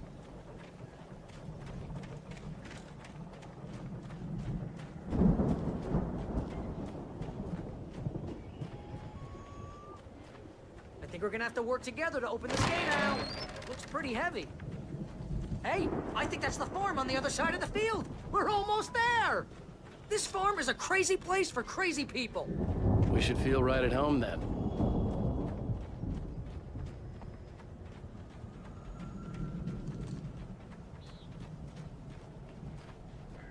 Come on, one more gate. Let's do this thing.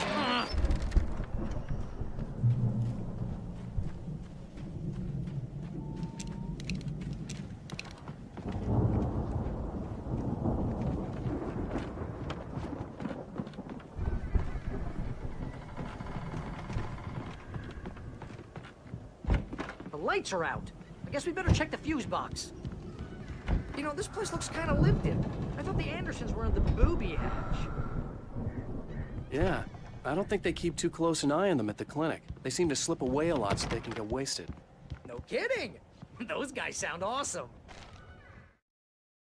Again, Alice's screams rang in the stillness of the night. I saw myself run toward the cabin, flashlight in my hand. I followed my past self.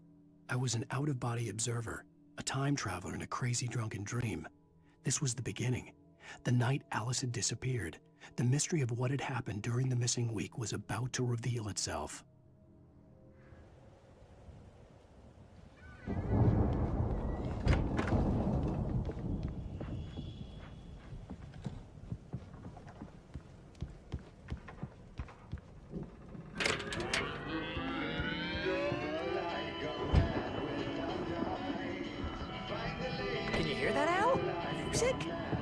course. We need to find where it's coming from.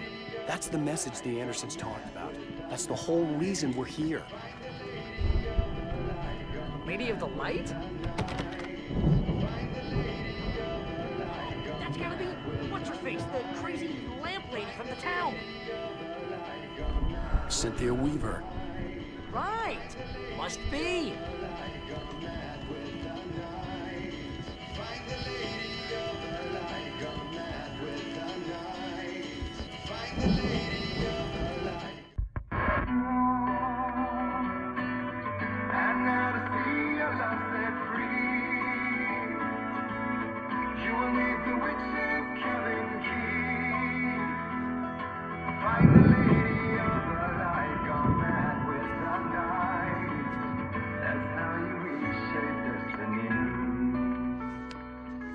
Okay. We need to find Cynthia Weaver. We'll stay here for the night and head back to town as soon as it gets light. Hey, Al. Lots of hours before dawn. Might as well get some rest. And by rest, I mean drunk. Come on, Barry, this is... Yeah, what the hell?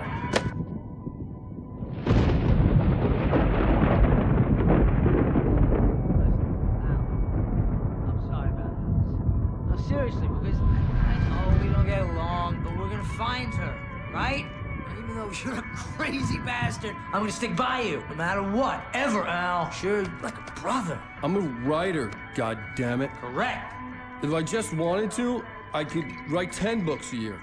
And they'd be the best books that year. No, you couldn't. That's right, I couldn't. But I could, because I'm a writer. What? What do they put in this stuff? I feel like my brain is coming out of my nose. I'm gonna get the recipe off those coots and be a booze millionaire. I just miss her, Barry. I just want her here with me. I know, Al. I know. It's gonna be okay. We're gonna make it okay.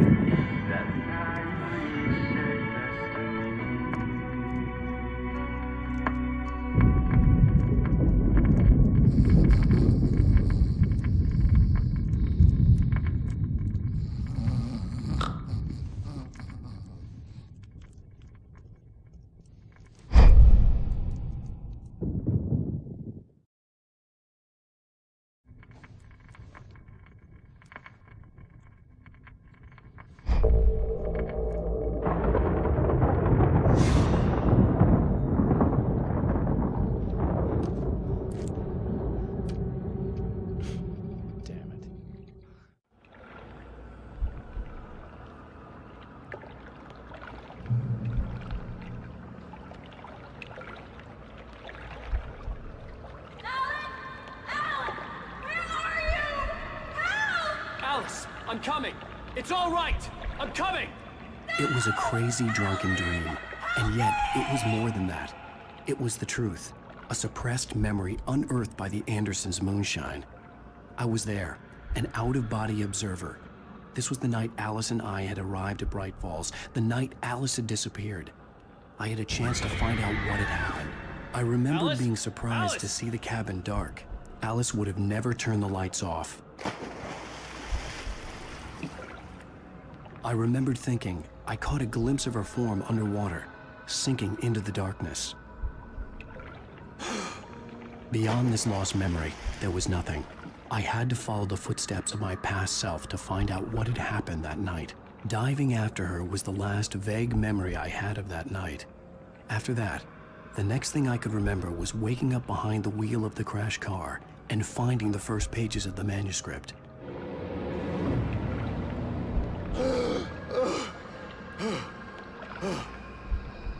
I couldn't find her in all that blackness. I must have thought she drowned.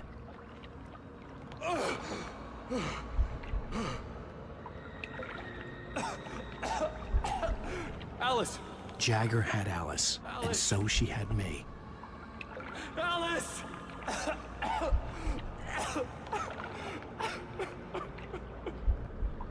I'd been easy prey. Look at the cabin. Is there someone in the window? Alice? Maybe she didn't drown after all. Maybe she's inside. Alice! Yes.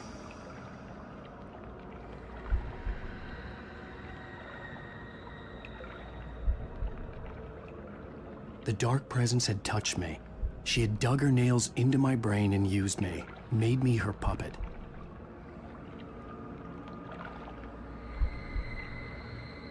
She must be here somewhere. Maybe upstairs in the study. Alice! Yes, that's where she is. You can apologize. Alice! You'll laugh at the whole thing together and put it behind you. Alice? She's not here. You were foolish to think so. No, she's dead. She drowned. No, no, no! It's your fault your wife is dead. You are guilty. All she wanted was to help you right. You killed her. Oh, hush. There's still hope. Cauldron Lake is a special place. Here, you have the power to change things. She wanted you to write. I will tell you what to do.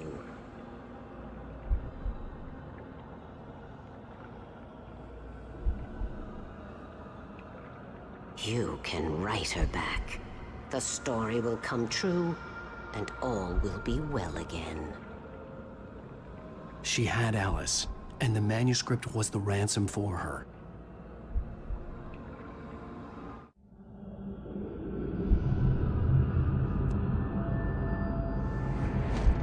Yes. All right. I'll fix it. I'll bring her back.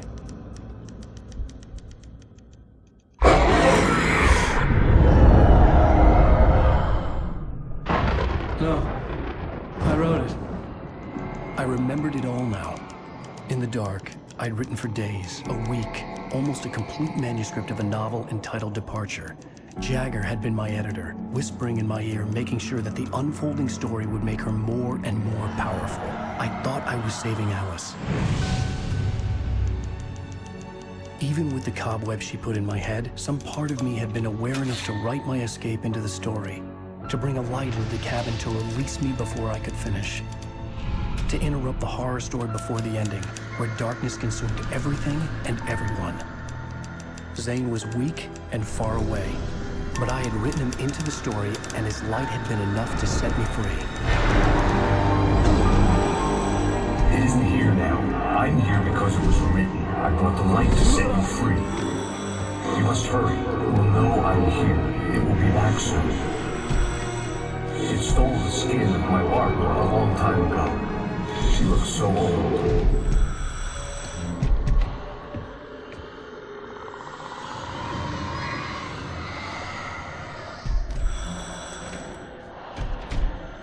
I'd woken up, confused and groggy, my mind consumed by darkness and fear. All I could do was to escape.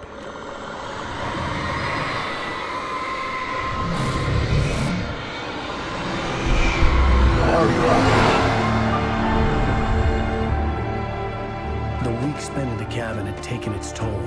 I was barely conscious, and fading fast. It had to have cost Zane terribly, thrown him even deeper into whatever dark place he now haunted. But he had managed to weaken the dark presence, kept me safe that night.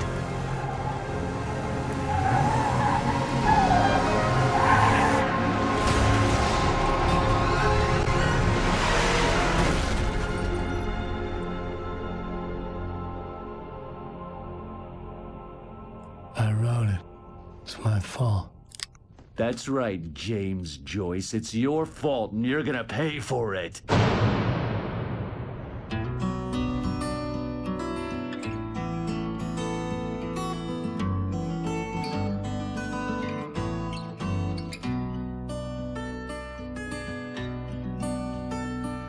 There's an old town. Previously on Alan Wake. Under the influence of the dark presence, I wrote a horror story that is coming true. Jagger had been my editor, making sure that the unfolding story would make her more and more powerful. some part of me had been aware enough to write my escape into the story. Together we can create something absolutely wonderful. The lake, It does something to the works of art created here. It makes them come true. My mom gave me this old light switch. The clicker. Alice is being kept in a dark prison. I need to find Cynthia Weaver to fix this. Your fault, and you're gonna pay for it. Well, we're expecting a record crowd from the neighboring counties. Naturally, we hope to break the record set by last year's Moose Fest in our neighboring town, Watery. Ladies and gentlemen, some people have asked me, what's the big deal about Deer Fest? And I think that this sums it up. It's about friendship and community. We've got a great party coming up. Let's try to hold it in until tomorrow and get through the night in one piece, all right?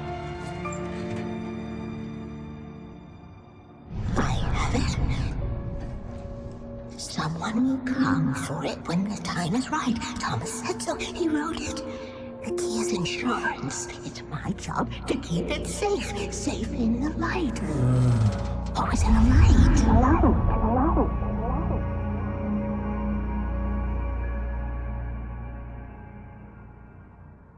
All the manuscript pages were gone. The FBI agent had taken them. I think my tongue just took a crap in my mouth. Ugh. Oh, wait, we're in jail now?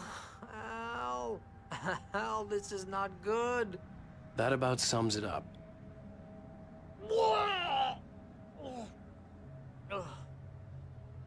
Oh, I am never drinking again. I need to talk to Weaver. She's the one in the song. The Lady of the Light. What, the crazy lady? Ugh, whatever you say, Al, but we're stuck here. They're not you haven't gonna... even interviewed Wake. I had some reading to do first, Sheriff. And let me tell you, it was an interesting read. Well, I've got you now, Raymond Chandler. It's all here. All the evidence, including conspiracy to murder a federal agent. There's no way you're walking out of here. You hear me in there, Bret Easton Ellis? Huh? Agent Nightingale, I want to talk to your superior. Well, we all want things, Sheriff. I wanted my... Look, that's not possible right now. Agent Nightingale, I insist.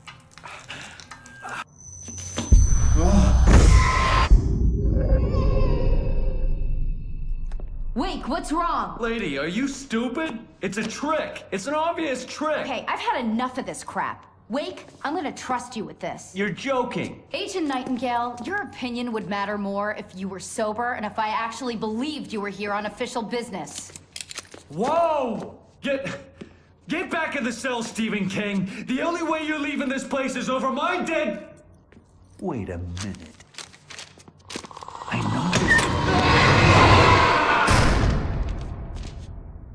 Oh my God!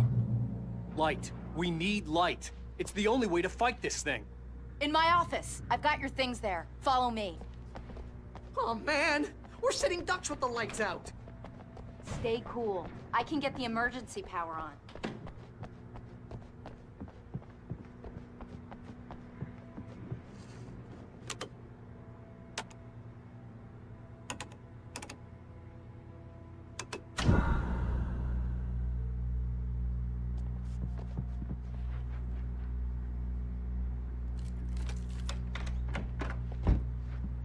Here are your things. Wake, what do I need to know? What do you need from me?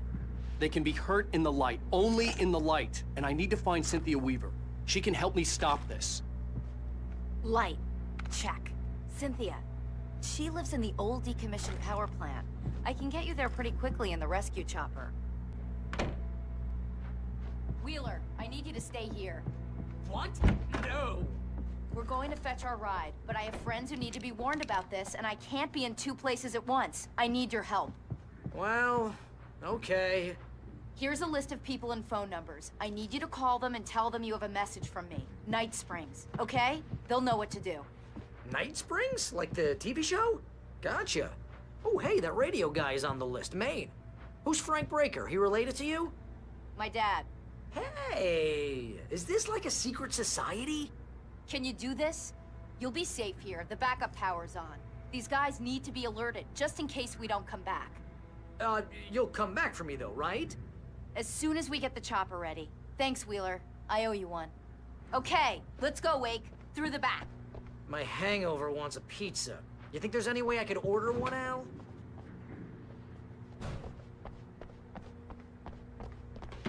Hello, Mr. Brinker? This is Barry here.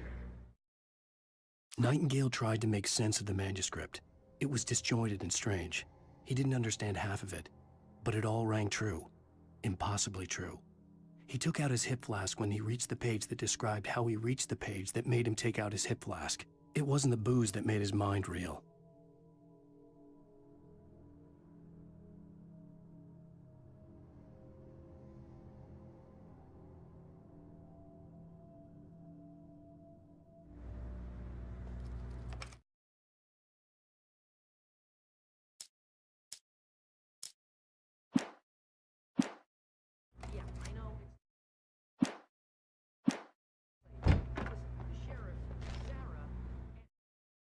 Nightingale felt the situation veering out of his control, but the gun at least felt steady in his hands.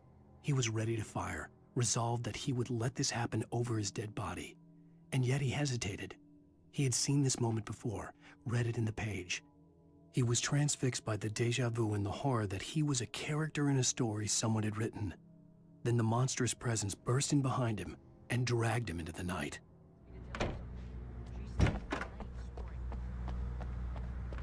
Oh, hell. Whatever took Nightingale must have broken the gate controls. We can't reach the gate's control box from here. We need to get to the other side over the rooftop. I'll go. I'll open the gate for you once I'm across. You stay here in the light and cover me, Sheriff, okay?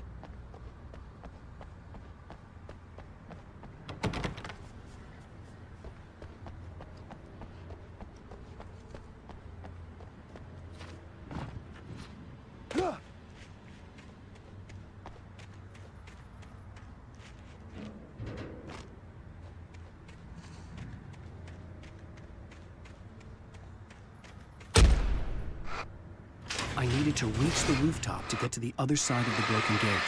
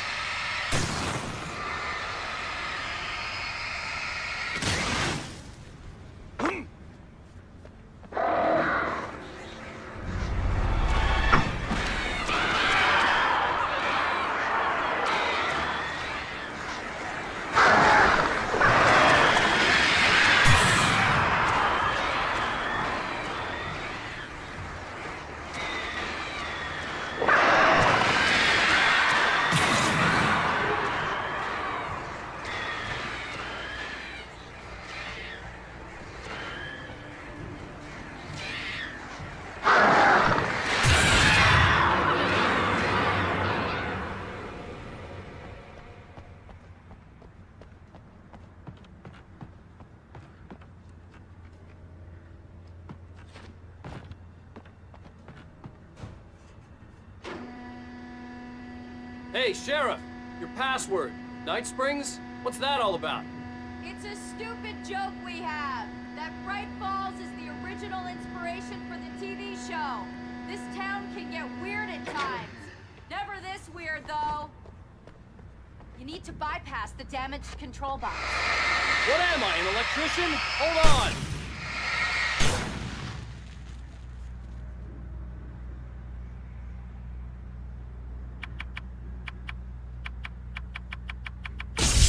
Ah, damn! That's smart. Good job, Wade. Okay, stick close. Our first stop is the town hall. The keys to the chopper are there.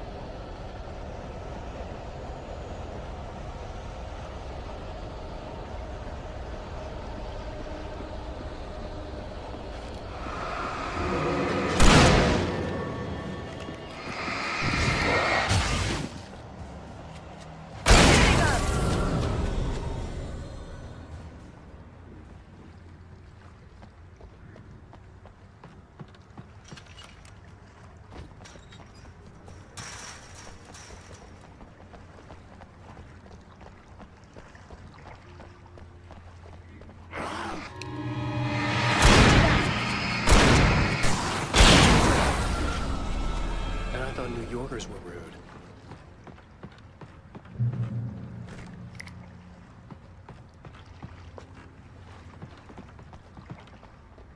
You have the right to answer.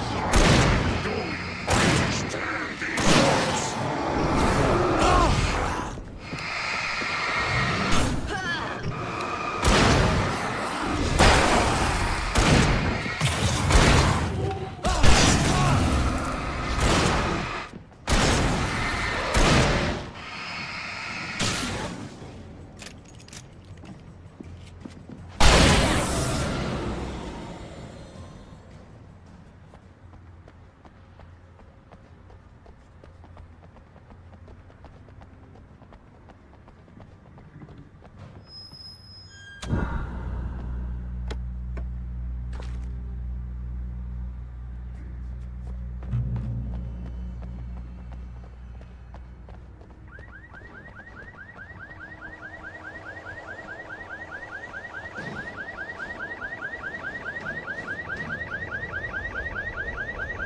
Over here! There's light!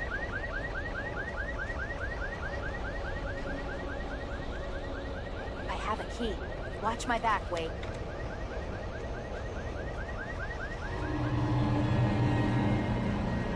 It's an ambush.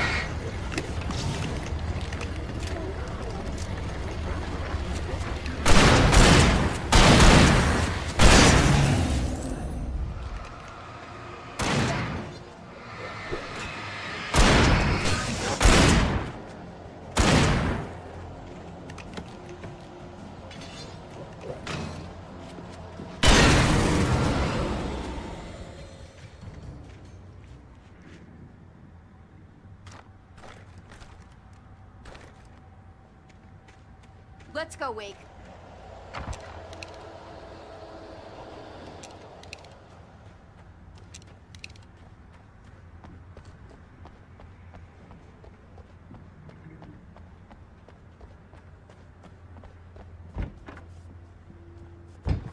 Okay, someone's messed with the fuse box here, but you should be able to jury-rig it while I find the keys. I already got electrocuted once today. How about I look for the keys and you get burned for a change? Fine. They should be in the clerk's office on the other side of the building, near the main entrance. Gotcha.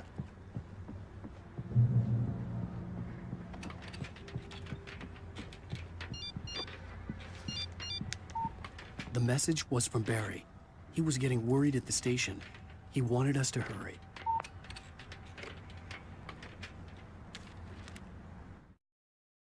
The darkness that wore Barbara Jagger's face was furious. The story in the manuscript had been making it stronger all the time, but now the light had set the writer free and hurt it, weakened it. It was only a matter of days before the dark presence would be strong again, but meanwhile, it would be difficult to recapture the writer.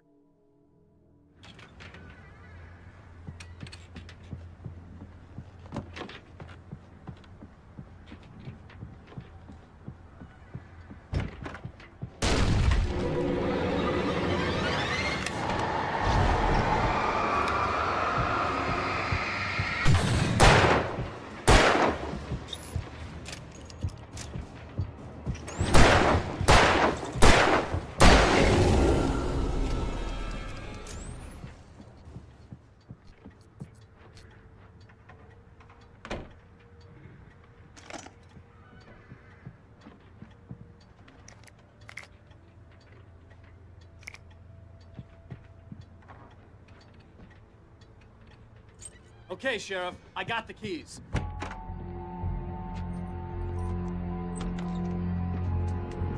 Barry?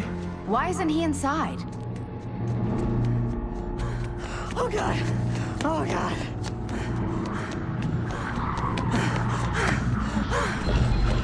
Barry! Look out!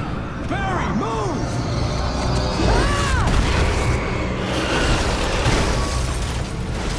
Barry! He made it inside, Wake. He's okay. The storefront's blocked. Come on, Wake. Let's go around. We can meet him in the back.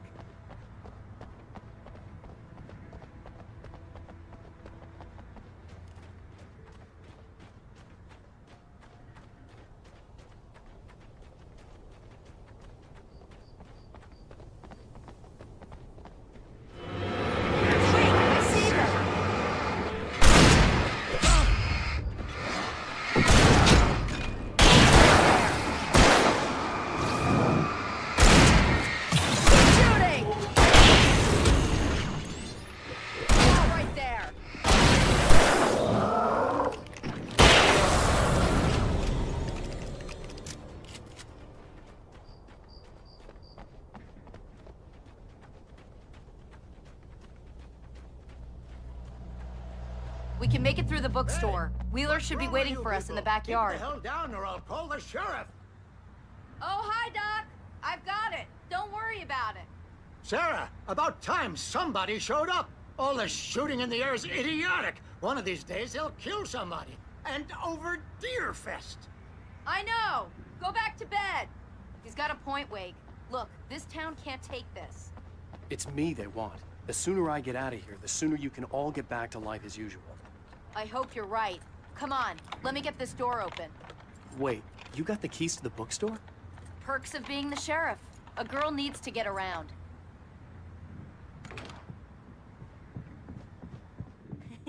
They're really taking advantage of your presence here, Wake. I heard they're selling a lot of your Alex Casey books. Cynthia Weaver worked hard, following her obsessive rituals, sometimes fighting them, always giving in to them in the end. She haunted the halls of Bright Falls' abandoned power plant. She marked her caches with light-sensitive paint that could only be seen by eyes that had been touched by darkness and saved by light like she'd been. She was preparing defenses and supply lines for the war she knew would come. The war between the forces of light and darkness. Right now, I'm not a big fan of my own writing.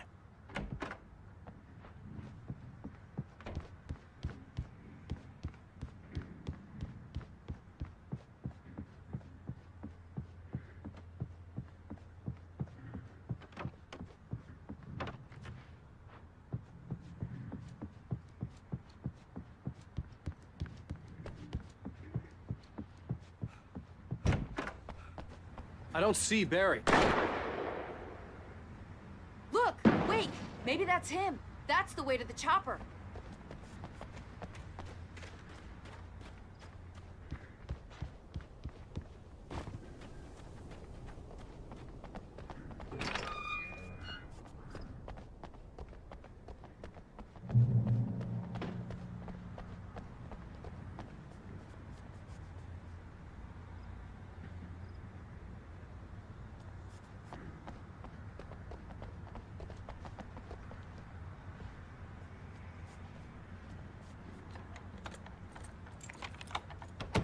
I'm gonna give Pastor Howard a piece of my mind about this lock. Ugh, I told him to get it fixed.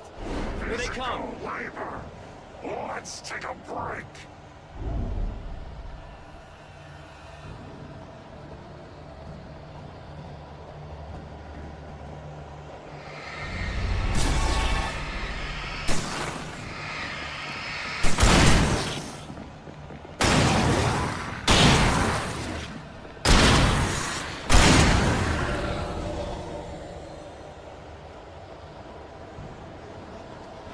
Omega-3 fatty acids are good for your heart.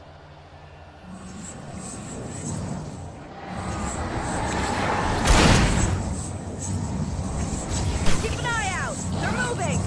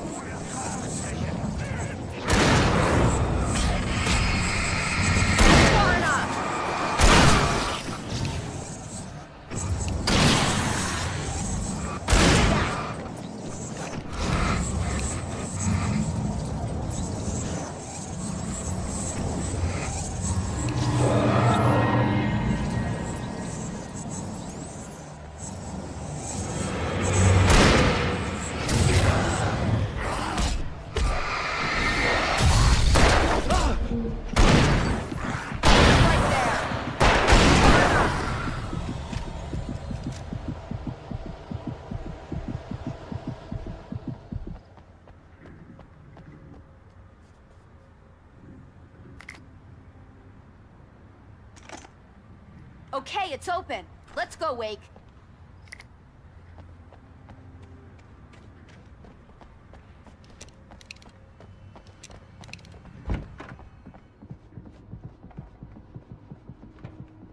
Wow.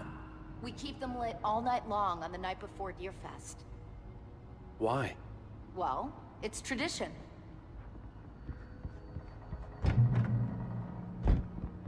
We're almost there. We'll have to go through the basement to get to the parking lot. Yeah, there's no way going through the crypt will turn out to be a bad idea.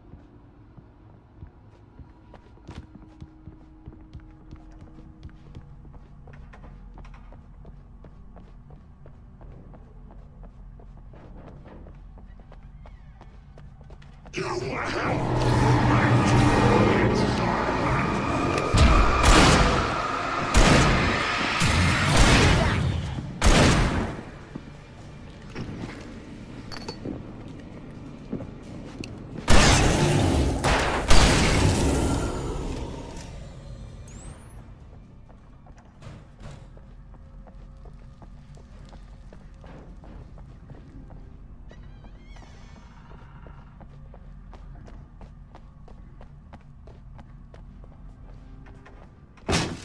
Did you call 911? Guess that one saw the light, huh? You didn't like that one? A tough audience. Well, I got plenty more. What are the Christmas lights for? Protection, man. Like garlic against vampires. Vampires. The helicopter's just across the parking lot and up the hill. Come on!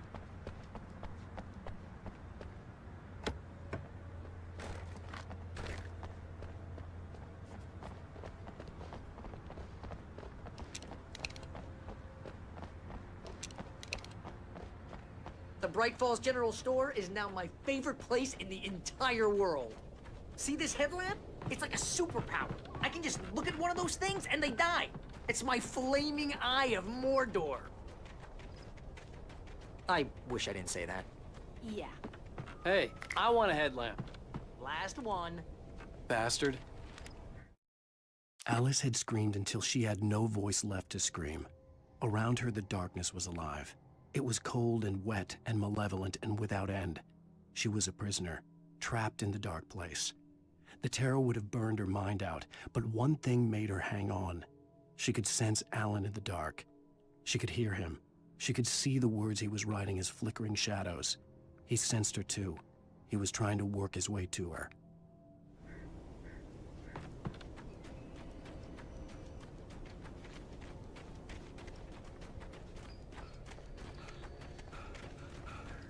Someone throws a damn school bus at your head and you're about to take a helicopter ride with someone who may or may not have a pilot's license, you're cleared for departure to Night Springs.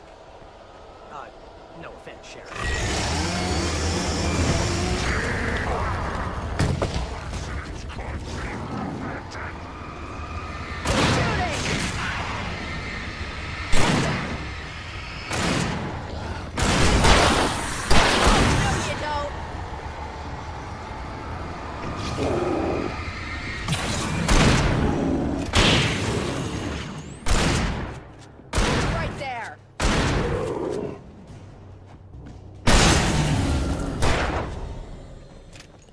I'm never gonna get used to this.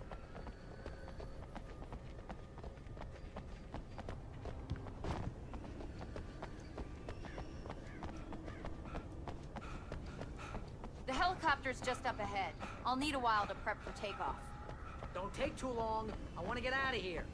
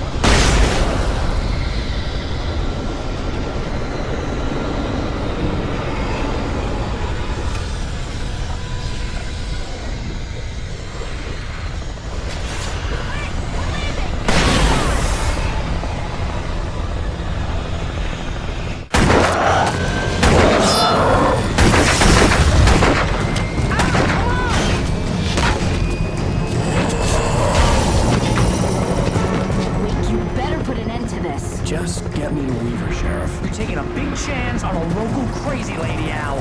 I hope you're right about her, or we can kiss this town goodbye.